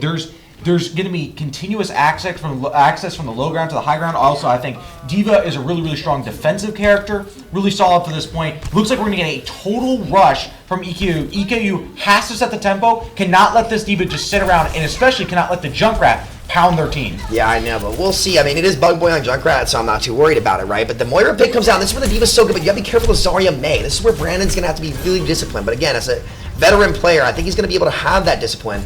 Let the Kiriko kind of poke out. And I almost wish we were on Zen now instead of Lucio to further increase the poke, because really enable the Kiriko as well as a nice little wall coming out from the Mei there to Takamaki. I'm going to start calling him Takamaki. With a great wall there, and they're going to try to rotate under. Can actually stop them? The Zarya is supercharged, so you don't want to take that duel straight up. You need to focus the team around the Zarya, pressure out the Moira, then go for it after. As the Mei freeze comes out, Bug Boy, the nice little kill on the Moira, just like we talked about, Blake, is here is Kiriko. Butters on the point, looking for the headshots. That's what you want to aim for. Is he's going to try to heal up Brandon, and nice heals come out as Bug Boy on the J-Sill, bringing the circus, very fitting for him. As there's a nice little J-Silly 5K, Tire ready to roll. I better see a triple mine Tire. Absolutely, and there's no way, if I'm an EKU player, thinking that they actually have Tire yet. They're like, maybe 70% to it, but not 95%. Oh my God, he's going to do it. He's going to do it. That's what I'm talking about. Bug Boy, get in there. I know I've taught you better than this. You've seen the triple mine Tire. We need this at LAN. Go in there. Do it now. Got him with the Suzu. Yeah. And once he hits the ground, got to hit him with the Suzu, make him invincible. Yeah, that's the play. Ideally, Butters TPs onto him as he commits the Tire and puts a Suzu on him. Yep. Yeah, go on, Butters. Come on. Oh no! Oh my God! It tried. You can see it on Brandon's face. He knows what happened. It's tragic. Oh, and the D-Mac. Oh my God! Sam is beside himself with a chair next to me. And EKU with a strong point. Oh, no. Hey, as I said, playmakers making plays. And Gavin made a huge play to make sure that happens. Look at this, man. Look at this, man. He is devastated. Oh, my God, dude. Oh, this Tiger lost it. Oh, my goodness. Oh, my But it rains it pours. Justin coming out with the beat and the visor. We're putting everything into this fight. We're committing. Justin's going to be able to kill 2, but I don't think it's going to matter as Brandon. Oh, my goodness. Oh, my heart. Oh, God. That's one of my players. But look at EKU. Look, they dropped first down. They dropped first down. They come out big. Look at this massive ult bank. I know. Layered the ults correctly, move it in the right direction. You got second point really fast, have this massive time bank going in the third, then leave it up there, see what happens. Yeah, so hopefully Bugboy gets off Junkrat, but EKU does a great job of responding to it. You know, that was the worst trip of my entire ever seen. Regardless, back to going forward, hopefully. Brandon, good looks. The beat visors a really risky commit, but they went for it as Gavix does have the Sojourn already. EKU does the big ult bank. Hopefully they initiate with it. Butters, a nice little kill onto him as Bugboy's going in and getting the follow-up kill. And that's a nice cleanup. We talked about layering ult and initiating with ult and how important it is, especially at these in Overwatch 2 with like the faster paced game. And I'm really hoping to see EKU get aggressive with these ults, especially when they have the advantage. Absolutely. That's a tough fight right there, but once again, massive ult bank. I think you probably open up with a Suzu and a Sojourn ult here as fast as you can. Maybe rush around and flip the map and get on to the backside of them. You'd be able to gain their own high ground. It's kind of tough. This is a very, very, very hard point to break, and I don't think the meta has found out exactly how to do it. Yeah, not sure yet, but the Kiriko ult is ready. That'd be one way to do it. Kiriko ulting straight through is here it comes right there. The bomb comes out from Brand. Oh. Holy cow. May does go down. There's the TP straight in from the king himself, and he's looking for kills. Gonna get one. The J Silly goes down. Justin gonna trade with the Sojourn as the Kiriko's very low on point, but she's gonna get Bug Boy as well. Beat gets committed. This is what we need from EKU. I mean, I know I coached the other team, but I always love to see teams do well on the ults that they're using proactively. Kipper with a great beat to keep snowballing the fight. A great read from Kipper. And what's next is that UK's ult bank only has the support ults, and they're slowly pushing this cart forward. Ideally, they can stabilize and wait for the team to get back. Absolutely. Look, this is a down and dirty fight. It's everybody taking their own man out. Just really, really close. And the Diva Bomb and the May ult has to be huge here. Yeah, and there's the Kiriko ult from Butters. Oh, Brandon the senior, baby! What a read from Brandon. We talked a lot about how to force Mayo and pressure it and read it as Diva. Brandon, certainly one of the smarter players out there at reading these things. He actually had a really nasty eat on my Zarya and ranked the other day. The same thing we taught him, the blind LOS, and I believe that's what look at him grinning over there. He knows exactly what he just did. Great play from Brandon, and that's the kind of stuff you expect to see from the veteran. Absolutely. He's getting very, very close with this play to having me start a chant. 3 letters, starts with an M. We'll find out, chat, if they get to do it. But once again, this time bank is shrinking, and you got to feel as DK. Look, we had like some ults, we blew it. It's okay. We come back here, and we gotta have a slow, methodical fight. This can't happen fast for them. Normally, I'm like a big fight fast person. This has got to be a really solid rotation for them, united as a team with an amp speed boost. Yeah, gotta look good here, Bug Boy. Please don't do that again. Regardless.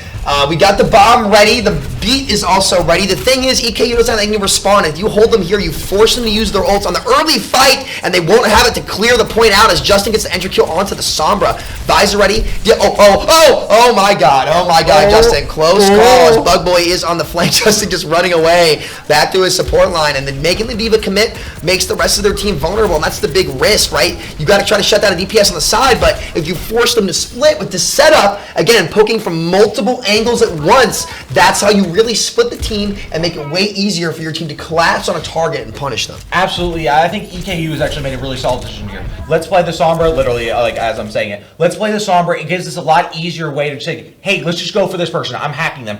The target I would look for here, wait till Brandon drops, hack the Diva, and see if you can get a really fast DMAC on him. Yeah, we'll see if that ends up happening as the beat is ready for Kipper. Has been really solid with the beats the entire match as Gavix does get the entry kill onto Mosquito. Justin gets the kill onto the Kiriko. And Brandon going to kill off the Soldier to clean it up as well. And now, what does that leave you with, right? You got Bomb on the point. Brandon going to get another one. MTD! Nice MTD! Well, is it MTD? Is that what it is now? It's or is it TD?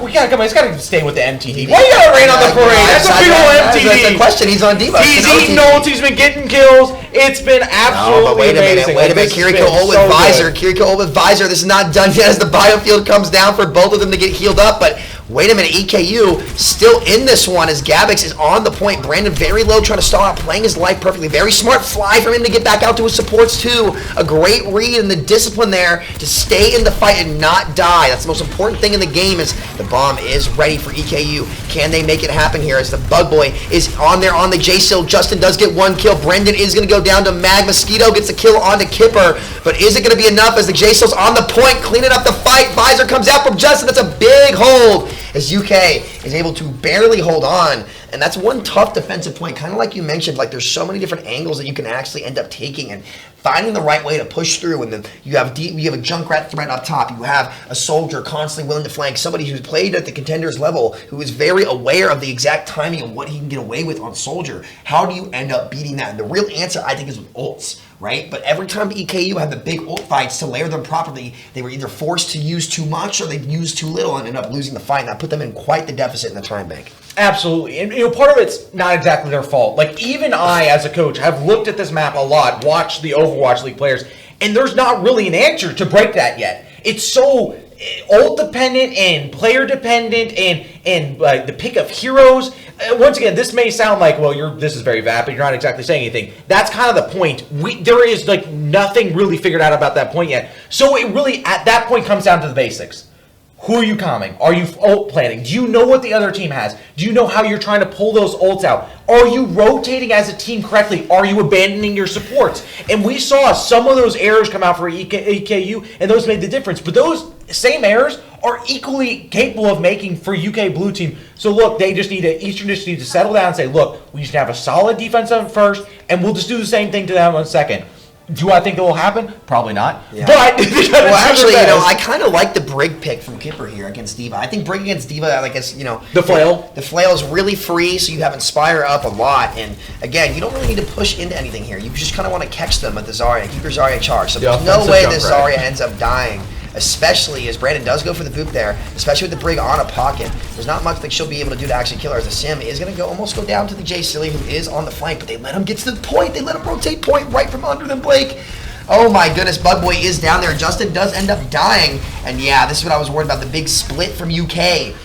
UKU should be able to hold on here as a TP comes back onto the point. And this is where the Brig pick can actually do a lot of work. You peek, she flails, they all live, and that's a pretty big setup for them.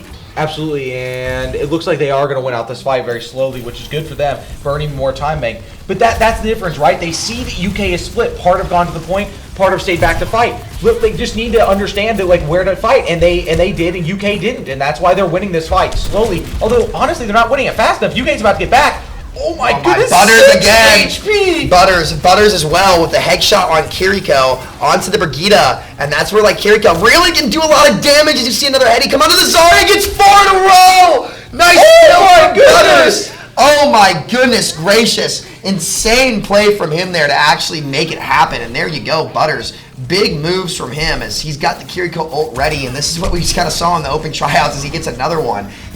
All these Zen players and Flex Support players are going to be able to go crazy on Kiriko. Absolutely, and once again, access to the high ground, she's actually probably fantastic for this map because you need characters that can get easy access to the high ground. Not only can she wall climb as a passive, but she can also use her TP to get to a teammate on the high ground. Yeah, and give them the Suzu, give them the ult, right, as Brandon has swapped over to the Winston. I kind of like it against the Brig. I think it's a little bit better into the Brig compared to the D.Va. Absolutely, but they're getting up to them. This Eastern right now has got to ult. They've got to ult. That's how they're going to stop them here, but they just aren't doing it fast enough. Yeah, they're holding on to the ult as Mosquito ends up getting the kill onto Gavix regardless. Oh my god. I don't even know how he managed to do that, but Brandon 43 to the primal already. Kiriko ult is ready. I wonder how good that would be with Winston. It might be kind of broken. It might be better than Nano because you get the same damage. You just don't get healed up all the way, right? So that actually could be a crazy broken combo. It's almost like everything is broken with that ult. Yeah, I know. It's like everything is broken, right? It changes breakpoints as Brandon goes in there big. He is going to end up dying, but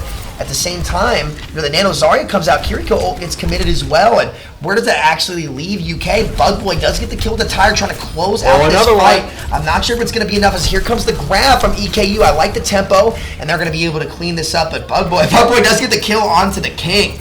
With his martyrdom at the end of the fight, as Butters is going to go down as well, and that's going to seal the deal. EKU just barely holds on, but with this time bank and this ult, like, they have a free beat. They could just end up running over the back line. I mean, at the time that Brandon has to, go in with beat, he should have a primal ready to respond as well. Absolutely. Look, I always tell the guys, like, when you are down in the ult fight, you know you have nothing. You have to make a play. You cannot catch the ult on your face. Let's see if EKU attempts to make a play here. Yeah, we'll see as the Sombra is set up, but it's really far back, and I think there goes Justin, as there's the kind of play that you were talking about, but the beat is still ready for him. Oh no. Oh my goodness. Oh, they barely touch. Barely touch. You guys are scaring me out here, as Gavin says get the kill onto Magjack, who should have used his beat, but unfortunately he didn't. And now that gives EKU the time. Look, Kipper, who's been great with the beats all this series, has the beat to respond, and Brandon has the primal. UK really with the blown opportunity there. Absolutely, and that's exactly what I called for. You got to make a play. You have to go do something. The Sombra goes really deep in. Understand it's a big risk, but finds a character, tries to 1v1 it. Justin caught not looking, instantly gets a pick. Now, as you said, we have equalizing beats, and Winston over there. Oh my goodness, Justin with an amazing pick. Yeah. But J-Jack's this beat too. Magjack is in there. The hack comes out. Beat gets responded well from Kipper. Again, beating second is what you want to do. And we'll see what else is going on. Zarya is going to go down to 1. And it looks like UK should be able to close this series out right here, right now. Just the Sombra left on the point. She's going to translocate out. Moira tries to touch, but too little too late, as UK is going to be able to take it. Blake, what was the big difference maker for you there? Honestly, we saw the great team play. We saw Brandon, especially on defense, really showing himself there. But honestly, to a certain extent, on that last point, playmakers making plays. Who's got to break it? Don't have a lot of ults. Justin instantly coming up with a pick. A Contenders level player, obviously, as he did play in Contenders, just makes the difference. And sometimes it's just a team diff to a certain extent. You just have to tip your cap and like, hey, if they just make these plays, there's nothing we can do. Yeah, definitely a lot of big plays from UK there, and I think the one thing I think also where the big difference was, aside from the playmaking, I think was the ult economy. I feel like I wish EKU was greedy. Yes. You know what I mean? I think that's the one thing that we teach players all the time is the best way to improve is to get too greedy, right? Because when you get too greedy, you start to test the upper limits of what you're capable of. You're gonna feed. My first 3 weeks of Contenders, I was feeding my brains out, but I learned what I could and couldn't do. And by the end of those 3 weeks, the teams that we were getting rolled by, we started rolling. And then we proceeded to roll through the entire open division and most of trials, right? So, make sure that you get greedy as players, and that's the best thing that you can learn to improve. But I think it was a pretty solid performance overall. Kipper did a great job of beats. The King in the back line, making the big plays. Just the ults, if the ults were there, would have been there. So now we're going to head to break, guys. Got another fantastic game for you all coming up after this. Big thanks to EKU for coming. We're so happy to host you guys, especially after you hosted us those years ago. So we're so happy. We've heard it before. Just wait. Look at all those Chads in the audience right there. Oh, yeah, except for Andy. He's weird. Whoa! All right, we'll see you guys. See you guys. We've heard it before. Just wait. Wait for your moment. Wait for your turn. Not today. Not here. At the University of Kentucky, we run to challenges. Here, we know the world is asking tough questions. At UK, you'll help find the answers. Here, we always get back up. Because you're part of the Big Blue Nation, a community that will support you and push you further. Wait, Wildcats don't wait. Wildcats never stop.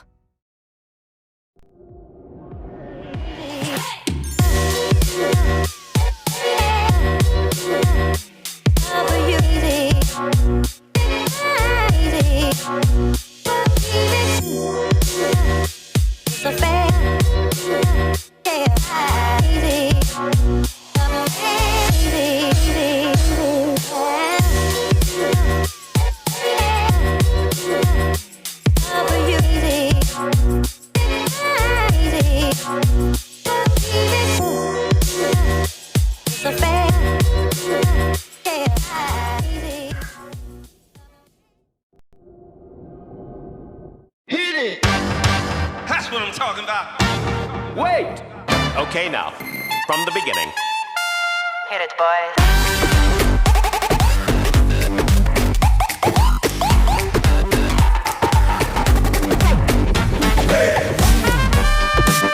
Okay, now, from the beginning.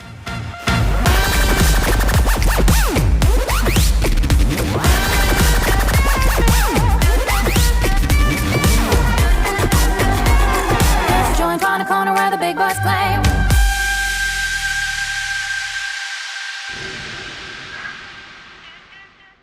You can do all of this at the University of Kentucky. In case you missed it, last summer, the pro esports team Gen G Tigers lived on campus and played their NBA 2K League season right here in the Cornerstone Esports Lounge. UK's newest space for innovation and, of course, gaming. The Gen G Tigers are the first non-NBA franchise to join the league. And what better place for them than right here in Lexington, home of the legendary Kentucky Wildcats. This is our quarter right here, come on. This season, the Tigers had ups and downs, but most of all, they had a good time. Their journey took them to the Kentucky Horse Park, where the team made new memories and new friends. I have a really good feeling about this group. They are at the top of the food chain as far as skill goes. World-class esports at UK? Well, yeah. Learn more at esports.uky.edu or join us on Discord.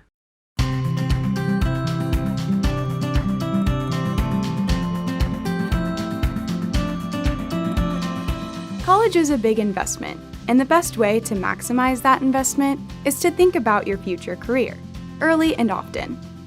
Whether you're undecided on a major and career path, know exactly what you want to do, or you're somewhere in between, the staff at UK's Stuckert Career Center are here to help. You can work with our career experts to connect your academics to the professional world by exploring careers and majors, learning how to build the perfect resume, and practicing your people skills with mock interviews.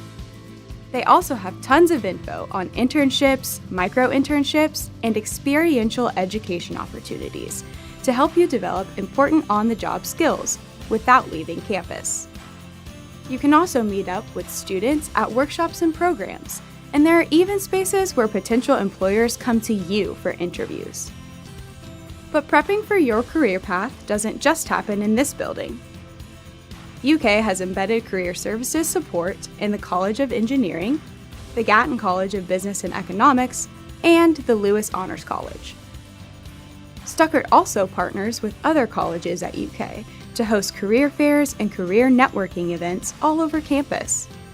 As a Wildcat, you'll be able to take advantage of activities and events designed to help you explore your wildest ambitions, while gaining the experience you need to land your first job.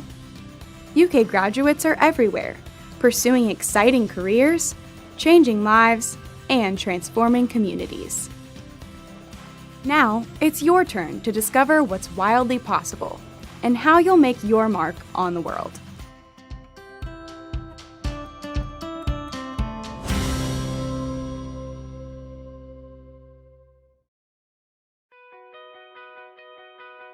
The main thing that drew me to joining an LLP is that whenever I applied to UK, I was applying alone. Like, no one from my high school was attending UK. I definitely felt alone at first, and I felt like I needed that community. An LOP is a living learning program. So it is basically a community of people who are like-minded. They could be the same major, they could be interested in the same things, and generally they will live in the same building or on the same floor, and they will be led by a peer mentor. It's a great community. There's so many resources. It helps you acclimate to campus so much better. You already have built-in friendships that last a really long time. It really helps you just ease into the whole situation a lot easier. I was, of course, very nervous. It is my first time living out of my own house, and I felt like I was already at home. I already felt like I knew exactly what the dorm had to provide for me. It didn't feel like I was a new kid. It felt like I'd been here for a long time. Having this large campus broken down into just my LLP when I first moved in really helped my adjustment period, and when it made it a lot easier and made it quicker for me. And so when it came time for me to actually go to all of my classes and experience campus in its entirety, I was ready for that point. I think joining LLP at UK is a phenomenal way to make new friends and get involved on campus, and it's a great way to start your investment in your education. Living Learning program really just spells out what an LLP is. You live together, you learn together, and the whole program is like one big family and one big fun community. There's different activities, so we had a water balloon fight, we had an ice cream social. We'll do like test prep nights, we'll do some fun nights too, movie nights.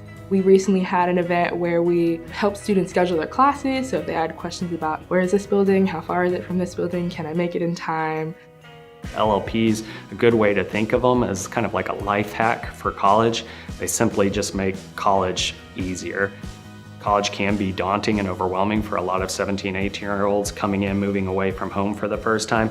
So it just makes the social side better, it makes the academic side better, and just kind of makes your life better. The average end-of-year GPA of students living in an LLP, for instance, is significantly higher than those students living off campus, and even significantly higher than those students who live on campus in a UK residence hall but don't participate in an LLP. The other thing that is great about LLPs is our retention rate is significantly higher than all those other students living on campus but not in an LLP.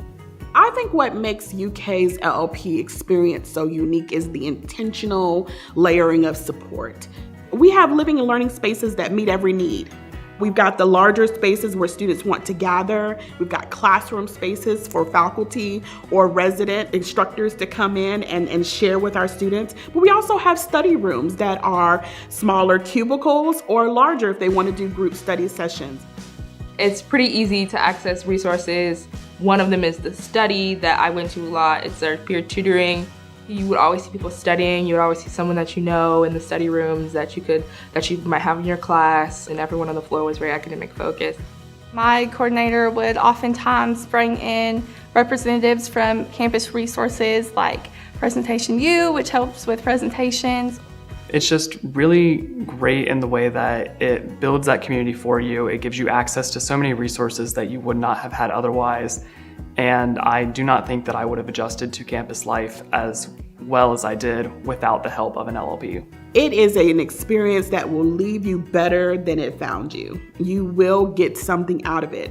I think our LLPs allow our students to feel like they have a place here, that they have a home here, and it becomes that place that they can feel safe and they can grow.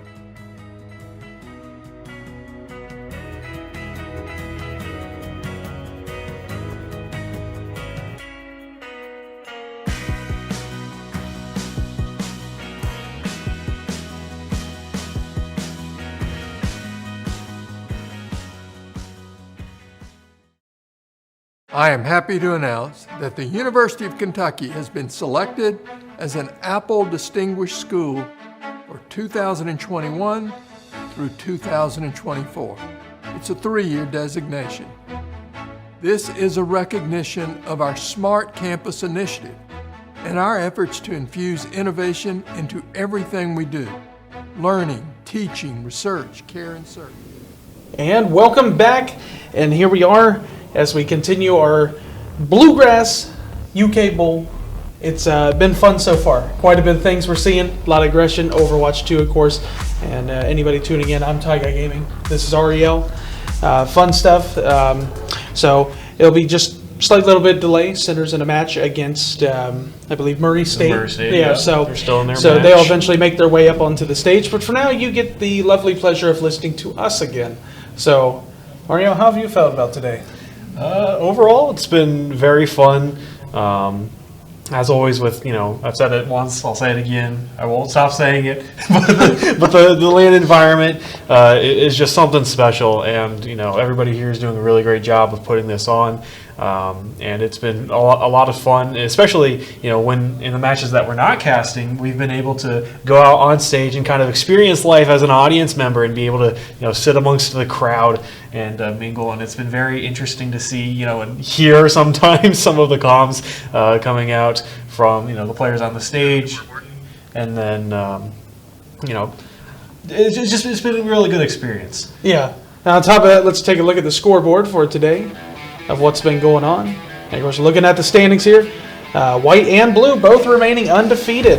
And Center College as well, also a part of that 4-0, so 3 teams undefeated, followed by Western Kentucky now 4-1, and then Kentucky Black at 1-2, 6th place Louisville Black at 1-3, then Murray State 1-3, and then 8, 9, 10 you got Louisville Red, Eastern Kentucky, and Western Kentucky. So definitely a good showing by everybody today, but University of Kentucky remaining extremely dominant right now across the board, and we definitely saw it in the last one, if you happen to tune in there on the Paris. So, it's just the aggression, the patience, they know when to strike, and that's something that we've seen with Overwatch 2 today, is it's all about the compositions and, the aggression. It's not even as much as the dive today, it's just been when to go in and just knowing when to do that, and it's worked so far for a lot of the teams.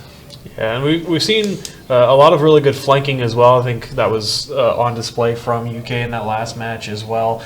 Being able to, for example, Justin on the Tracer, being able to exploit, the little gaps in between the compositions that they were up against. And it's been really nice to see, that there's been, I think, a really good fair balance between little individual plays like that are a little bit more subtle, but still overall have a really good impact. And then some of the big eye-popping plays that we've seen with with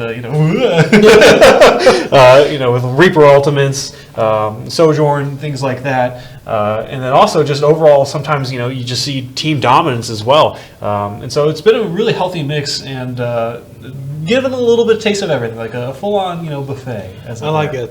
The mukbang is what we're looking at, getting everything. Well, we have the microphones. No.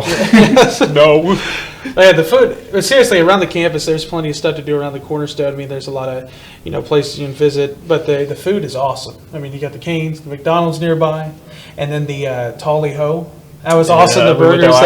If you're ever around the UK campus, you got to check that out. That place is awesome. Got yourself a triple burger. It was really good last night, so that was pretty fun. But yeah, I mean that's the best part about doing this stuff is what really matters about these LAN events is creating new friends, opportunities for people. And of course, everybody today is a lot closer and stayed only a couple hours away at the most. But in the spring later on, coming up next year, we're going to get a lot more schools from all kinds of different areas and stuff. So it's always cool to see these different types of players coming in. And it's just amazing. You go from gaming as a kid, doing something simple, to as you're starting to get an adult and be this, and you get to travel to game. That's awesome, ain't it? And we get to talk about the game. How crazy is that? It's certainly a great experience. And speaking of talking of the game, we've seen just about every map so far played. I think there's 2 control maps we haven't seen since we've only gone to control once. But now that we've gotten a chance to see everything, some of the new maps like Esperanza, Paraíso, what is your impression on how these maps are playing out? Yeah, I mean the maps are kind of it's similar to Overwatch 1. But it has its own nice little twist, and I like it. And you see so many strategies of it's like everything that was used from Overwatch 1, you see it in 2. But then today you've seen a few teams, I've seen a lot of Roadhog when it comes to quick play and competitive, but I haven't seen this much really today at all. So it's nice to have this mix of teams, and you never know what comp you're going to get, but teams using the high ground, using the low ground, going off to the side. I noticed in Overwatch 2, it seems like a lot more alleyways.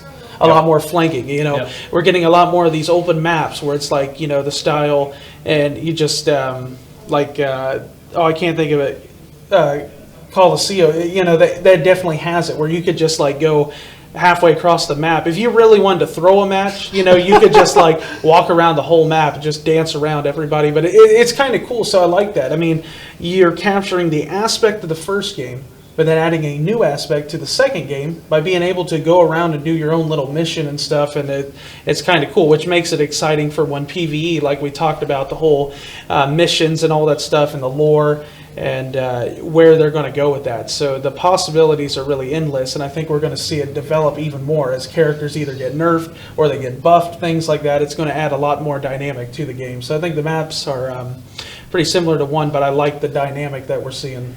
Yeah, definitely some of the newer maps, a couple of them at least, seem to be more defensively minded.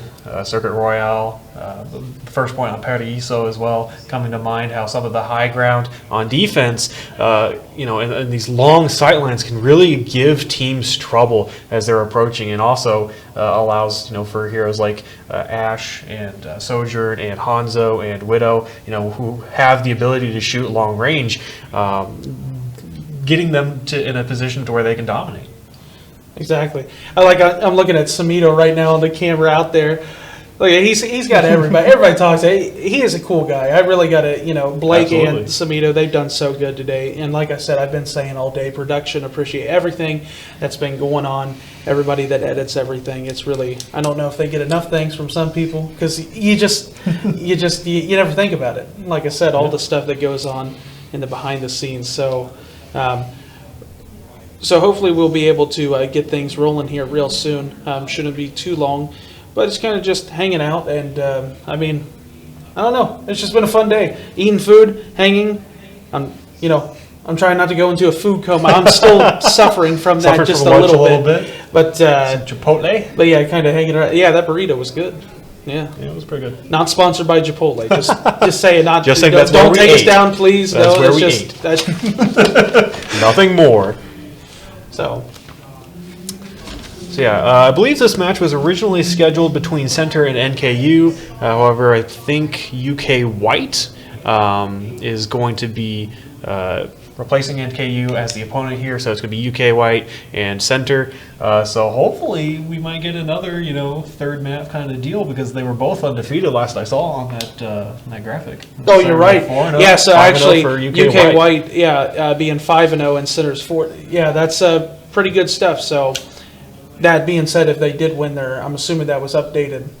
If they won their match, I think they were still playing it. So I guess we'll wait and see. But yeah, if that's the case, then potentially 2 undefeated teams. Getting that right in the middle, the top tier, it's kind of nice to see that. It just shows for the future, but you never know who's going to do what. It makes you wonder if they're going to split apart from what's comfortable to what they need to do, like being more aggressive or perhaps doing more dive. Or I expect the Zarya to come back at some point here soon. Yeah, definitely, we're far enough into the LAN today that we're seeing some recurring patterns, and we're also within the standings able to kind of see the teams separating themselves. We've got a fair definition now, I think, of who's challenging for that top spot, and those who are seeking a turnaround in their day to maybe pick up a couple of wins in their last matches here. So as you're seeing here on the screen, UK White, as we're saying, undefeated, and of course, the record does matter, but it also doesn't matter as well, because everybody's enjoying themselves, and nothing too crazy on the line here. Just bragging rights, I guess. But seriously, whoever ended up winning that wrecking ball, I want that plushie. I'm jealous. I need to get one. Somebody tell me where I can get one of those, please. I need that. Can we start spamming that in the chat? It's just find Ty, one of the plushie. Kickstarter, GoFundMe. Completely separate of UK, it's just for me, So, but yeah, that's I don't know what else, you got a lot going on, just kind of vibing, trying not to fall asleep. I definitely some of these chairs, it's a little dangerous. The chair I'm sitting in right now, I feel like if I mess with it too much, I'm going to fall backwards, and nobody wants to see that. Too much expensive stuff in here to destroy anything. Yeah, that's we'd never be invited back. You're right. Yeah, that's true. I do want to talk a little bit about maybe what we're going to see in the upcoming game. I don't think we've seen Center College on stage yet.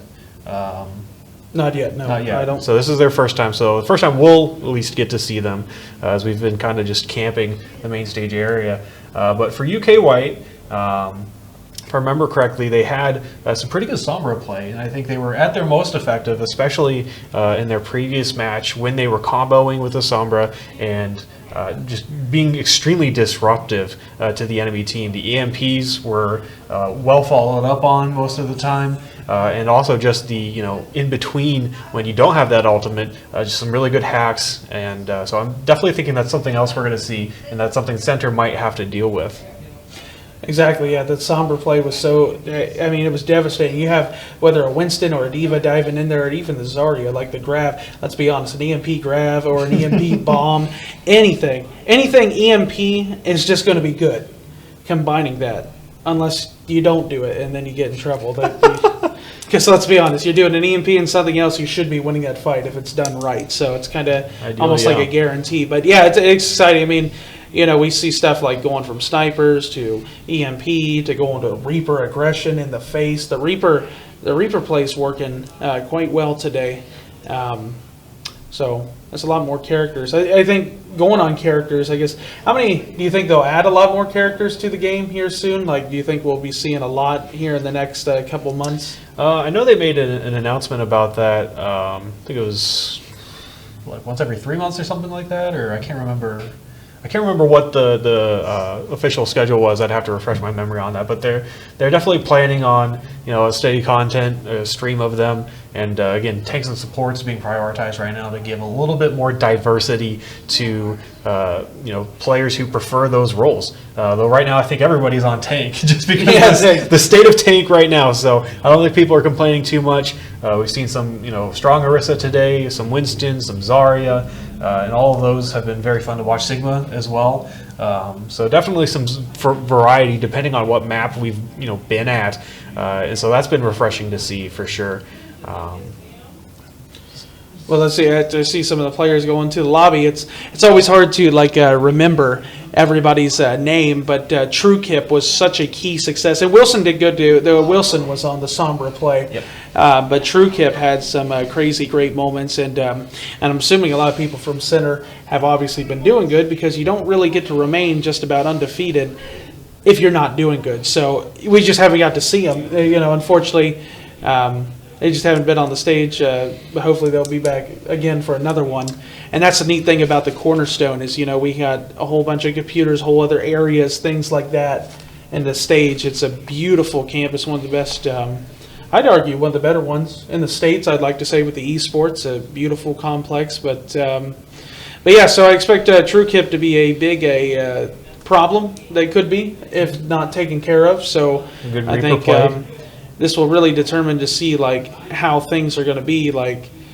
One of these teams that they win, who's going to be able to beat Blue. That's what it's going to come down to. Kentucky Blue. It's whether it's their own friendly fire or or Center College. So should be exciting stuff, but should be underway here in just a few moments. Yep, still getting everybody set up and ready to go into the game. I think we'll see, going back to Center College, I think we'll see them again later today. I think we'll get to guess that they'll be against UK Black around approximately 8 p.m. Maybe. We'll see. Depending on, things have, so far, I think things have really worked out on schedule and gone, fairly smoothly and kind of recovered. So, expect probably post-dinner is when we'll see that, but them versus UK Black will be their next opportunity. And that's something that I've been, I really liked about this, is that I think it was designed that at least every team would be streamed twice. Every team got to experience the stage twice. And I think that's just really cool. Also just being able to do that because of, the more relaxed kind of environment. And it's just really, as a player, both of us have gotten that experience playing at conventions and things like that. It's just really cool to be able to get up there on stage and, to see people in the audience and then, to either hear the casters, kind of shouting above you, or, knowing that the screen's behind you. You've seen a couple of times there's been players who kind of looking back and oh, hey, look at this Coliseum right there. But yeah, it's actually we're in Italy right now. Yeah, yes. Totally. Actually, we say we're in Lexington right now, but let's be honest, we're the Coliseum's right there. It's absolutely beautiful. I can reach out and touch it. There, I got it. So, but. I lost my train of thought there. It's just dumb things like that. So left the boarding station without the passengers. Yeah, exactly. So, These chats here, I know you can't really see the chat on the stream, but it's just so silly. It's always like that. That's always funny when we've done the stream in the past and you've done production. And it's actually nice having you be able to do this because most time we've done other leagues, you have to do editing and casting, all that, and it's so much, it really is. But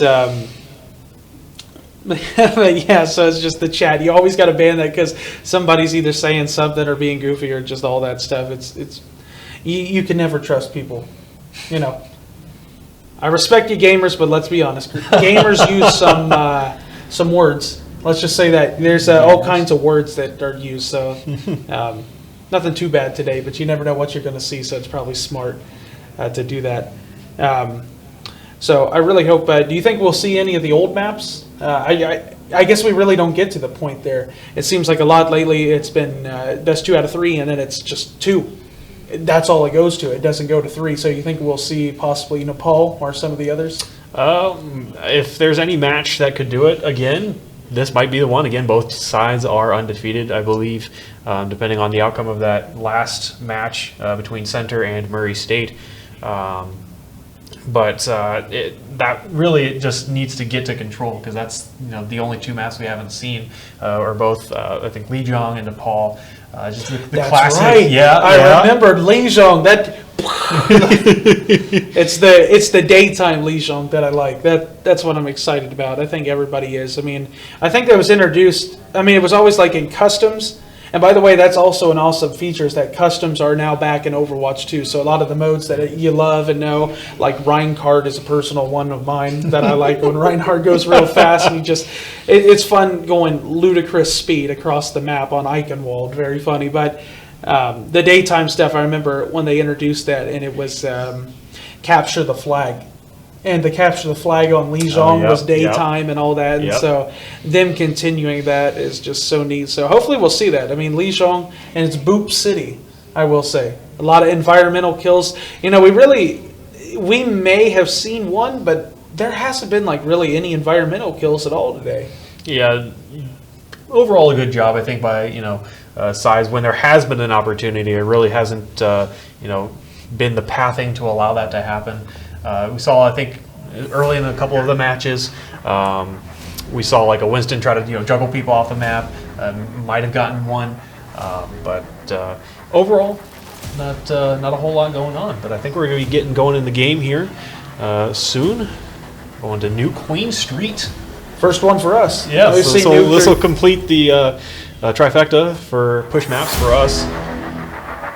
So it's one of those things like we've only seen it 1 or 2 times maybe at all today, but I love this map. It's that winter type of biome, but something once again that the push map, we talk about the escort and the payload and pushing all that, but the push map, this one has a mix of high ground and left and right. A lot of those alleyways you can use, but in that middle part exactly at the beginning, I love that design. It's so neat because you get this crossfire with like snipers being up top or here in that middle zone. That's like pretty neat. I think that's one of the coolest like designs they put in a map like that in the beginning.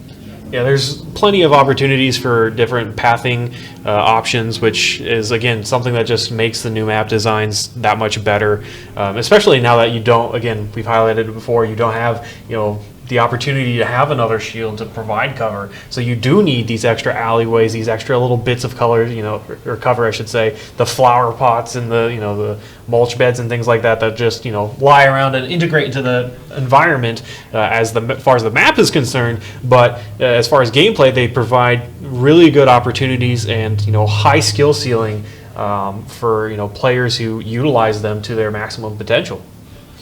So that hotel there, how fancy do you got to be to look at that egg house? I bet that's good, right? Egg sounds good. Yeah, I know that breakfast at McDonald's. Once again, not sponsored by anything. Just saying, Just saying. As we get going here, the push, and of course, as we all know, anybody that's watching this, or if you don't know, the push is, when both teams get there, you got to clear that whole thing. So it's similar to an escort, except both teams get a chance now to push, which is pretty fun. So there we go. Finally getting out the door. I was waiting for it. I thought it started there. I was faked out. I faked myself out. All right, so into it we go. Diva from both sides, and not a huge surprise seeing Wilson here on the Sombra for UK White. It's going to be very key how they line up these hacks with the rest of the kind of dive. You see here both teams trying to get things going, taking up there. They fight on this near the cliffside, I'll say. And the D-Mech there onto Browen, trying to find something else. Can we get it? And TrueKip once again stepping up here. That coming in big time for Kentucky White. TrueKip with the 2. Can we see the 3? I'm going to keep going. There's the 3. Looking for it and just mowing down there. Ariel, there is not a chance. They don't even stand a chance. The 4. What a dominating push by Kentucky White. Yeah, something a little weird I saw is it looked like Chonky Ghost was kind of standing still there. I'm not sure what happened there, or if it was just like a visual glitch on our end, my end. They were too chunky. Yeah. They couldn't move. It was too chunky. But very quick first fight there, and TrueKip popping off a little bit, 64% to that Death Blossom, and looks like we are going to pause. I do wonder if that is related to what we saw, but it's definitely a question. Maybe it wasn't too chunky, maybe like a mouse unplugged or something, but it makes you wonder. But I think we should be good. It's hard to say. Once again, when you start plugging in like 30, 40, 50, 60 devices and they start adding up, it's just sometimes stuff happens. You get too excited, you just like, and then you end up kicking the USB out from the computer. It just happens. So but 37, what a great push for Kentucky White. And like we talk about, a lot of times the meters that you push and those little tiny things, and we had a moment where we talked about Kentucky White where it's like they made a mistake in that first Coliseum map, and it was just one of those where it's like every point matters. So getting it right at the beginning here, with a minute off the clock is like so huge. It's very important to push in the beginning and get as much as you can. Absolutely. And again, going back to that first fight, you do kind of wonder how much of that was, talked up to the computer issue. So might not necessarily, see a repeat of that as we get into the next fight here. But again, we get to see more Kiriko here. So far, I think I've been fairly impressed with what I've seen, from these Kiriko players and just the hero as a whole. I really do still think the ultimate is really fun to watch, and probably even more fun to play, as was very well stated earlier by Samito. It's just kind of everything on steroids, and so it just adds that extra bit of excitement to an all around plethora of minor upgrades that these heroes have received anyways, whether it's like a passive or just other abilities, things like that. So should be getting back here, I'd like to say somebody hopefully when you accidentally like bump something, hopefully they didn't really send the mouse flying, or hopefully it wasn't somebody rage quitting, like they got mad and they're just like, I'm done with this, so. But yeah, like we were talking about that Death Blossom, I mean, that's insane. Already at 65%. I mean, that's pretty charged up. I mean, that's pretty good stuff. I mean, just being that aggressive, and it looks like they're using that Sombra Reaper combination with that dive mix, and it's got a best of both worlds. You get a dive, a little bit of a hybrid there. And I think what also helps with that composition is that Sombra and Reaper can be a little bit more self-reliant. Sombra, able to pick and choose when they need to insert themselves into the fight. Reaper passively gaining HP from the damage that they do, and so you could put all of that effort that you would have put into the DPS and keeping them alive into your Diva, who is just naturally in a strong state, I think, anyways, and so that will help kind of benefit you in the long run, as we almost had the unpause there. It was pause, unpause, then pause. Wait. It was disappointing. That's just like trying to get into the Overwatch 2 queue that most of you have been dealing with. Apparently there's a queue for a queue, and then you get into the queue of 40,000 people. And then the worst part is you get into a match about halfway through, you're getting ready to have a crazy like Earth Shatter or something, and then just like, nope, disconnected from server. Bye-bye. And the worst part is you got no choice because there is no Overwatch 1 anymore. So you got no choice, you got to deal with it. It's Overwatch 2, Electric Boogaloo. Nobody probably knows that reference. That's okay. That's okay. We'll take our boomer references. I'll go cry in the corner with my decades-old knowledge. Decades old. I'm older than you. But anyways, we're back now. Absolutely. Finally getting back into it. So 42 meters. pushing real good. And TrueKip, once again, the aggression by Kentucky White, it just doesn't stop. And looking for a bit more. Broden able to D-neck Galvin there. And now they're just picking up the kills. And right now, doesn't seem the center has too many answers for this. UK White focusing down the supports of Center College, and obviously if you have no healing, you really can't do a whole lot. And I wonder how much of that is, Batiste does have the immortality field, but once you use that, doesn't have a whole lot of mobility, can jump up, and for example here in this corridor might be a place with decent mobility, but compared to something like Mora who can fade out, or Lucio who can just speed out, mobility is not as good, so it's a good hero to kind of collapse on. And look at this, the Death Blossom by TrueKip, that is a 4-piece. Unfortunately, Millennium going down, and Wilson getting the team kill out of nowhere, just kind of like, a little bit going on, and then bam, right in your face. It's right there. 1999 buy today. It's just right there. You got to hit that offer up. But 90 meters, nothing is stopping Kentucky White right now. And now they also are in a great position where they have a bevy of ultimates that they can just kind of start cycling out, and a great bomb there to initiate that fight, getting a support and also forcing Center College to kind of kite that and give up a good position. And still, it's like it was a really good use there, but still seeing Kentucky White, they're just remaining that dominant 100 meters, and we're really at the end. And we haven't seen that too much on the push maps. We've seen teams get close, but we haven't seen them push all the way. And now just kind of going into the spawn here, Croker trying to force the issue and clear up a little space here. Immortality field out already. Use the window as well. UK White probably going to just want to push up into that. I wonder if that would have been a little bit early on that immortality. And you got to do what you got to do, but you got to also try to save that at times. And Broen able to get the kill, but then going down themselves. 120, almost there. Kind of get a few more kills. Wilson able to get it. Now looking for that final kill. Can they keep pushing? Nobody's on the cart though. The payload, you got to push it.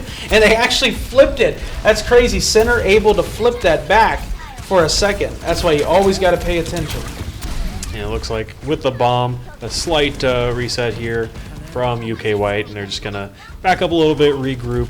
But I think as long as your Reaper is alive, you have such a good chance. TrueKip has really shown up here so far this map on this hero, and just because you sometimes get the feeling of momentum. It feels like they have a lot of momentum right now.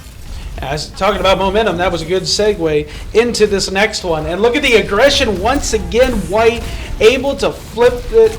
And Center just doesn't have the answers right now. And there's another team kill. And look at this. TrueKip, once again, another Death Blossom here. Can anybody be able to touch? Getting ready to approach the final meters here. Somebody, anybody, please. Oh, they do. No. But there's the Death Blossom getting a 2-piece. Kentucky White remaining dominant. And obviously, one of those is going to be TrueKip's play of the game.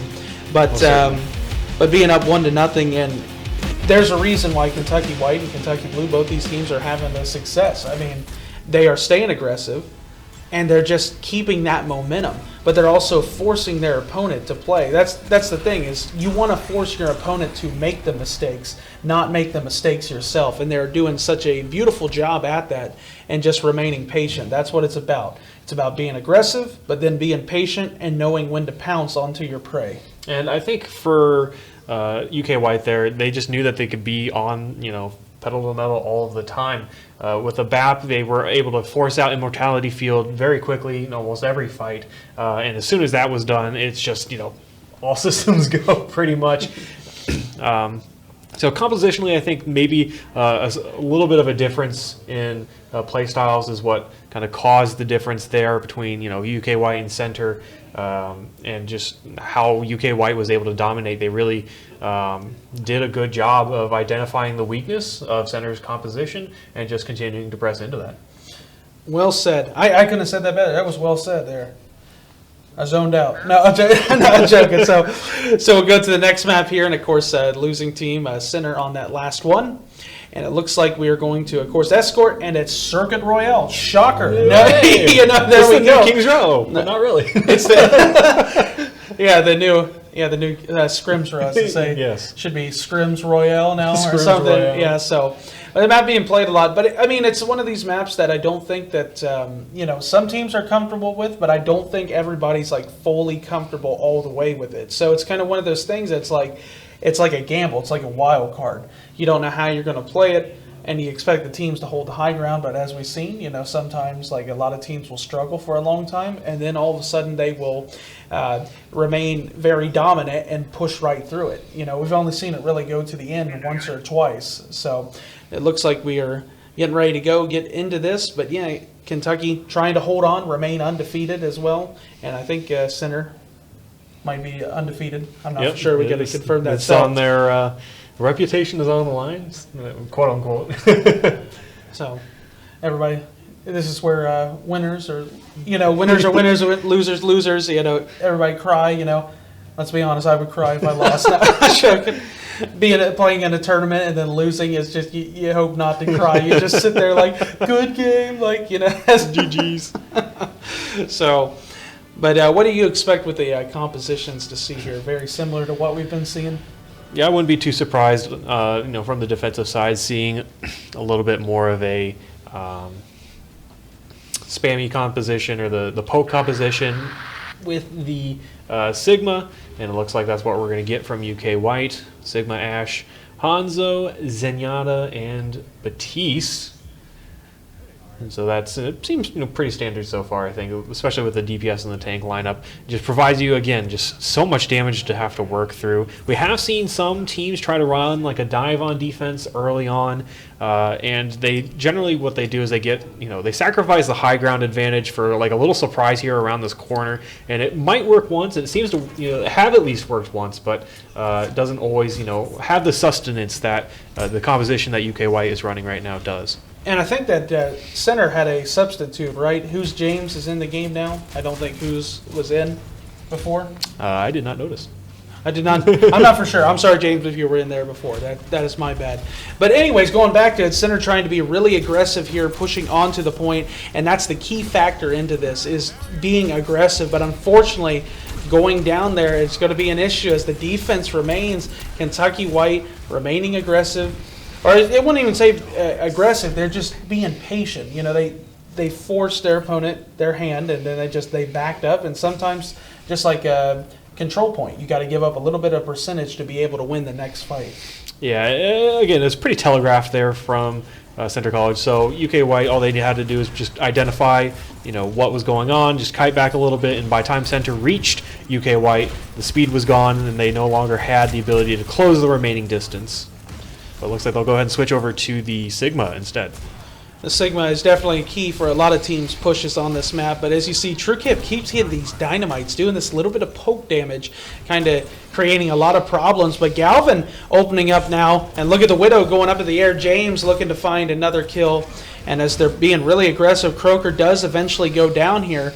And unfortunately, Kentucky White is going to have to really back up here and really figure this one out here. So, you got Wilson up here on the high ground trying to rain a lot of damage and cause issues, but forced out by James. James doing a good job zoning. That's why you have the Widow there to be able to disrupt Hanzo.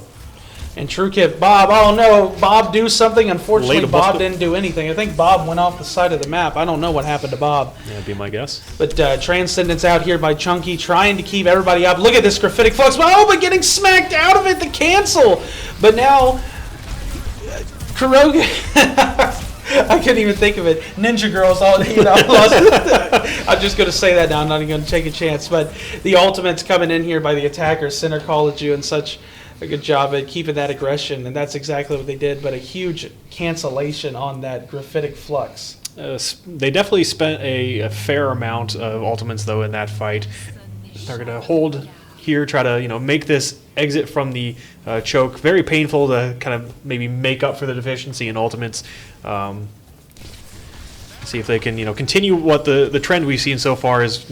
Most of the teams that have gotten to second point have been able to be rolling through with momentum. And look at this, Wilson. Once again, the snipers have remained such a key asset to teams on this map, and they're doing the same as they were earlier. Vector able to get a kill now, so it's about 4v4, trying to find anything. 330. Now Croker joining in onto this, looking to change this. Kentucky trying to remain on this defense, but center just keeping that aggression there. And as I'm saying that, Browen now able to get a kill. So Kentucky White being very stubborn, keeping this 3-13, plenty of time here. But I think that's the biggest thing that determines these fights is, being able to stop a team here. And as I'm saying that, the amplification comes out trying to do a lot of damage. But I got to say, center did a good job at moving around that. They weren't going to take that for an answer, but still TrueKip coming up with the kills. And they're holding very well right here on this second point. Yeah, it's always devastating to, run into high ground that has a BAP immortality, but really, or sorry, not immortality, but the amplification matrix. But really, the best thing that you can do is just hope you're quick enough on the repositioning.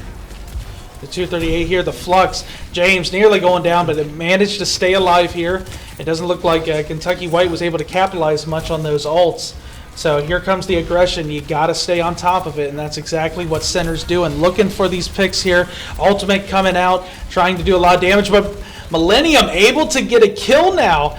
And Chunky and then Wilson. But Wilson with the 3! A double headshot. The Hanzo remains dominant in these matchups. That came out of nowhere. A sharpshooter play potentially there. Might see later. But yeah, so overall, it's even though that their immortality field was forced out fairly early, just a good job from UK White being able to just kite back, and kind of lure center in and throw out that bob, and that's an unfortunate pick there. And now they're just going to collapse on the rest of Center College.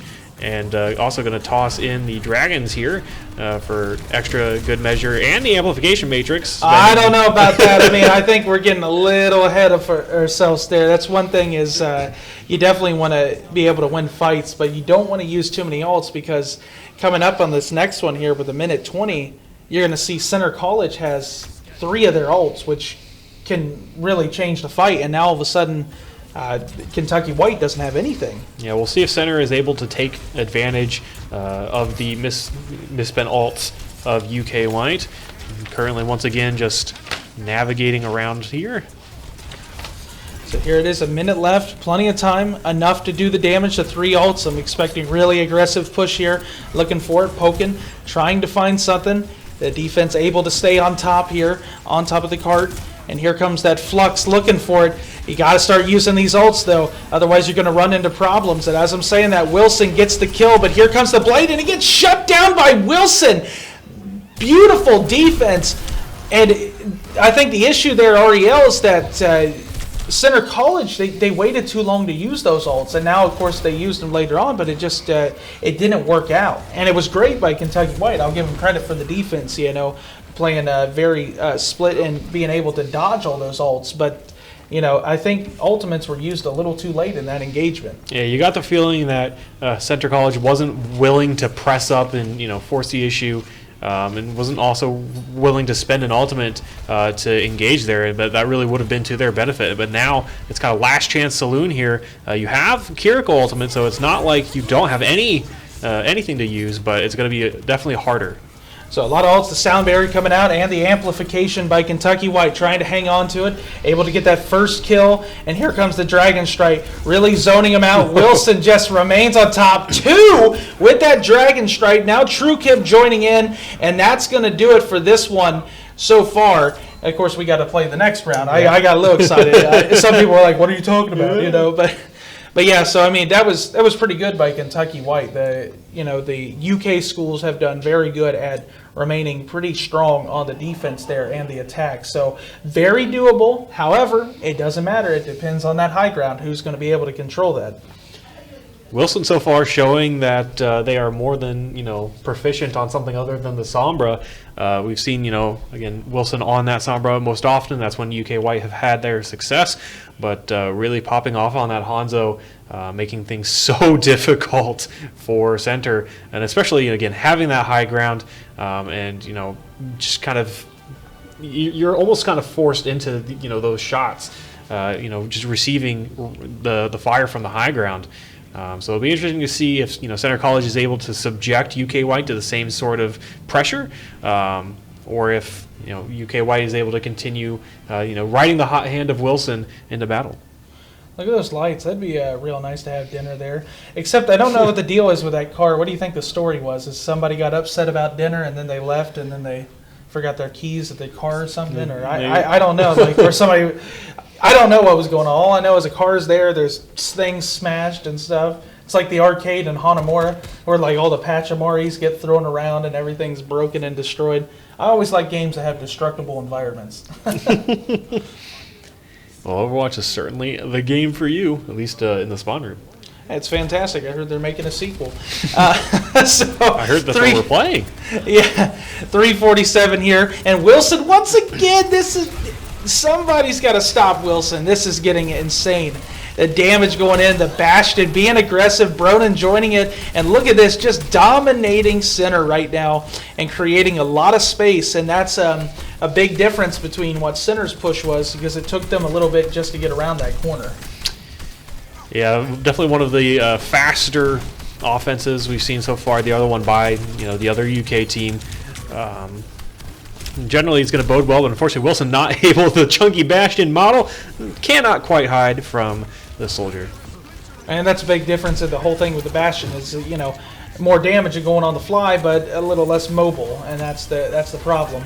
But look at these kills coming in now. Vector joining in on that kill feed and pushing UK back, but a little bit of damage done. I mean, 250, but the card is already almost like halfway getting to that point, about halfway where they need to go. At least you're still able to hold around the second corner, I think.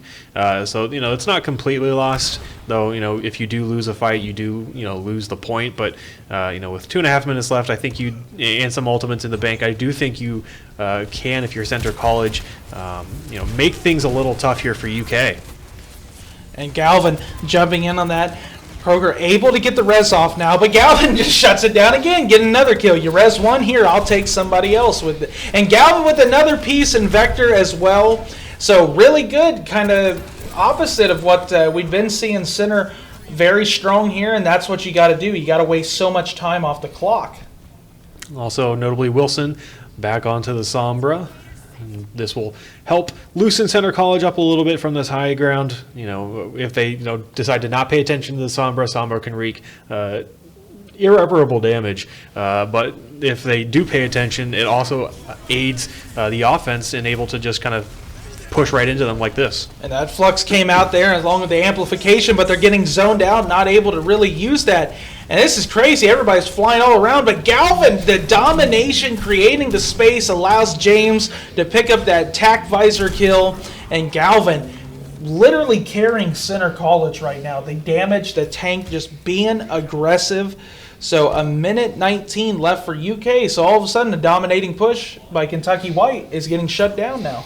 Yeah, watching Galvin go into that room when they had 3 people in there in the gravitic flux, I don't think I would have personally made that play, but just good trust in, your own skill and the healers to be able to keep you up as well. And we saw Browan going in right away there, trying to cause a lot of damage, immortality down, so this creates an opportunity to get some ults into this. And the card is still staying a lot of time, 48 seconds. Left into this, so it's this is just really poking. And we look right now, Kentucky White's going to have a lot of ults coming up to this next one, but all of a sudden here comes this burst of damage, and Center College is just not putting up with it. They said, we are tired of it and we're not going to take it. So now things kind of flipped on their head. You've got 30 seconds left, last fight territory for UK White. You do have yourself a B and an EMP. So it's really, I think, going to be who is able to engage first, and is Center College going to be aware enough to know that Sombra has this EMP. And there's that EMP, and as you're saying that right on the money, that's exactly what UK needed to get this rolling. It's just going to roll right over center. No answers were had. I mean, the EMP shuts down everything. And on top of that, Ninja Girl's ult as well. It's just so much damage, but True Kip just unstoppable. And look at this, the dragon's coming out of nowhere. It was like one of those pop-up videos. I got scared. You get a pop-up video when you were a kid, and it scares the crap out of you. It scars you for life. Yeah, that happened to me. That's I'm telling you, a passage of my childhood. But 2:19, finally able to get it, and they just don't have to go all the way to the second point, but a little bit. But they'll have that self-destruct, which could play a big part, and the Death Blossom. Yeah, definitely eyeing that Death Blossom, especially without a defensive ultimate to mitigate it. You do have a immortality field, but I feel like that's fairly easy to mitigate. And there it is, the self-destruct and the Death Blossom, except the flex kill by Galvin trying to remain in this. This is really do or die here, and Center is going to have to win this one. It looks like they're going to be able to clean this up.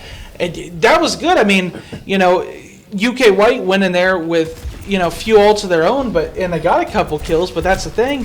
It's not always about the ultimates. It's about who's willing to find kills like in other ways as well. Yeah, I think Center College did a good job of not waiting too long there to use their ultimates and were rather proactive. So even though they did suffer some losses from UK White attempting to be proactive, they were able to return the favor in kind.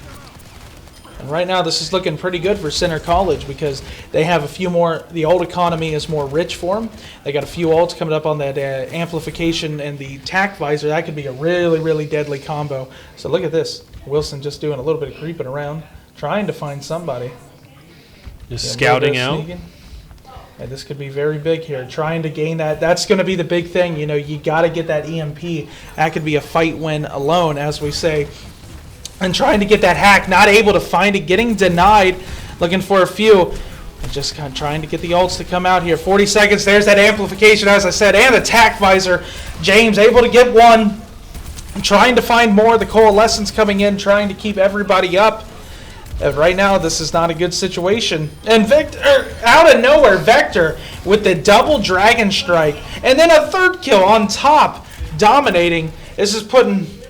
really close, but this is putting UK in an awkward spot. If I'm Center College, we have 10 seconds left to try to make sure that Sombra's not going around. But I'd use this Kiriko ultimate early and also try to get your Sigma to get Gravitic Flux and just end the fight on your terms. Oh, that's a huge pick. That's exactly what the defense needed, trying to stay into this match. Kroger now getting a kill. However, the offense remaining very, very good here. And there's the flux, though. It might be enough damage. Galvin just remaining on top into this fight. But Kroger's still finding kills somehow. The UK is not out of this. Wilson getting 2 more kills. UK can do it. And they're actually going to take this 2-0 out of nowhere. Absolutely insane. Yeah, I don't think that things could not have started, I think, any worse for UK White, but they were able to, bring it back. Not able to find a whole lot from the Kiriko Ultimate or the Sigma. They had the right idea, but unfortunately, just the execution was not there. And UK White did a great job of being able to overcome the circumstances and take this one. And obviously going to remain undefeated, but what a great match. I mean, we're seeing some of these, some of the ones we've been cast. We're very fortunate to have some of the better matches of the day. And, I mean, it's insane how close this goes. That could have gone any other way, but, I mean, it's just fun stuff. It just shows the diversity of this game, what we're going to see, more to come. Obviously, we got about at least 4 to 5 more matches throughout the night. Eventually we're going to take a dinner break at some point here soon, in an hour or two, after a few more matches. Couple more matches. It's exciting stuff. I mean, that could have, easily changed. You never know how it's going to go. There's been a couple of fights like that. I mean, coincidentally, both of them on Circuit Royale, where things could have just went 1 inch in the other direction, and it would have whole different outcome. And especially opening the opportunity for a potential third map, where once you get on control, anything could happen. So great job from UK White there to just end it right there, and not have to worry about the control. And also just, even though Wilson went down early in that fight, coming back with the Sombra, getting some good hacks, and just able to contribute value to that team fight to get them the victory. So we'll be right back with Sam and Blake, but for now we're going to take a break. We've heard it before. Just wait. Wait for your moment. Wait for your turn. Not today. Not here. At the University of Kentucky, we run to challenges. Here, we know the world is asking tough questions. At UK, you'll help find the answers. Here, we always get back up. Because you're part of the Big Blue Nation, a community that will support you and push you further. Wait, Wildcats don't wait. Wildcats never stop.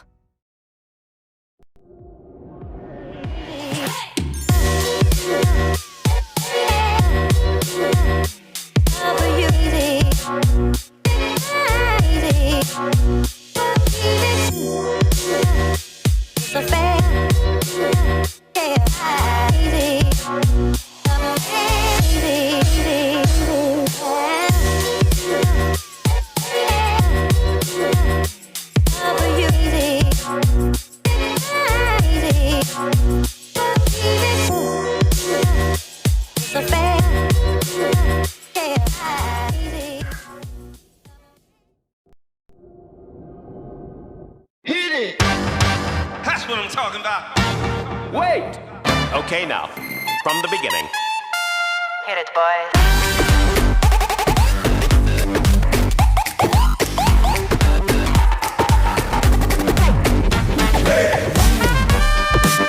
Okay, now, from the beginning.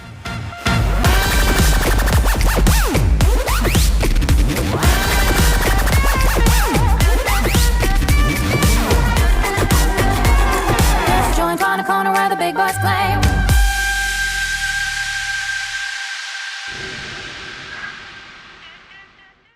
You can do all of this at the University of Kentucky. In case you missed it, last summer, the pro esports team Gen G Tigers lived on campus and played their NBA 2K League season right here in the Cornerstone Esports Lounge. UK's newest space for innovation and, of course, gaming. The Gen G Tigers are the first non-NBA franchise to join the league. And what better place for them than right here in Lexington, home of the legendary Kentucky Wildcats. This is our quarter right here, come on. This season, the Tigers had ups and downs, but most of all, they had a good time. Their journey took them to the Kentucky Horse Park, where the team made new memories and new friends. I have a really good feeling about this group. They are at the top of the food chain as far as skill goes. World-class esports at UK? Well, yeah. Learn more at esports.uky.edu or join us on Discord.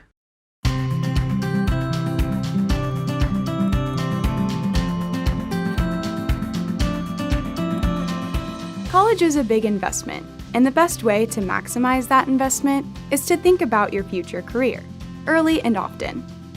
Whether you're undecided on a major and career path, know exactly what you want to do, or you're somewhere in between, the staff at UK's Stuckert Career Center are here to help.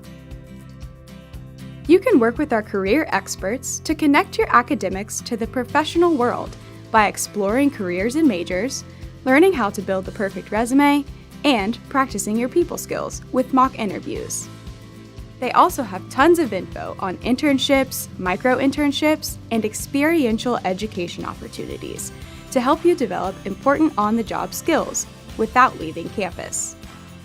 You can also meet up with students at workshops and programs, and there are even spaces where potential employers come to you for interviews.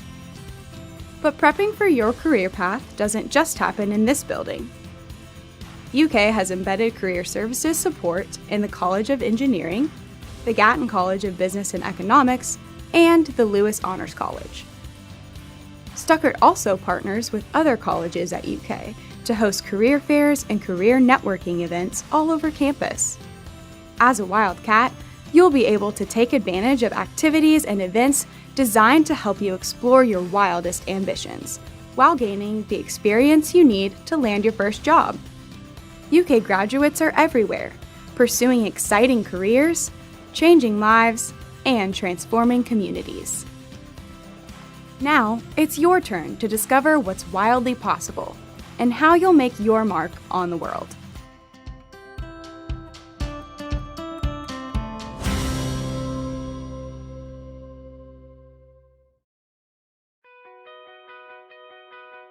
The main thing that drew me to joining an LOP is that whenever I applied to UK, I was applying alone. No one from my high school was attending UK. I definitely felt alone at first, and I felt like I needed that community. An LOP is a living learning program.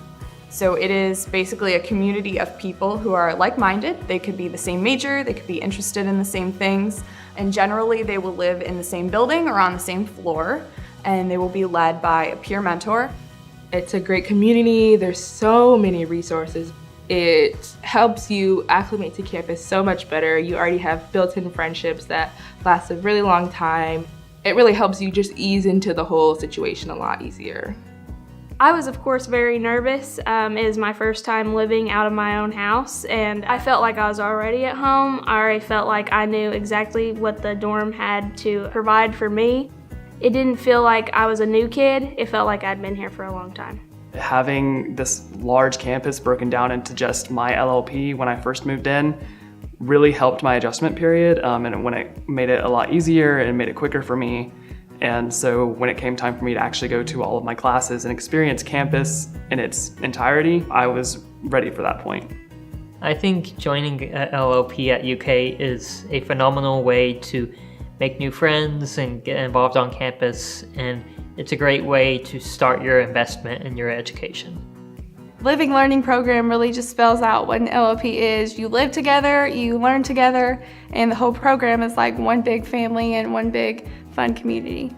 There's different activities, so we had a water balloon fight, we had an ice cream social. We'll do like test prep nights, we'll do some fun nights too, movie nights. We recently had an event where we helped students schedule their classes, so if they had questions about where is this building, how far is it from this building, can I make it in time?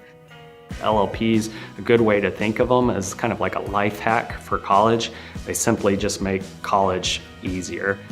College can be daunting and overwhelming for a lot of 17, 18-year-olds coming in, moving away from home for the first time. So it just makes the social side better, it makes the academic side better, and just kind of makes your life better. The average end-of-year GPA of students living in an LLP, for instance, is significantly higher than those students living off campus, and even significantly higher than those students who live on campus in a UK residence hall but don't participate in an LLP. The other thing that is great about LLPs is our retention rate is significantly higher than all those other students living on campus but not in an LLP.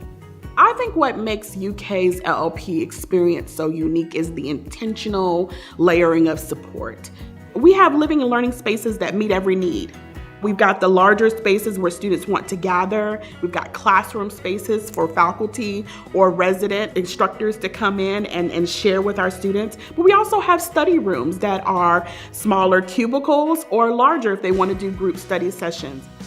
It's pretty easy to access resources. One of them is the study that I went to a lot. It's our peer tutoring. You would always see people studying. You would always see someone that you know in the study rooms that you might have in your class, and everyone on the floor was very academic focused. My coordinator would oftentimes bring in representatives from campus resources like Presentation U, which helps with presentations. It's just really great in the way that it builds that community for you. It gives you access to so many resources that you would not have had otherwise. And I do not think that I would have adjusted to campus life as well as I did without the help of an LLP. It is an experience that will leave you better than it found you. You will get something out of it. I think our LLPs allow our students to feel like they have a place here, that they have a home here, and it becomes that place that they can feel safe and they can grow.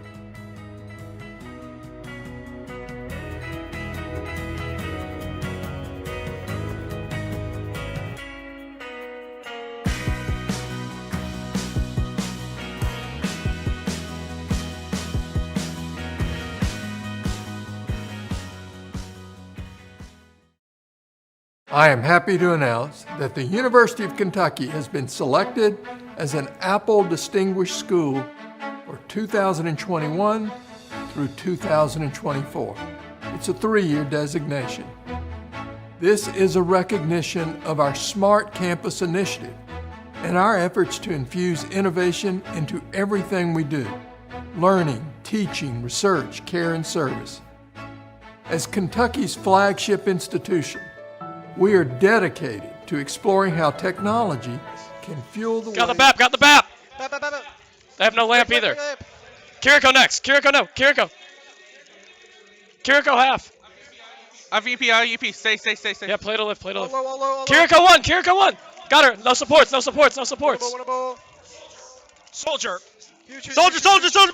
behind! Let's go. Let's go! Dude, I died by that UP.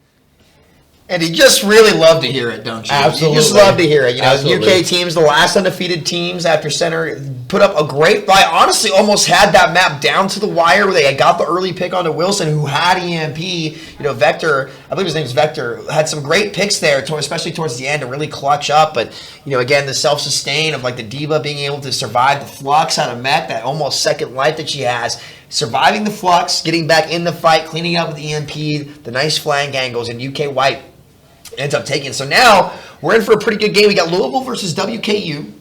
Right, I think it should be a pretty good one. Obviously, we're big Cats fans here. One of our teams aren't up there, but I will say, as far as esports go in Kentucky, we're definitely all in this one together. We'd love to see every single program, do as well as it can. As we're gonna see some familiar faces. Obviously, we got Tripp back in and Garba, who both made some pretty big DPS plays last time they were on stage. And I will say, I'm pretty happy that we get to see every team on stage twice today. I think it's a lot. Obviously, playing on stage, playing at LAN in this kind of environment, is something that not a lot of people in the world get to do. So I'm grateful that everyone's here and able to enjoy it to the best of their ability. So, where does that leave us, though? What did we see from these two teams? I know we've seen one team on stage already. I'm not sure if we've seen both teams on stage already, but what do you expect to see from the WKU team where, they were really struggling with the ults to start? I'd like to see them be a lot more proactive and just aggressive, right? It's all about limit testing. You can't test your limits and improve as a player unless you're just ripping it. And that's the first thing we taught our team. We said, hey, learn the discipline and the control later, but we need to get your action per minute up. Absolutely. And I'll just highlight a couple players. We talked about Garba a little bit, but also Sprite. I remember Sprite having a really solid series the last time we casted them, and so look to them to have another really solid series and try to be one of the reasons they can pull through. Do you remember casting them? I don't remember casting the. I don't. I think we've only cast the WKU team. I don't think we've gotten the chance to do the Louisville team yet. Then obviously, I'm really interested to see how this Louisville team is going to perform. This is a really interesting team, obviously, and honestly, man, I just kind of want to step back for a second and just talk about how fun this Bluegrass Bowl has been. Oh, dude, yeah, 100%. It's been every time that we get to host a LAN here, it's always a good one. I really hope that UK starts paying attention to what we're actually able to accomplish here. There's not many teams or games that can get the kind of traction that we've been able to get here, and it's only going to get better. I'm telling you guys, just wait till the spring. I'm pretty excited, but we're going to head to our map, which I believe is Colosseo. We're going back to Rome. Again, never been to Rome. I have been to Paris once. I did raise the flag at Normandy when I was a kid. Actually? Yeah, I did. Yeah. That's wild. Okay. Yeah, that was my only claim to fame about travel. Everyone else travels so much more than me. I like to stay home and play video games. Oh, no way. Really? Yeah, dude, can you believe it? I can't believe that. Can you guys believe that Sam stays home and plays video games? I'm beside myself. Yeah, okay. Well, yeah. Well, I just love Fortnite. I can't put the game down. But regardless, yeah, I'm sorry. You have to be careful. I might start cranking 90s up here. You don't want to see my dance moves. Hey, if anybody's going to the hill tonight, I'm going to break it down. Okay, that's all I'm saying. I'm going to be a killer on the dance floor. But speaking of being a killer, I really hope to see Garba and Casual Tripp, who was nuts on the J Silly. Absolutely. It was wild, actually. The Junkrat play today across the board, aside from Mosquito, has been really good. Absolutely. Right? Yeah. Double mining into the enemy team while single mining. He was dead before the second mine. Oh, you're right. No, actually, I didn't even get that I'm the king of the triple mine tire on ladder. I know what I'm doing on those, and that was I don't even count that. That was like a T-baller trying to play in the MLB, which, by the way, to all you baseball fans out there, wild card game 2 of the Mariners and the Jays is happening. I think it's bottom of the first. It's actually on at the bar, at the Ethereal Bar at the other end of the facility. If any of you guys are baseball fans between games, you can absolutely go watch. And then we have Mets-Padres game 2 tonight as well after good old Speaking of T-ballers throwing, Max Scherzer, oh, wait. Oh, that's disrespectful. That is disrespectful. That is disrespectful. I don't stand by that statement. Scherzer's a beast, just a tough night. Okay, Josh Bell, who, believe it or not, got traded to the Padres from the Nationals, lived in my twin sister's building, and is really good friends with her dog and his wife, and they love my sister's dog. Really? So my sister's dog has a Padres Bell handkerchief that she wears. Oh, that's so cool. Yeah, good old stuff. That's so random. Yeah, random. Sorry, small world stuff. But all the baseball fans out there, I hope you guys appreciate it. Probably not too many out there playing Overwatch, but we can dream. We should actually be rooting for the Mets because if you don't know, their starting pitcher Tyler Meagle is a huge Overwatch player and he loves to play Doomfist. He's a good buddy of mine. So we Overwatch making moves in the industry, right? So we'll see. As I think we're going to be heading into map here soon. It should be an exciting game. I don't think we've gotten to ever cast WKU Louisville. No. And you got to give a shout out to the Hilltoppers too. They were actually one of the first schools in the country to have a collegiate esports program with scholarships back in 2017, 2018. I actually almost looked to go there to play. I decided to stream instead, but looks like there's a small audio issue, so you're gonna have to deal with my corny jokes a little bit more, even though they're fantastic. But yeah, Blake. So again, Got my monster here too. This is like the low carb monster. I don't even know. Like I've never. Is that even a thing? Yeah. It's only got. Oh my god! It has 500% of my B12 content. I'm not going to be missing any vitamins. I mean, not that I need it because I'm just a Chad, but wake up perfect. Honestly, I might. They need me on the O-line tonight against South Carolina, so I might need to get over there. I think they need you a quarterback.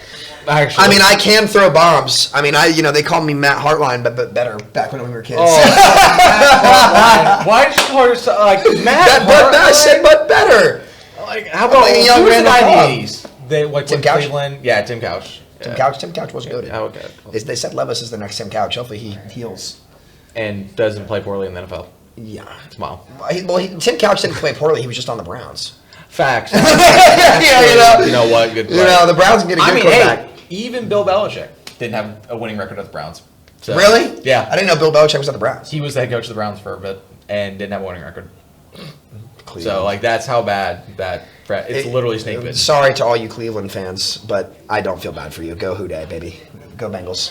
Houday Nation. Joe Burrow, the GOAT, right? Joe Burrow, the GOAT. Oh, Tom, whatever. Tom. What's up, bro? Tom did choose football over his marriage, apparently. So we'll see what happens. I can't believe that. Wild. But look at these handsome people. Lose a ring to gain a ring.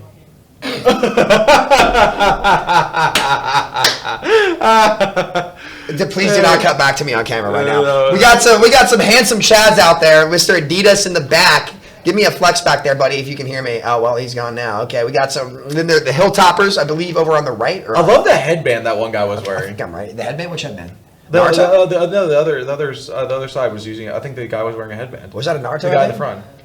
No, I don't think so. If that was a Naruto headband, respect. Okay, that's all I gotta say. Naruto, greatest story ever told. As we got Louisville versus WKU. We're back, baby, and I got my energy drink in me, so I'm about to be like a motor mouth out here. Let's freaking get it done, baby. All right, so Monster chugged. Overwatch ready. New game. The grind begins now. So we've seen a lot of Zarya, seen a lot of Diva. Believe it or not much Reinhardt or Doomfist. No, a little bit of Orisa play. Also, honestly, we're looking for Brawl on this map. Yeah. Probably not going to see Sigma. Yeah. And so when we talk about Brawl, let me look forward to the first point a little bit. The first point is going to unlock, and they're going to meet in the middle. You guys have already seen it. Generally, teams stop and just kind of jockey for position. Look for cooldown usages and stuff like that. We'll call it out in the first fight, like, hey, they've used Bubbles early, they've used Suzu early and stuff like that. This is actually going to be a wild pick if they go for this Junker. Now, I will say, going Queen against Kiriko is probably an L, right? Probably, but you do have Trip on the J-Cell, and that kid does go hard. Absolutely can make up for it, and then obviously massive amounts of healing between the BAP and the Moira. Yeah, so here comes the Queen, as I definitely think we are favoring Louisville, if I had to guess. Kiriko kind of is a hard counter to the Queen. But, if Daptor can get that big value, he was pretty aggressive before, and I think if he lands his little knives, he can be doing some work here. So here we go, approaching the fight. Zarya on the other side. Let's see what they can actually end up getting us. There's the damage orb coming. Oh, the trap! Yeah, the trap. Going to get one as the Reaper does actually go down to the Genji.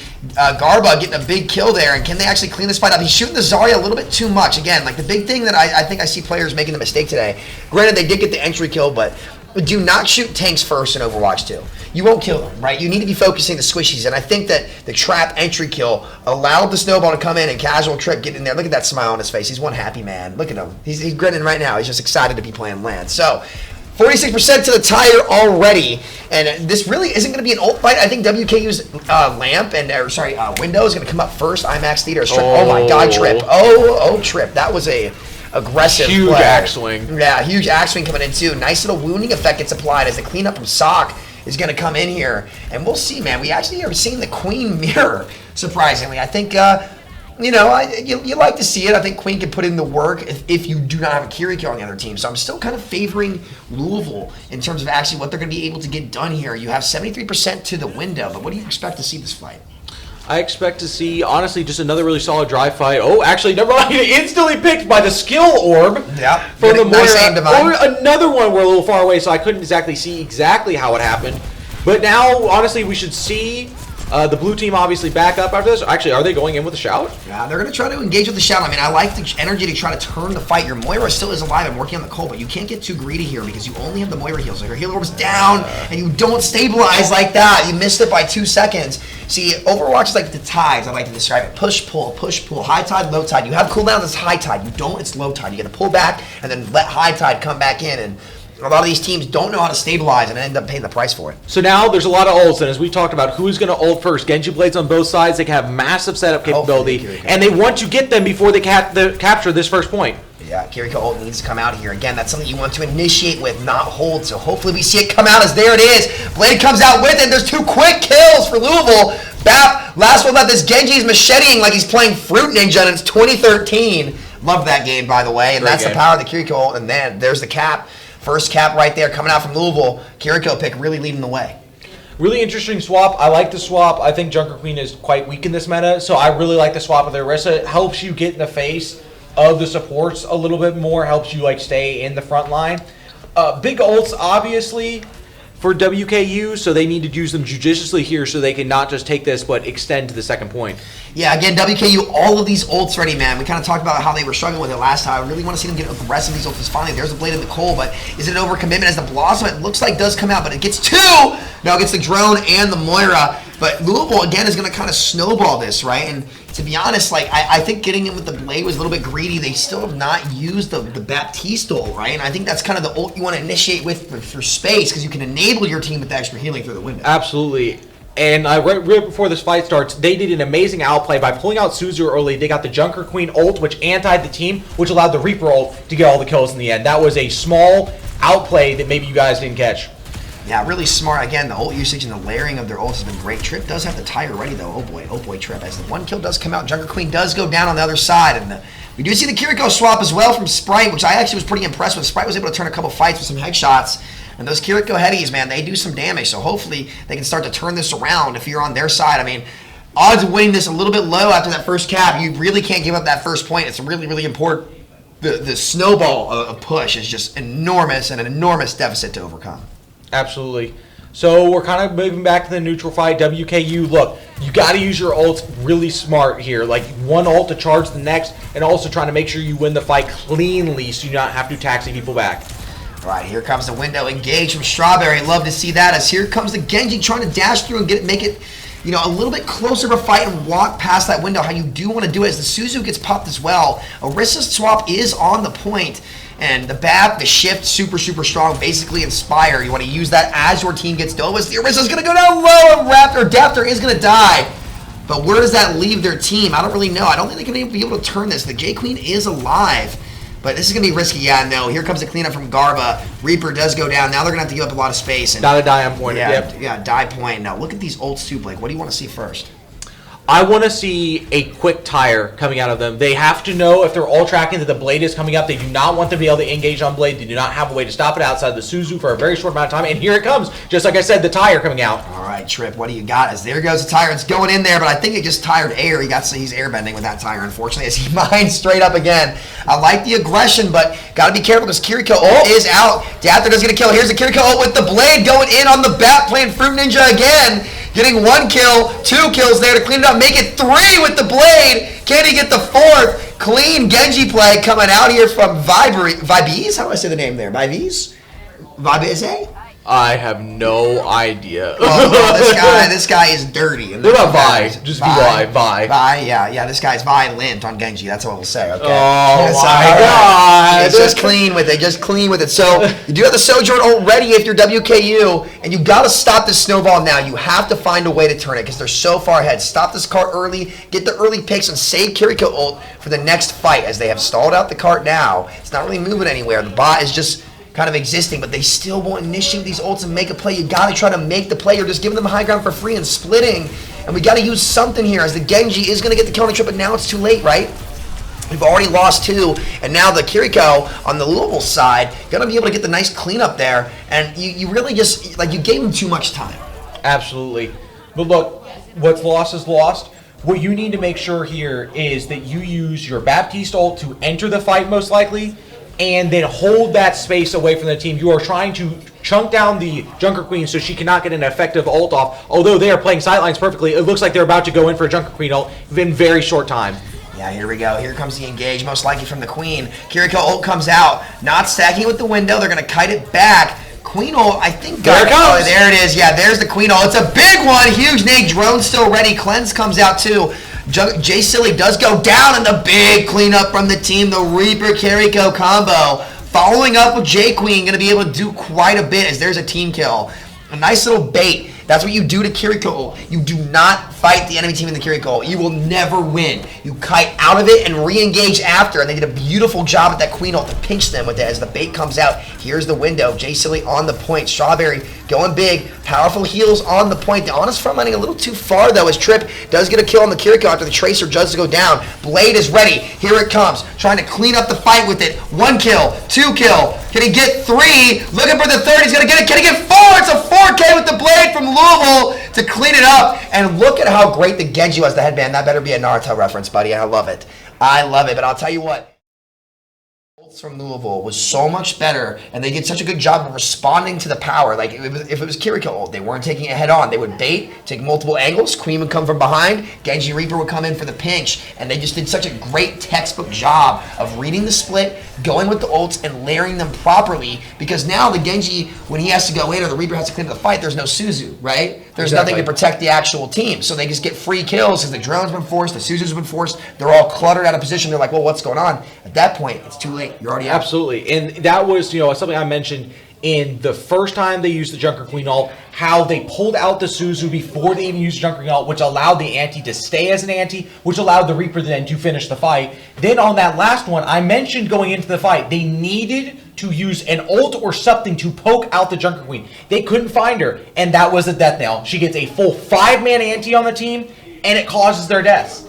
And so that's just, once again, that's just understanding, like, what do they have, what do we have, and how are we going to use our ults to stop what they're trying to do with their ults. Yeah. But look, at a certain point, they're just making the plays. It was good. It was good practice. But honestly, I think we saw a really solid mid turnaround from WKU, and I'm seeing like real signs of life from them. Yeah, that's kind of the first thing that we were teaching our team to get in the habit of before every fight. The question we'd ask between every team fight is say, okay, what do you have? How do you win? Absolutely. Right? And you got to think about what is your best tool to win this fight, and how can I use it to win the fight, right? And I think Louisville just did so much better of a job of like reacting to like what they actually needed to do to win, and saying, okay, I've got Queen ult. We're gonna wait, the discipline to wait out the Kitsune Rush, right? I believe that's what it's Kitsune Rush, right? Yes. Kitsune Rush, little Foxberry, yeah, she's in there. She's making the team OP, right? So you don't even bother fighting that without your own. You just don't. So they kite it, wait, Queen stays disciplined, comes in from the backside, boom. It seems like that's how a lot of the different fights actually went. And it just seemed like it just favored Louisville so much more because of that. And that's just such an important part of a player, because that's not mechanics, and this is where the big difference maker comes in for players to improve. It's like they think they have to be mechanically insane, but really it's just discipline, right? And anybody can learn this over time. It's just patience of being able to learn, adapt, and really think about every move that you make. And once you get in the habit of that, it might seem like a big wall to overcome as a player, but I promise you it's actually much simpler than you think. As we're heading over to Paraseo. Paraiso? We're going to say that I'm right on that one. I don't know. Okay. That's what I just remember it from in-game. I don't know. Back to Brazil. Map. Yep. Back to Brazil, Time to get waxed. What? No, I'm just kidding. But like, one of these teams about to get waxed. That's all I'm saying. Who is it going to be? I honestly think it's going to be WKU, because I like the main reason I say that is because it doesn't seem like they've been adapting to their mistakes, because their mistakes are like kind of simple ones, right? But like a team's ability to learn and adapt is such a crucial part of being able to win, especially when you're at LAN, right? Your ability to adapt to your environment, recognize your mistakes, and change. You don't have to be the best team there, but if you can adapt quickly, you can go really, really far. And I haven't really seen a lot of adapting from WKU yet, but it seemed like Louisville, like, we're being proactive with those plays, reading setups well, making things happen. And Kiriko, I think, has been a real treat to watch today. Oh, a Reinhardt defense. I'm really interested. Are they going to try to hold close? I think they hold the bridge and drop when they get under. It's kind of like a Volskaya first point hold, or sometimes, like, I guess maybe not a Havana hold, but I think if you hold that, or like think about like original Dorado on Goats. Right? Oh, that makes sense. See, like, once again, this I said this when you asked me at the very beginning of the stream, like, what are you excited to see? And one of the things I mentioned was just people experimenting. Like, we don't have a solved meta. And even when the Overwatch 1 came out, we didn't even know how to play the game correctly yet. So it's like there's true openness for expression of creativity, and we're seeing it here. I'm really excited to see how they want to play this comp, because it looks like they've really put it together previously. They have a real good idea of how they want to make this work. Yeah, we'll see. And I actually kind of like the Ryan hold here, right? You haven't seen any big flyers come out from Louisville yet. And that would be a great way to counter it with the big poke comps, but they don't really have that to run as the monkey comes in. Now the bubble's broken. They can easily drop and clean up the kills. The Genji's going to go down to 1 HP. Ryan forcing him out. This is where you want him. You want to try to pinch him here as the Winston's already low. Roach, great entry kill onto the Genji. And now this is where you commit. Tries to charge in there, wait out the bubble, and then walk. That's how you answer these Winston comps, and this is where I think this can get very dangerous, because if you're Louisville, how do you break this? You need to wait for WKU to make a mistake, and they're going to try to clear them back off the high ground, force the drop straight back, or get a flanker to force the point, which they don't really have right now, as the Reaper is going to get the kill onto Sock, and this is going to shut down Louisville's push very early. Absolutely. They're not even going to take out of this, get a little bit of a stagger, extra ult charge. This is massive. Already moving towards the Shatter. He will get the Shatter. Roach will get the Shatter within this next fight. And this is one of the things you need to do to steamroll to get that extra map back. If you get a full hold here, you almost guarantee the fact that you will go to a map 3. Yeah, no, and that's why I say, like, they're trying something different. This is the kind of adaptation we wanted to really see from WKU to get a little bit more faith in them, right? So we'll see. The Kiriko is going up top. You see the Diva, so a nice pin from the Rhine, but again, you got to be careful here. Suzu comes out. Vibra's going to get the turret. Sock does get an entry kill onto the Torbjorn, and this is what you needed. If you're WKU, he's back got off Shatter the point, now. but you do have the ult advantage, right? You've got the Shatter. Strawberry's going low. Dropped it? Dropped the Shatter. D-Mex the Diva gets the entry kill. Roach, hopefully going to be the hero here for WKU as he's chasing down the Genji. Oh, but the sleep comes out, but you get what you need, and you buy a lot of time off the clock, no ticks allowed. Absolutely. They have a Baptiste ult for where they back up here. The Baptiste will be able to sit behind, hopefully put it somewhere near the turret, also for the turret to get the damage boost, and coming up on a Reaper ult, and beat. They just need to be sure they play safe here. You do not need to make any extra moves. Yeah. Force Louisville to make the mistake. Yeah, I'd love to see the... Oh, there's the Kiriko. You got to be careful here. I want to see the window come out. You got to use the sport ults in response. It just seems like they're a little bit too late, as still no beat or window used, and you got to be kicking yourself if you're WKU, because you absolutely have the chance. Use them at the very end. Yeah, with only 2 players left. Was that an Alex Jackson? Oh no, man! They were playing so well on defense. They had 4 ults there. Man, that's tough. That's tough. But hey, you got to shake it off, go to the next point. I like the switch to the Diva. Obviously, Reinhardt, very bad on second point. So this is good, and they still have that Baptiste ult. Look to push them back. They cannot get D-Mech here, though. Oh, tough D-Mech there to start it off, and Visor ready on the side of Louisville. Ults are definitely favoring them, but the big thing, it's like you want to see those backline ults come out from WKU, because these fights are always winnable. Support ults tend to be the strongest in the game, right? If not them, they're tanks for sure. And you can really initiate with those support ults. And generally that's what you like to see, especially with the offensive ones, like Window, like Kiriko ult, like Beat sometimes too.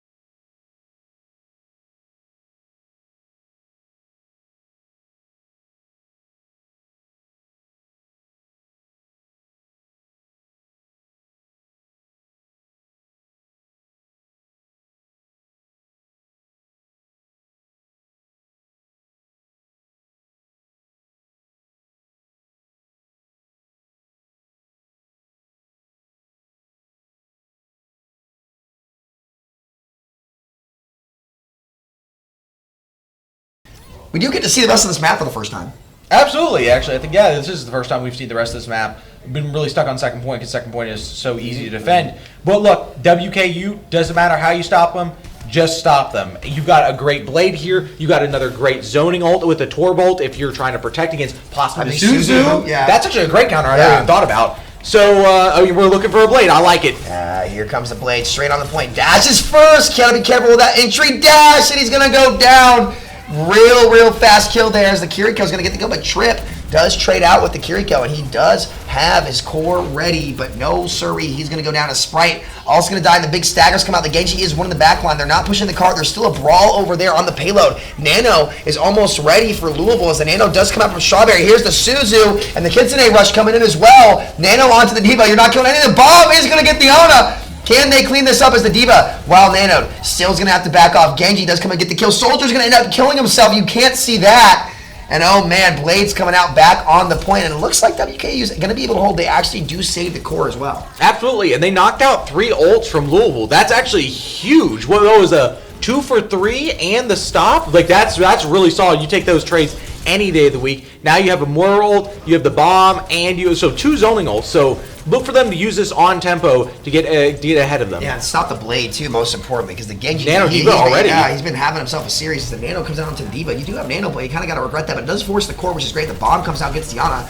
If you're Louisville, you still could Blade this, but do you actually want to? As the Blade does get popped out, he wants the cleanup here. Looking for the Torgo, going to try to get the Moira. She's really far forward, but the Genji on the side of WKU. Garba going to go crazy here. Shut down the Blade. A nice play for him. And this is actually starting to look better for WKU. You reset the ult economy with 1:40 left on defense in 2-fight territory. Absolutely. That's a really interesting switch we just saw come out for Louisville. They're going with the J Queen again. I guess they're just looking for like a single fight anti possibly to end the map. Yeah, maybe so. I mean, you do have the Kiriko to cleanse with Suzu if you get naded yourself, and with on a nade's duration being nerfed, it's not as strong. As here comes the axe play. I will say, playing Queen's very fun. As the Diva's going to go down to 1 HP. Can you get the knife here? There's a big one on the Diva, but again, you really want to get the squishies because you're never going to kill a Diva, especially with on a nade and Moira. Garba's almost up to a Blade again. Didn't he just use Blade last fight? No, he did not. Okay. I was about to say that would be wild. That was the Genji on Louisville's side as the turret is going to go down. You almost have Kitsune Rush. And if you get Kitsune Rush as the Genji gets a little greedy, gets caught out for it, no help for him there, as the Kiriko's going to try to get out. If you get the Kitsune Rush off here, you can actually turn this fight as the Genji's going to be dashing at 97 to Blade, uses the deflect, tries to back off. Can't really find anything. Diva goes down to 1, gets D-mech'd up on the front line, coming up on the Blossom with no Diva on the other side. Does that mean it's a free Blade or a free Blossom here for the Reaper? Oh man, maybe it is. Sleep. Oh no, they woke him up. Oh no, they woke him up. Can they get in there? Here's the Blossom, there it is. Trip goes down to 1, Strawberry 2.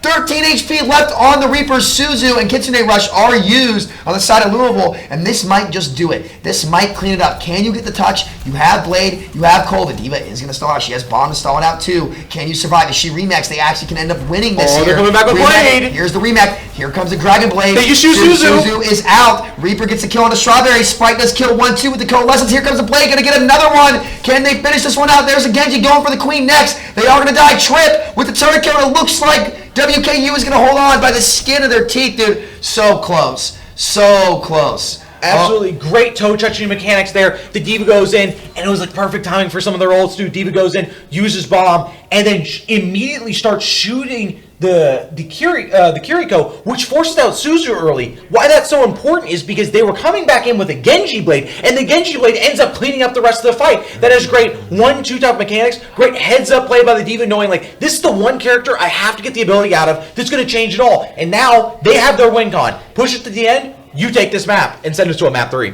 Yeah, so that's really, really good. I mean, again, the awareness from Diva not only to stall out the point and force out what you need to enable your Genji. That's what the best tank players are going to be capable of doing as their superheroes, right? So, love to see that. Now, the question is for WKU, and this is where they really struggled on Havana on their first game, right? Can you ult aggressively to get through a tough defense like it is here, right? Like, it is, a tough offense, because it's tough to break through the defense on maps like this, right? And they really struggled on Havana. An aggressive backline ult tempo, especially with the Coalescence from Sprite, the beats from Strawberry. Don't be scared to use those ults to engage. Make Louisville make the mistake. Absolutely. Sorry, I got distracted by the webcam. There's some wild stuff going on there. But like, I totally agree with everything you're saying here. I'm actually kind of possibly questioning this defense. The risk doesn't sustain for a very long time, maybe? Yeah, I'm not sure they can really hold the space I here. like I like WKU's comp going into this. I really do. I think WKU has a superior comp going into this. They need to set the tempo versus this comp, and they need to make sure DM is high as they're going into the fight. Yeah, nice little Sojourn, little nade there, as it's going to get quite a bit on him.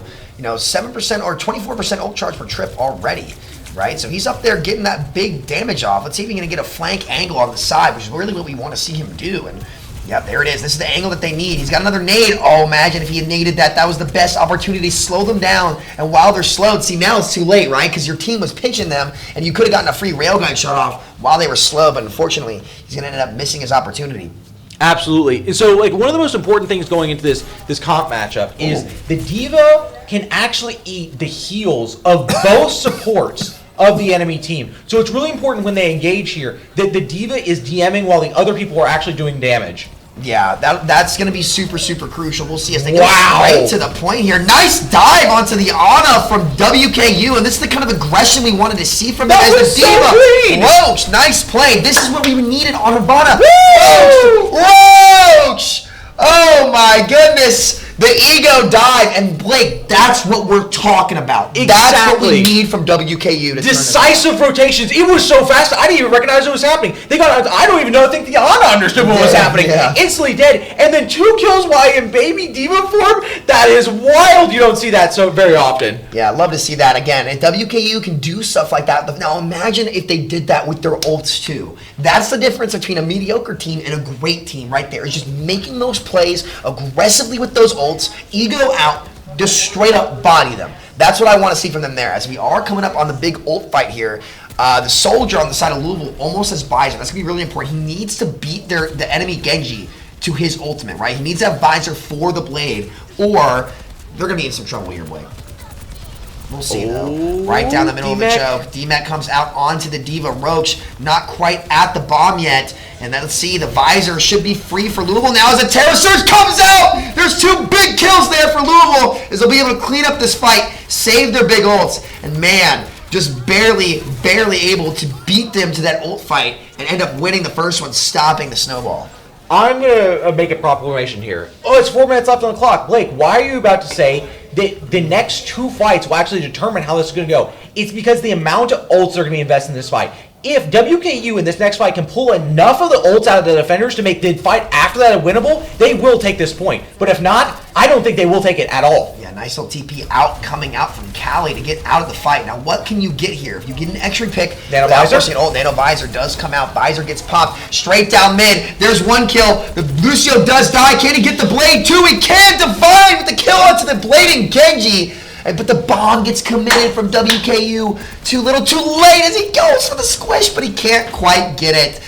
And man, Blake, that definitely favored Louisville because they saved Kitsune Rush, but also, if you're WKU, you saved the Railgun ult. You saved the Coalescence, right? So you got a chance, but you need to get past the Kiriko ult. If you don't, you're just donezo. It's looking dire right now. I said that ult fight would determine how this next fight goes, and Louisville decisively won. They only had to use 2 ults and forced out 3 of the most important ults from the other team.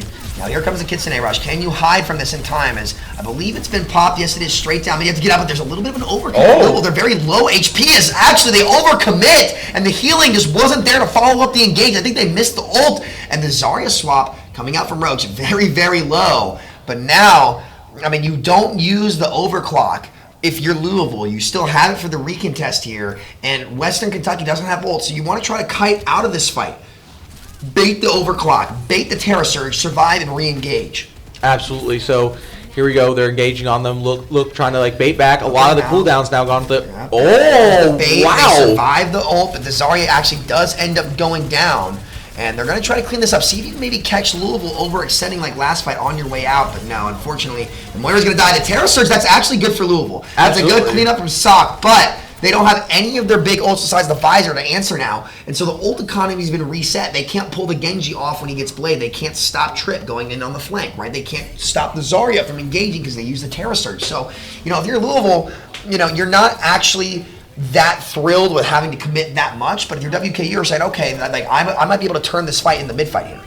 Absolutely. Coming back up on Blade, I think Garbage gonna have to make a huge play here. If this Blade doesn't go well, I'm not sure if they can do it. Oh, almost collapsed. They got a kill. Oh my Get him heals. Get him heals. Jeez Louise, close call, no bubble on the Genjis. 97 to Blade, they're so greedy up here, but they have the visor. If you're Louisville, you want a nano visor now. Here comes the nano. Nano does get pop, there's the visor. A great ult tempo from them. Can you actually kite out if you're WKU? They tried to. The Orisa's really committing on the Genji. Nice dash out and good read from Garba to get out of the fight there. As Sock does end up getting the kill, but now, as long as you don't stagger, you can engage with Blade Cole and win this next fight with your ults, because they aren't close. The only thing they're close to is Kitsune Rush. So as long as you clean reset, that 15% ult charge won't be enough to have it for when you go in with the Blade. Absolutely. And Roach, even though I was going to say was about to have ult and has bubble for Genji. But okay, no longer.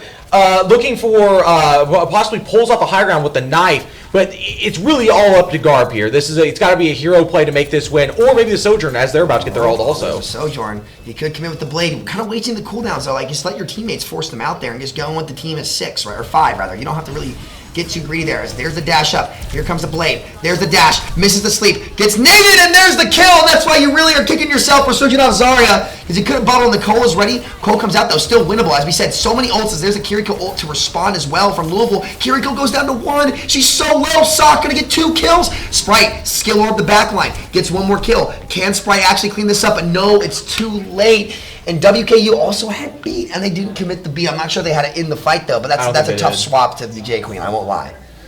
Yeah, it was a questionable swap, but it's the J Queen at the end. But I get it. You're in desperation mode. You're just trying to make something happen. An amazing win for Louisville Esports. Clearly the superior team. Played the fights much more cleanly. But you saw really signs from life to WKU. Clearly room for improvement, but really, really good shouts for them. But I think one of the things that kind of got showed at the end was like relying on your teammates. Like I feel like when the Genji went in, it was like it was by himself. Exactly. Like, he doesn't have help, but the help from Louisville was there pretty much the entire game. You saw the synergy. The nanos came out with the visor, the spacing being held. Sock would aggress, and then you'd see the soldier aggress a little bit behind them, kind of playing like a safety, right, in football. So obviously, I think the better team did win, but you definitely saw a lot of improvements in WKU. Their first push on the offense was fantastic, right? Absolutely, and I want to go back to this because I kind of just forgot. Their rush defense was about to probably full hold them. They had 4 ults and used none of them until 2 people were left alive on their team. It was just too late at that point. It was 2v5. And then they used the beat and the door bolt. I couldn't believe it. It's like, they had that. That's what I'm saying. And that's why there is room for light. It's like, hey man, you guys are making good calls. You are making good swaps. Here, I think versus what they're running, we should do this. It's now just down to execution. We just fix little things. You go back to the VOD review. Hey, if we just do these, if we ult further on tempo, if we play a little bit more defensive there, look, we got a Ryan Shield, we got all these ults, we have the Baptiste ult, we can sit back with it. They need to take those few changes. These maps go differently. That's what I'm talking about, the cascading effects, and also hop in their offense. The cascading effects of ult fights, that if you keep on offense, if you keep being behind the ult bank, it's really hard to win unless you just have miracle plays in neutral fights. And they just weren't able to pull that up. It's probably a little bit of a skill gap there, and that's why your ult fights have to be so good. If there is a skill gap to eliminate the neutral fights. Discipline. You can't beat a team that's objectively better in any sport if you turn the ball over. Absolutely. But to me, like, those are turnovers. Those are like unforced errors, right? Where it's just like, hey, gotta minimize these, do what you can. But if you're WKU, I think you're happy with it. You've seen the improvement, right? We talked about, we want to see the improvement there, and they actually kind of came through. So I'm actually pretty happy with how they played. You make the opportunities, you see what's next to improve as a team, and you move on, you do it, and you keep climbing the ladder. That's what makes Overwatch such a fun esport to play. Absolutely. And to once again, give credit to the winners. They played a really solid, just straight up game. Yeah, the DPS for Louisville were fantastic. Absolutely. Ult management, the way they took it fights, the way they engaged, understanding one fight they used Nano Visor. The next fight, they ended up using Nano on the Orisa and visoring, using the Orisa to push people away as they were trying to engage with Blade. It just forced them to split. It was great teamwork. It was really, really smart. That's once again understanding what the other team has. What's their win con? Okay, well they're trying to push into us. Well, what if we use our giant tank, give them Nano, and make it impossible for them to push in while we have a character firing in the background using Herald. With aimbot, you can't break that. So great reads from Louisville. If you're in Louisville, you're definitely thrilled. I'm not sure what game we have next. I'm not sure if we can pull up the bracket or see the schedule or see the standings. I haven't seen the bracket in a second anyway, so yeah, I'm not sure how the standings or the standings. So I know both UK teams were undefeated. Mm-hmm. I know WKU A team was 3-1. They hadn't lost a single game since that first game on stage. But I think we are heading to break. So thank you guys so much. We're going to see you guys on the next game. I couldn't hear you. Yeah, sorry. But yeah, I will see you guys a little bit. Blake, we'll be back. We're going to go get some more energy. And we're looking to finish the night strong, fellas. All right. See ya. We've heard it before. Just wait. Wait for your moment. Wait for your turn. Not today. Not here. At the University of Kentucky, we run to challenges. Here, we know the world is asking tough questions. At UK, you'll help find the answers. Here, we always get back up. Because you're part of the Big Blue Nation, a community that will support you and push you further. Wait. Wildcats don't wait. Wildcats never stop.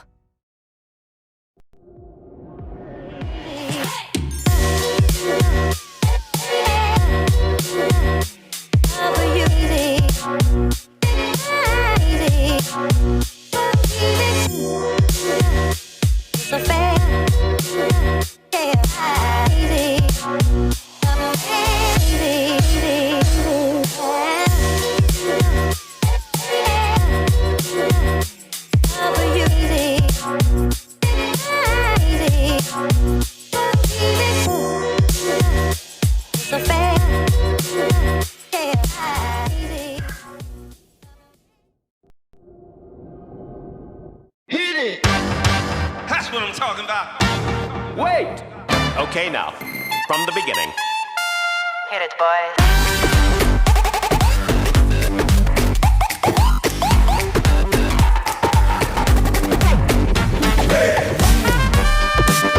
Okay, now, from the beginning.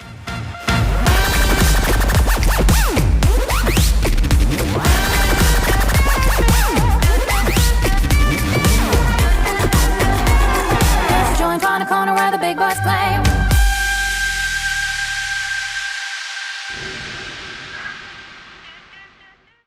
You can do all of this at the University of Kentucky. In case you missed it, last summer, the pro esports team Gen G Tigers lived on campus and played their NBA 2K League season right here in the Cornerstone Esports Lounge. UK's newest space for innovation and, of course, gaming. The Gen G Tigers are the first non-NBA franchise to join the league. And what better place for them than right here in Lexington, home of the legendary Kentucky Wildcats. This is our quarter right here, come on. This season, the Tigers had ups and downs, but most of all, they had a good time. Their journey took them to the Kentucky Horse Park, where the team made new memories and new friends.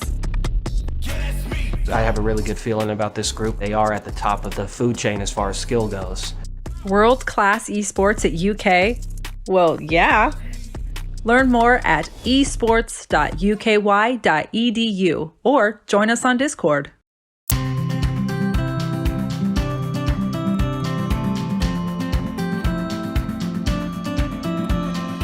College is a big investment, and the best way to maximize that investment is to think about your future career, early and often. Whether you're undecided on a major and career path, know exactly what you want to do, or you're somewhere in between, the staff at UK's Stuckert Career Center are here to help. You can work with our career experts to connect your academics to the professional world by exploring careers and majors, learning how to build the perfect resume, and practicing your people skills with mock interviews. They also have tons of info on internships, micro-internships, and experiential education opportunities to help you develop important on-the-job skills without leaving campus. You can also meet up with students at workshops and programs, and there are even spaces where potential employers come to you for interviews. But prepping for your career path doesn't just happen in this building. UK has embedded career services support in the College of Engineering, the Gatton College of Business and Economics, and the Lewis Honors College. Stuckert also partners with other colleges at UK to host career fairs and career networking events all over campus. As a Wildcat, you'll be able to take advantage of activities and events designed to help you explore your wildest ambitions, while gaining the experience you need to land your first job. UK graduates are everywhere, pursuing exciting careers, changing lives, and transforming communities. Now, it's your turn to discover what's wildly possible and how you'll make your mark on the world.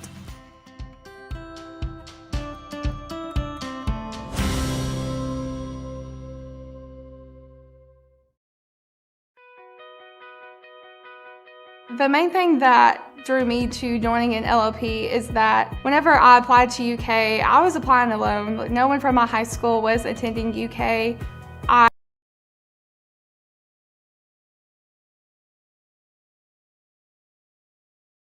Is a living learning program.